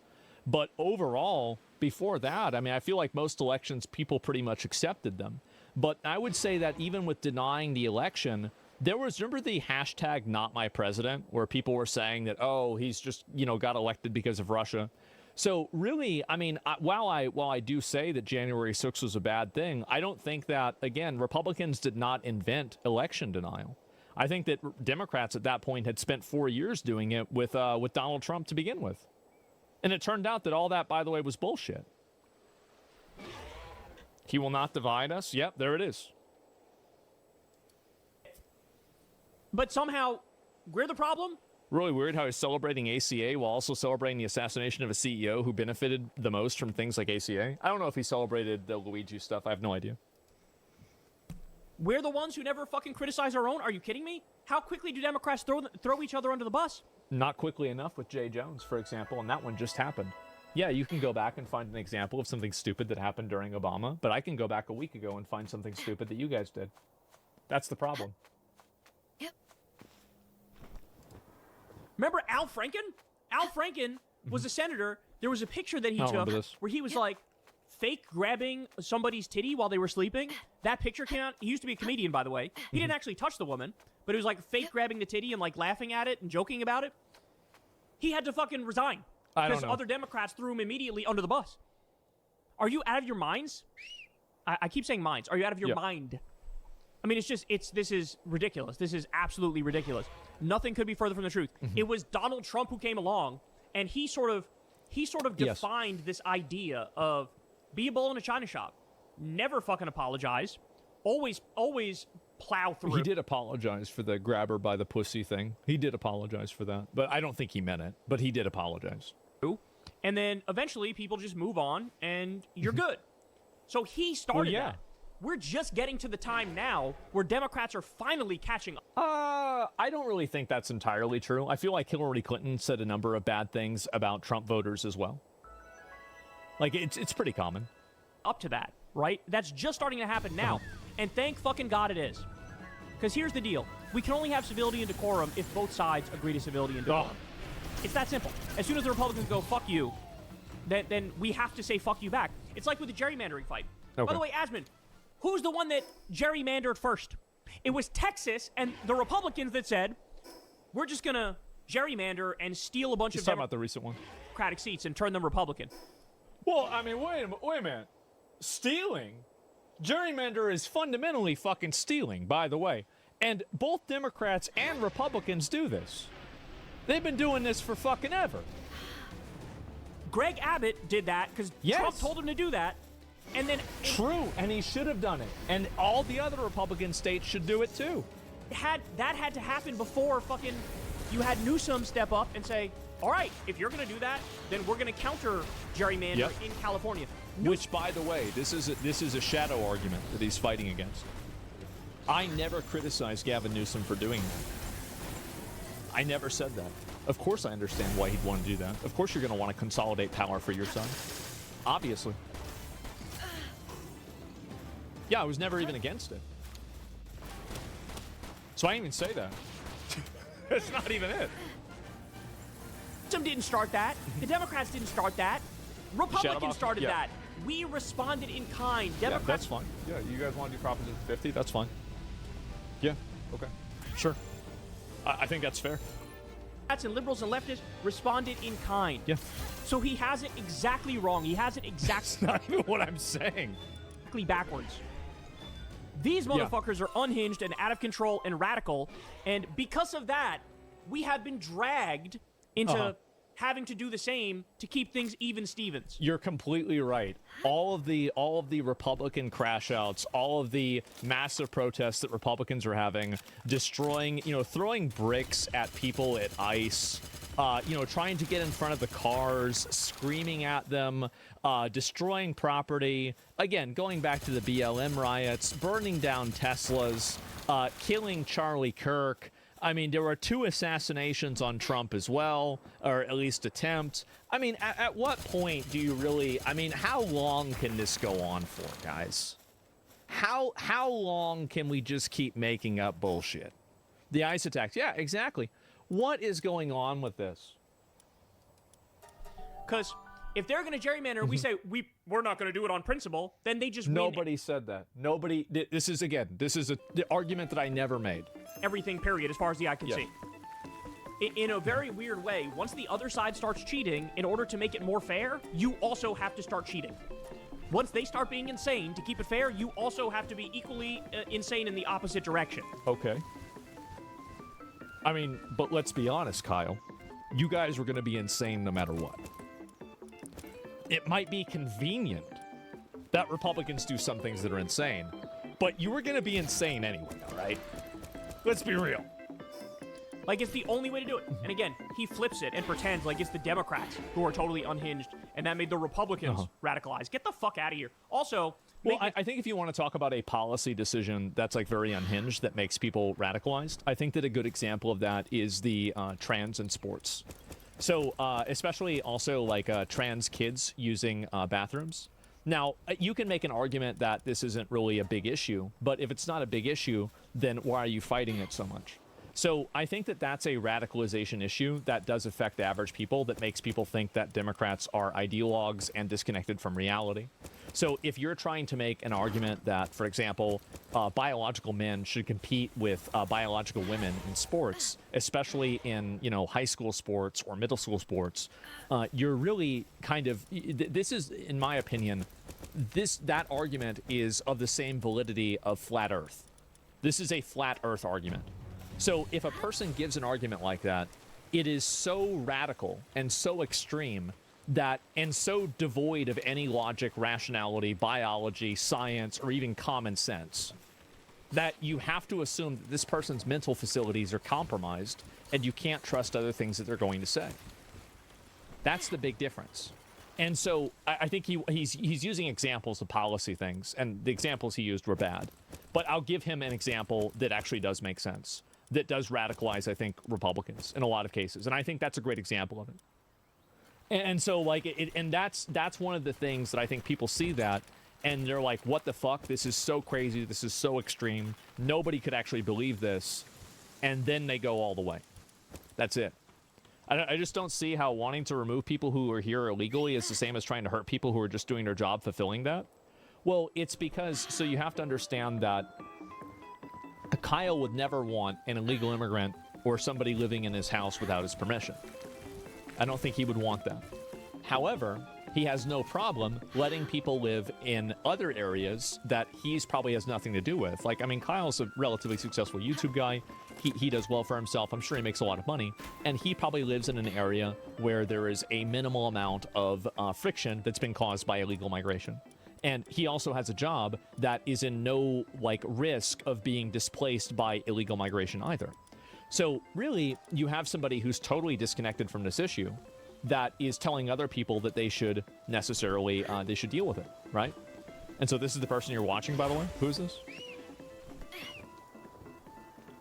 This land is by the Colorado border plain. It's pretty cool. I have no idea why it looks like this. It's called farming.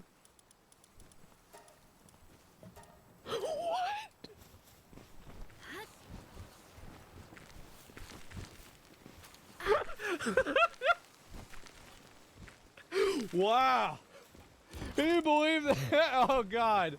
Yeah, this is the guy. Yep, there he is. Oh, jeez. What a guy, huh? How about that? Delete your account. Yeah. So I hope he's farming now. Maybe he's learned. Seem like, you know, like Republicans are put upon to have to condemn a Republican group chat where they were like loving Hitler. like that should be easy. That should be a low fucking bar, bro. Yeah, not as low as wanting to, you know, have the kids of people that you disagree with politically be killed. No, I think loving Hitler is bad. Absolutely, it's bad. But if you're not willing to condemn somebody who fantasizes about having the children of his political opponents killed, then how can you expect anybody else to capitulate to what you want? I mean, what are we doing here? It's a joke, yeah. And also, all of those people, here's what's funny about it, is that all of those people from that group were removed. They were removed from that, I think it was like a Young Republican Society or something like that. They were all removed. So, for a joke, they got removed. For telling the truth in private, Jay Jones got elected to Attorney General. Well, I think that we have a problem here. But to them, it's not. You have all these conservatives that are saying... When did he defend Jay Jones? Well, that's the main person I'm talking about, right? And it was in the context of that. This crazy stuff, and there's never a point of moral authority that, you know, any liberal can have when you're the one justifying, you know, shutting down a college, or you're the one justifying being violent to an officer, or you're confused. I'm talking about the, like, whenever the pro-Palestine protesters came to, like, places like UCLA, and they were violent towards other people that were trying to just do their work. They blocked access to certain buildings. They destroyed property, and they didn't follow police orders. That was. I know he might be confused by that, but that's what I was discussing. The one justifying, destroying property, somebody's car, something like that. They all got blacklisted and fired from their jobs. Yes, but I understand that structurally, but that doesn't matter. It doesn't matter what happened to them. What matters is how the public perceives it.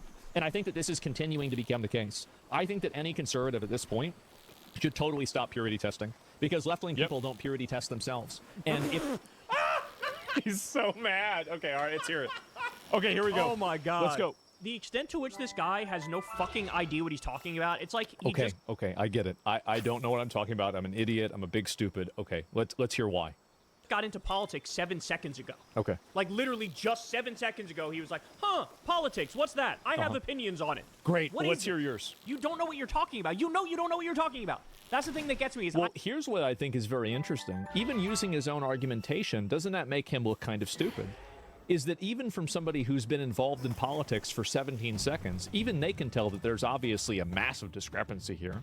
There's obviously a huge double standard that's at play, and I think the whole country can see it. So maybe you're too involved. Maybe you're in too deep, and you're not able to just see the reality of it. Some of your chatter's calling you wrong? Yeah. Well, maybe this is where they learned it from. He also commented on Jay Jones, immediately dismissing it. It was about mass shootings, and it was about his opponent's kids. It was like the only way they'd understand the pain of that is if their kids got killed, right? Basically saying, like, you're not... That's not what he said. Typical Republican, you're not going to support legislation to, change everybody's reality when it comes to gun violence unless and until it impacts you. So Republicans lied about that and pretended like he wants to murder the kid of his opponent. That's bullshit. Everybody knows that's bullshit.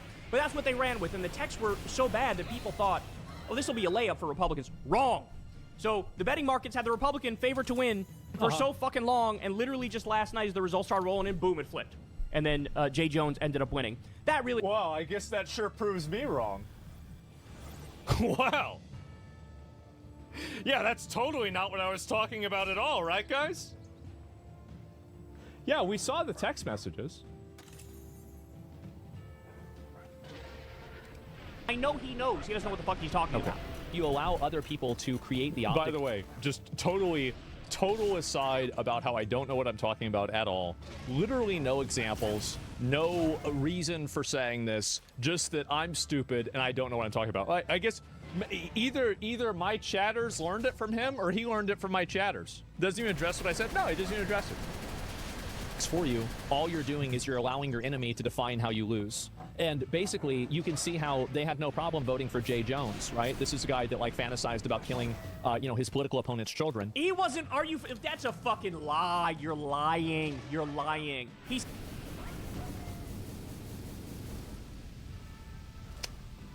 All right.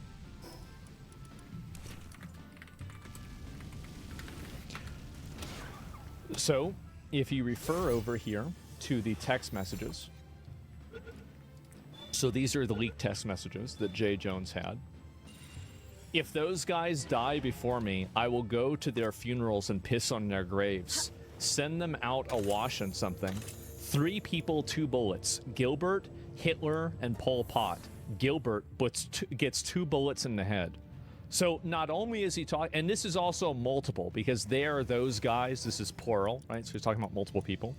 And then I wasn't attacking you, I was trying to understand your logic. And I've told you this before. You were talking about how, so right here, you were talking about hoping that Jennifer Gilbert's children would die. No problem voting for Jay Jones, right? This is a guy that like fantasized about killing, his political opponent's children. He wasn't. If that's a fucking lie, you're. Do you know who disagrees with Kyle? Jay Jones. Jay Jones disagrees with you. He says, yes, I've told you this before. Guys, don't listen to Jay Jones about what Jay Jones said. No. Listen to me, and I'm going to tell you what he really meant to say. This is the text message. It's right here. Oh, wait. I'll go even farther here. And then so there isn't a point blank. You've done. I'm questioning. Do I think that Todd and Jennifer are evil and that they're breeding little fascists? And this is Todd and Jennifer. Jennifer again. There it is again. Breeding little fascists. Yes. And this is him talking about you were hoping that their children would die. You tripled down. Yeah, exactly. Guys, but hey, don't believe any of this, okay? It's all a lie. Jay Jones actually was lying in his private text messages to somebody else that got leaked later on. And Kyle actually knows what he meant to say, though. Todd Gilbert was his opponent? Oh, I understand that. Yeah, don't listen to Jay Jones. He's taking his own words out of context. Like, he literally goes, like, here, one more time. About killing, his political opponent's children. He wasn't, that's a fucking lie. You're lying. You're lying. He said shit like, yes, I've told you this before. Only when people feel pain personally do they move on policy.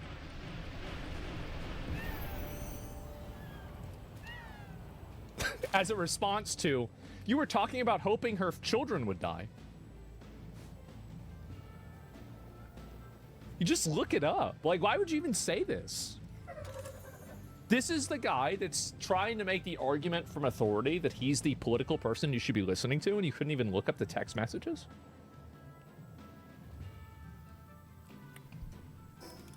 Three people are in an elevator. Hitler, Pol Pot, and my Republican opponent.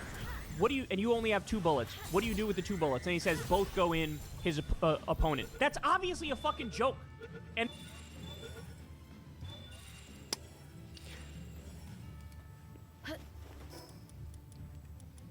do you guys think that this is a person that was joking? I don't think that it was a joke. I don't think he was joking about this. Now, I think that this is the reality. I think that he probably wouldn't actually do that. He's just a weird, mad retard. However, I don't think that he was saying this as a punchline.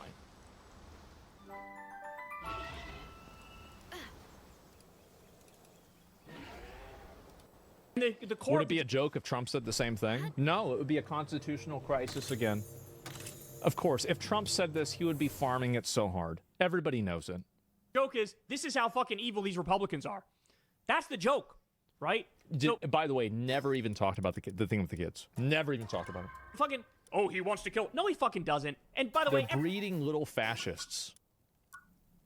Uh-huh. Everybody knows that. The right knows that. Is it fucking edgy as fuck? Absolutely. Was it private and not meant to go public? Abso-fucking-lutely. Yes. But he doesn't actually want to kill his opponent. And by the way...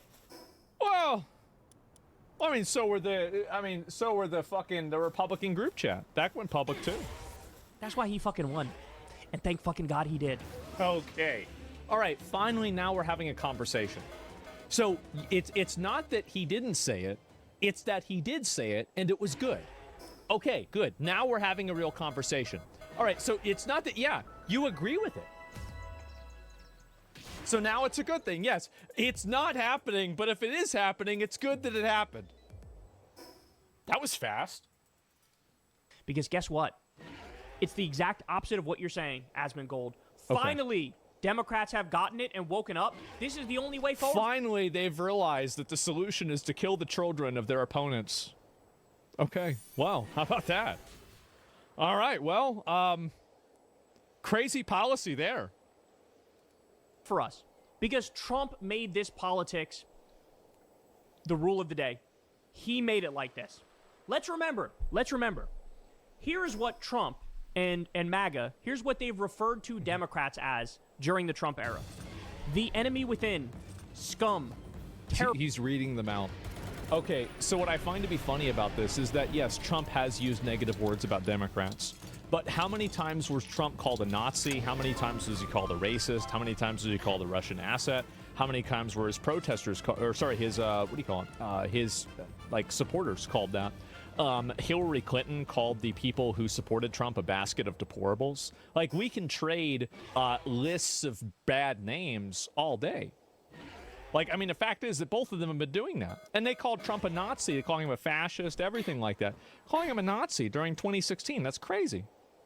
Crazy thing to say. Terrorists, vermin, radical, lunatics. I would say calling somebody vermin, radical, or a lunatic is not even remotely in the same category as calling somebody a Nazi. I don't even think they're remotely close. Demonic. Evil. Demonic. Yeah, it's not even remotely close. They don't call Trump evil? What are we talking about? Fascist. Marxist. Who called him a Nazi? Who called Trump a Nazi? Communist. Garbage. The enemy of the people. Treasonous. Animals. Degenerates. Jew haters. Lowlives. This is how they talk about us. And then and what do people say about Trump supporters? It's worse. Finally, when we go, okay, Yes. bet. These are the new rules. Fine, we'll play by those rules too. Now, Whoa, no. No, this was happening ever since the very beginning. This has always been what's happened. And I think the reason why people like Kyle were upset is that the words that they have used for many, many years, things like Nazi, racist, etc., all these bullshit words, have effectively lost all of their meaning. Like, nobody really cares whenever they hear these words anymore because you've used them so much that there's been a diminishing return on it that people hear the word and they just immediately stop paying attention to you. And the reason why is because you've overused it. You've used it for everything. And so I think the problem, really, why Kyle's upset about it is that the optics game that Democrats, I think, and a lot of these liberal people had a monopoly over, especially in media, has now, I think, to some degree been even. And you have, obviously, Republicans saying crazy shit about Democrats, and Democrats that have repeatedly said crazy shit about Republicans. But for the early 2010s, and I think also for the 2020s as well, there has been a tremendous amount of optics that have been defined and controlled primarily by Democrats. And it's Democrats labeling somebody as something, and then that person having to defend themselves from that label. This has been the primary operating mechanism that they have used to control discourse for a very long time. And now that it's not working anymore, people like Kyle are crying. And now they're saying, okay, now it's time to take the gloves off. You never had them on. You never had them on to begin with. This is always what's happened. how you whine and cry and bitch and moan? No, get the fuck out of here. Get the fuck out of here. Compare what Obama has called Republicans or what Biden has called Republicans to what Trump has called Democrats. It is fucking night and day. Those are the only three people that are involved, by the way.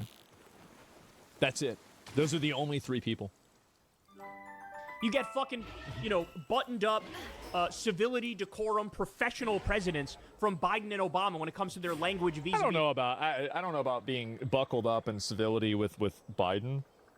I think he was basically a walking corpse. But I would agree with him, with Obama. I think Obama was great in terms of how he carried himself and how he acted as a president. I think he was great. Yeah, I think he was way better than Trump and also way better than Biden in terms of being an international representative of the country, for sure. Yeah, true. The other side. But Trump, no, he's fucking throwing haymakers left and right. And like I said, finally, the Democratic reaction... this is after they tried to put him in jail and, gave him a mugshot, charged him 34 times for the same exact crime. 34 felonies. Come on, what are we doing here? It's pretty obvious that this has been weaponized from both directions. That is, okay, yeah, yes. Fuck, Jay Jones, fine. We're totally fine with him. And now you Exactly. And so now, finally, now we have... By the way, does he put in this orange stuff on that Trump has? Look at his eyes and look at his forehead. What's going on here? How does this happen? I don't know. I just think it's odd, right? And anyway, so from an outsider's perspective, yeah. And so let me go back. So okay, so now you're in favor and you're okay with Jay Jones. Okay, that's fine. And now we have an actual conversation. Because before he was saying, oh, well, this isn't happening, it's not going to happen, etc. But no, actually it is happening. You know it's happening, and you're okay with it. So that's fine. You want to cry, and now you want to bitch, and now you want to moan. Well, maybe you should have fucking thought about that when Trump was calling us the enemy within and fucking terrorists. Maybe if you... Because before that, nobody ever said anything bad about Trump or anything bad about his supporters ever. You see, he started it. Sure. policed your own side a little more, we wouldn't have gotten to the point where Jay Jones would be the standard bearer. If you're going to vote for that person. That's right. And also, like, and I think this is another thing that's very revealing. And it's also revealing in the way that I think Democrats justify violence and rationalize it, is that they use things like calling somebody an idiot or calling somebody a lunatic or whatever, or an enemy, and then they compare that with somebody else fantasizing about literally killing someone. And I think this is more of the words or violence. I think, what would you really call it? Like grift? The manipulation. Basically, that word, like, your words are violence, and my violence is freedom of speech. That's basically it. There's no comparison. Yeah, it's not even remotely close. And you're not going to... So he's justifying wanting to kill children? I don't know why he would do that. I don't know why. Well, he said it wasn't even what happened, even though Jay Jones said that's literally what he said. You just see the fucking text message. It's right there.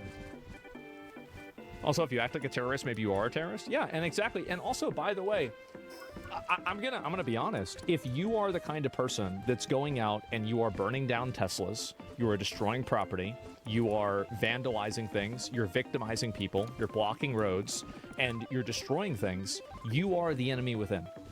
You absolutely are. This is something that is objective. It's not about a Democrat or a Republican. You are the enemy within. You are a lunatic. You are crazy. And you need to be put in jail. And that's why we have laws against these things. But withdraw their nominations from them. Well, then I don't want to hear from you about how bad it is that somebody said something bad in a group chat.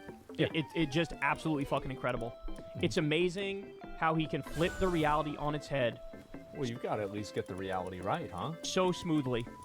You know, and not even fucking think twice about it.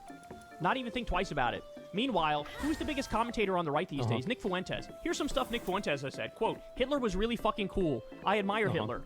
I don't care that much about the genocide in Gaza. I'm ambivalent. He postures like he's pro-Palestine. That's what he's actually said about it. He said, women shouldn't have the right to vote. Boys and girls should get married.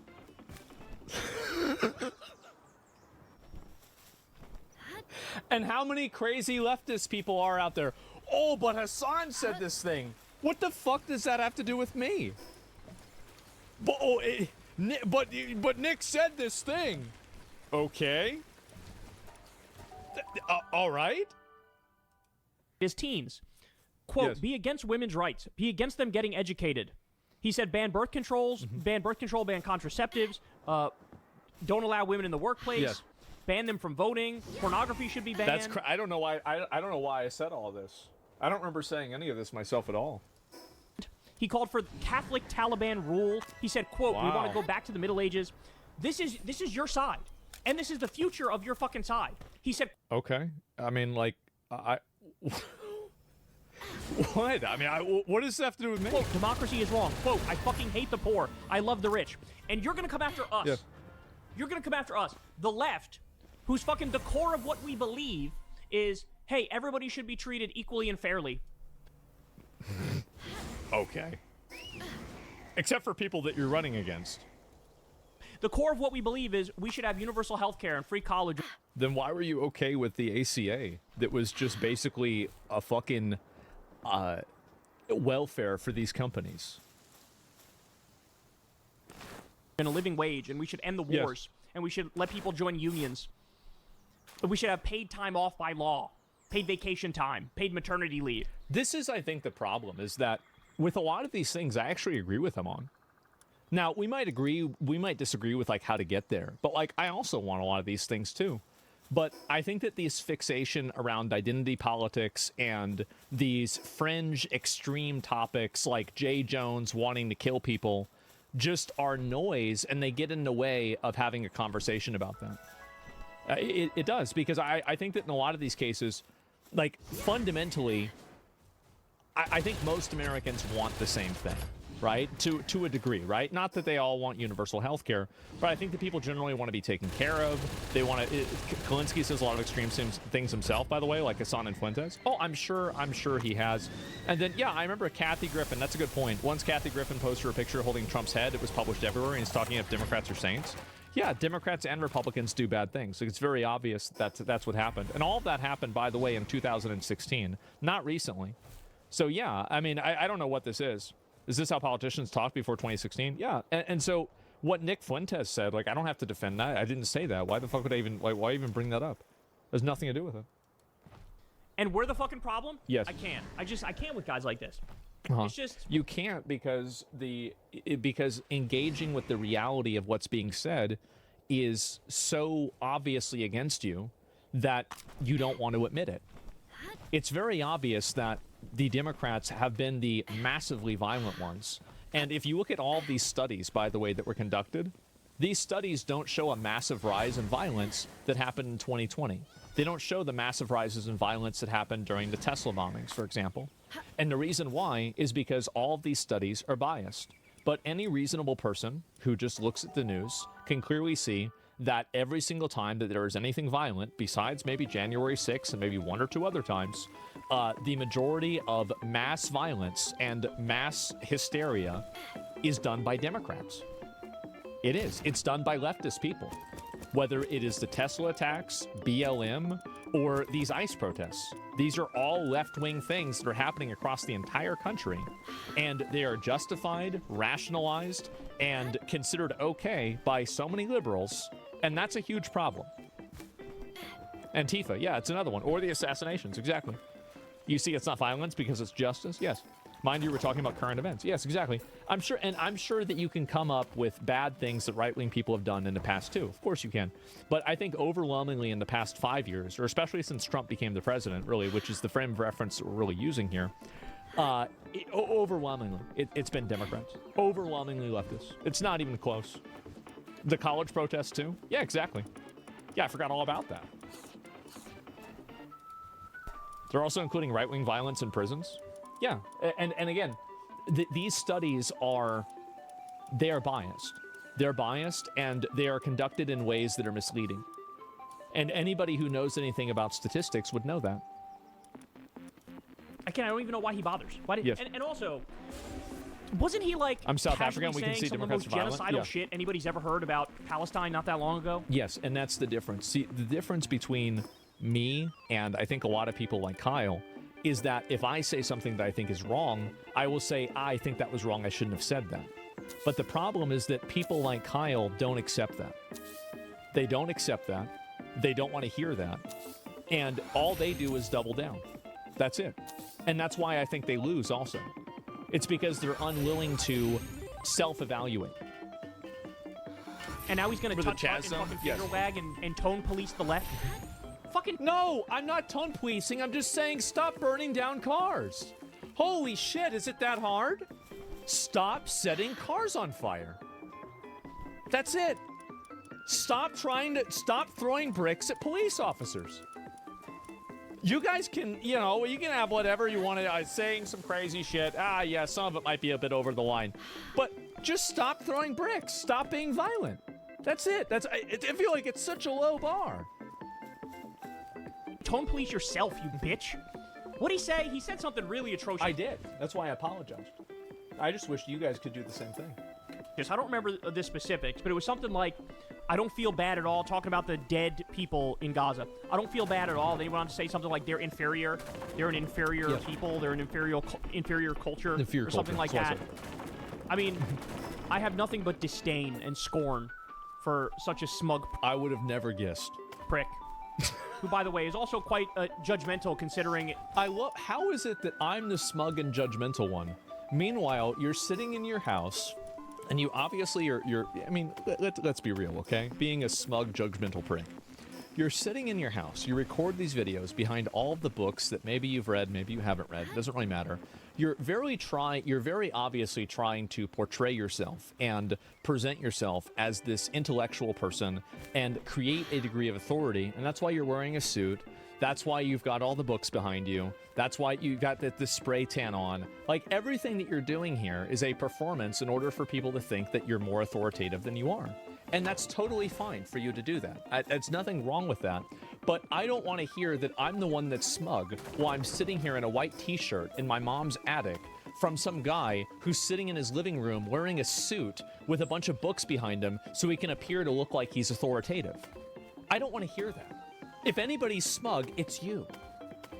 Okay? And this is not even a personal thing. It's just an objective fact. I mean, what are we talking about here? What is this? He's not wearing shorts? I don't know. Maybe he's wearing a full pantsuit. Maybe he's wearing underwear underneath. I don't want to know. I don't know. He's got cockroaches and fucking rats and shit in the background. No. As opposed to you. You know what I could do? This is what I could do. So I could actually get a bunch of books and then put them behind me, and I could wear a suit too. I could do that. Would you like that? Would that make you take me more seriously? Would that make you listen more? And he's notorious for like never showering and stuff like that. I do shower sometimes, just not every day or every week. I can't with this stuff. So yeah. Apparently, according to Asmongold, that's right. It's not the people who have literally built concentration camps and sent people. A concentration camp. You're evoking the Nazis and the Holocaust in order to discuss detaining people that are in our country illegally. You know the Holocaust killed, it was like 15 million people or 20 million people? It's just such a massive, like, collectively, right? You talk about like the 6 or 7 million Jewish people that were killed all the time, right? But collectively, he killed, was it 11? I thought it was like 15 or something like that. But it was over 10 million, right? It was over 10 million people were killed. And I don't want to argue about the 6, 7. Okay, guys. All right, let's stop with that. So my point is, though, that you're eliciting Nazi concentration camps to discuss people that are being, basically held in an area. Also, by the way, what about every other country? Does every other country have concentration camps? Because many countries do this. Of course, they're going to detain you and capture you whenever you're not supposed to be in the country. What a crazy thing to say. It's a concentration camp. Who says this? It's not the people. Yeah, you're weaponizing Nazis and the Holocaust in order to justify illegal immigrants? Illegal aliens in the country? What a stupid thing to say. People who have literally built concentration camps and sent people there. Literally. By the way, a lot of those camps were built by Obama. Like those kids, the whole kids in cages. Guess who built those? It's Obama. His boy. With no due process. They're not the problem. Which, by the way, Obama was right in doing that. Good call. W. Obama. I didn't hear what he said. People there with no due process, they're not the problem. The problem is how uncivil the Democrats are. Uncivil. Yes, I would consider burning down cars and violently throwing bricks at police officers as being uncivil. I would say this is a little bit ungentlemanly. You don't need to do that. They get due process. I mean, again, whether they do or don't. I mean, I don't even really... If somebody's in the country illegally, I think that process has already just been done. Okay, there is the due process. You're illegal? Okay, now you're gone. Due process is done. And also, by the way, if that's not the case, why the fuck not? Why the fuck not? Like, what are we doing here? The due process? Why the hell Democrats don't sue them then? Yeah, I guess so. Uncivil Democrats are radicalizing the Republicans. It's not the other way around. It's not that it's the Republicans radicalizing the Democrats, finally, to fucking wake up and take this fascist threat seriously. No, here we go. Kyle doesn't care about fascism. Kyle wants to be the one in control of the fascism. That's why he said, oh, it's a good thing that now we voted for Jay Jones. You're not against killing your political opponents. You just don't want to be killed. You have no problem voting for the guy that is talking about killing your political opponents, but you're also against fascism. No. These people don't hate the police, they want to be the police. These people don't hate fascism, they want to be the fascists. You're mad that the shoe's on the other foot. You're not mad about the shoe. Fucking do the right things. fight back against Trump, all of his illegal wars and all of his fucking insane immigration policy. No, it's not that. Can't be that. Illegal wars and say, okay, yep, great. Okay. You're just going to add this in at the end of the video. That, of course. Yes. I mean, I just... God damn it, man. God fucking damn it. You're wearing a watch in your own house? Jesus. Jesus, what a performance. What a performance. Wow. Good job. How can anybody watch this? I really hope that nobody's watching this and, like, taking this political stuff seriously. I really hope so. Uh-huh. Because then it would be bad for you. Because people would not be taking you seriously. When obviously they should. I mean, don't they see all the books behind you? I mean, obviously this guy knows what he's talking about. I mean, you can't just listen to somebody wearing a t-shirt. You have to listen to me because I'm wearing a suit. You're better off... It reminds me of that old poll that said, people are better off watching no news than watching Fox News. Like, you literally are worse off watching Fox News than watching no news. It's literally the same taking the political opinions of Asmongold seriously. It's the exact same. Like, if you listen to him and you take what he's saying seriously... The examples used, by the way, were just totally, like, not even things that happened. Like... They're like, yeah, like, for example, this thing that the meteorologist said that, it didn't happen? Yeah, okay, well, what about this other thing? Oh, yeah, the thing where yeah. That's worse than watching nothing. Than just, like, being totally ignorant. Like, you're better off being totally ignorant. Yeah, the old phrase, if you watch the news, you're misinformed. If you don't watch the news, you're uninformed. Yeah, it's very common. You'll have a better understanding of the political world if you're totally ignorant than watching this guy. So, wait a minute. Didn't this totally, like, I'm just... So, if I had a better view of the world... So, didn't he call me totally ignorant? But then you said totally ignorant people are going to have a better view of the world. So, which one is it? Very interesting, isn't it? Jesus Christ. Wow. All right, there you have it, guys. There you have it. All right, you guys know I love you. Thank you, as always, for watching. You guys can subscribe to the channel, support the show on Patreon. Why are you moving like this? Holy shit. He's drinking too many energy drinks. Sign up for Crystal Kylan Friends on Substack. Yeah. You could go sub to Corin's World and come watch us live when we do Kylan Corin's on every Monday night at 8:30 p.m. Eastern Time. And that's all I got for you, man. Everybody have a great rest of your day, and I will talk to you soon. Peace. Hey, y'all, do me a favor and like and subscribe. It helps out big time in the algorithm. Click the bell as well for notifications when videos drop. And you can get a new profile picture. This is from, like, what? It was like 2010? Watch that video on screen right now. You know you want to. Not really. So anyway, yeah, so that this is the mindset of the people that are making videos about me, disagreeing with me, crying about me, etc. Is that you have people like Kyle who sit around all day, every day, and they're making stupid comments on Twitter. I see Kyle's comments all the time on Twitter, and they're always completely brain dead. What a weirdo. Well, I mean, again, I don't have a problem with this. I just wish that he would focus more on the substance of what I said rather than just making up arguments that aren't even true. Like, you know, you can look at, for example, the meteorologist thing with Doge or anything like that and just look it up yourself and find out that it's immediately not true. And it would take 3 seconds to find out that this wasn't true, right? Literally seconds to figure it out. And it's not up to him to do that. And you know, it's the same thing with the Jay Jones things, right? You don't even really look at the tweets. You're not even trying to engage with the conversation. You're not even trying to understand what the other person is trying to say. And I think this is the problem that people like Kyle have a lot, is that they do not even make a attempt in order to understand what another person's perspective is. Like, I can see where he's coming from with things that he's saying, right? But you can see that they do not even try to do that. And the reason why that's a problem is that if you can't understand an argument, you can never really beat it. And I think this is the reason why people like Kyle are losing so many people in politics nowadays, and why his brand of politics is becoming increasingly unpopular, and why people like him are increasingly unpopular. And you're crying about people like me or Joe Rogan, who are, I would say, very successful. And you're sitting here in your fucking room wearing your special suit and your special books behind you and all this, and you're thinking it should have been me. Well, that's okay. If you want it to be you, you have to try to actually engage with what people are saying, rather than just simply make arguments like, I can't with this guy, he's stupid, etc. If they understand your point of view, they'll end up agreeing with you. And what I think is really sad about this, too, is that at the end of the video, like, he's talking about a lot of things that he wants, and these are things that I want too.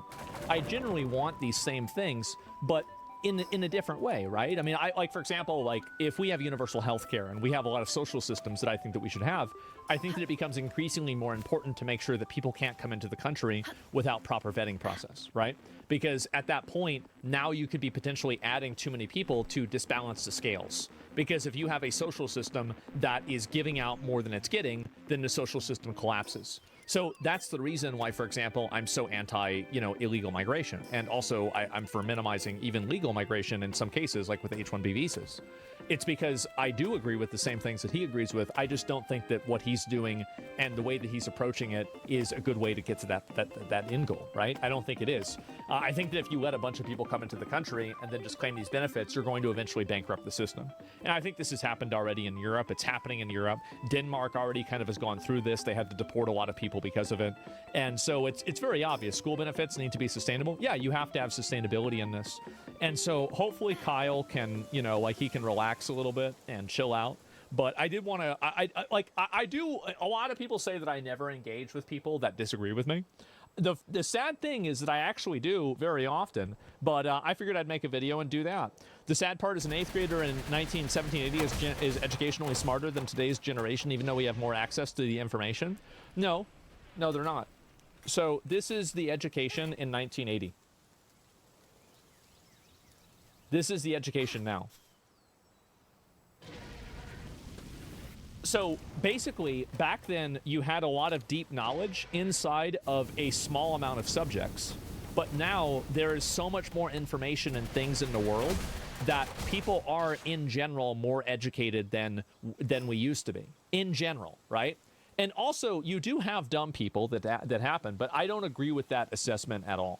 It's shallow. Yes, exactly. Well, of course it's going to be shallow because you don't need to have a deep understanding of, like, what different fucking Roman emperors said, right? I mean, it's just not a functionally useful thing for American society. So it's that simple.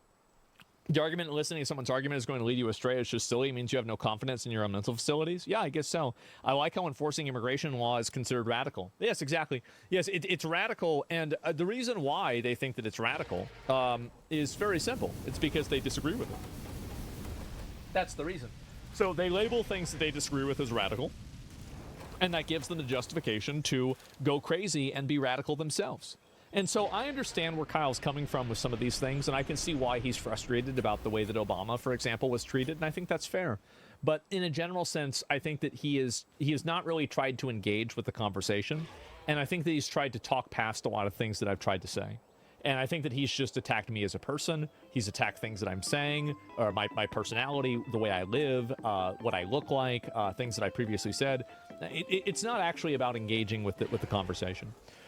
Why meritocracy is total bullshit. A post by why meritocracy is total bullshit. Ironically, I think that YouTube is probably the biggest meritocracy that there is because anybody can make content and there's no barrier to entry. I'll read a few questions and comments from people, but then after that, I want to move on and look at some other stuff too, okay? So let's see here. Some protections for refugees, even deporting them back to their own country. I'll believe it when I see it. Yeah, for sure. Is it justified their radicalization radicalizes you or me? That's a question I've been asking myself. I think that you should always match forces with somebody else, and you should always do what's going to be best for your side and for people that you care about. And if that means being radical, then you should do it. If that means not being radical, then you should do that. You should always act in your own best interest, and you should always be your own biggest advocate. So you should always do that every single time. That's my best advice, and that's my opinion on almost everything, right? So yeah, Kyle tries to attack you for whatever people say and pretends you said it. Yeah, I mean, like, I it's just sad. Why do you think he has a tan? I don't know. Yeah, I have no idea. Always go one step further than your opponent. Yeah, absolutely. I would say so. I agree with the part for cutting funding on research projects that are dodgy or projects that are unethical, but this does not justify cutting funding for all scientific academics. I've known a few good labs that were dismissed because of funding for their core project was suspended. Well, maybe the core project was funding other labs that were bad, right? And, like, that's obviously, on them to make sure that they're not doing that. And then also, like, I could agree with you in some cases where I think funding does get cut for things that shouldn't be cut. Absolutely, that happens. Sure, mistakes happen. In the same way that funding can be cut for things that are not, that shouldn't be cut, funding is also given for things that shouldn't be given. Both of these things are problematic in different ways. FDR, Democratic president, authorized Japanese concentration camps in World War II. Yeah, and also they gave them reparations for that because it was a bad decision. Right? I mean, it's pretty simple. Like, I mean, everybody generally agrees with that. It's just crazy people to use the concentration camps, which is nuts. And I think they were internment camps, by the way. I this is an opinion that I have, and this is the last thing I want to talk about, then I'll probably go play some games or something, is that I really dislike the stolen valor of Nazi, concentration camp, Holocaust, and slavery. I think that these words have such a tremendous historical weight to them, and people like Kyle in this video, for example,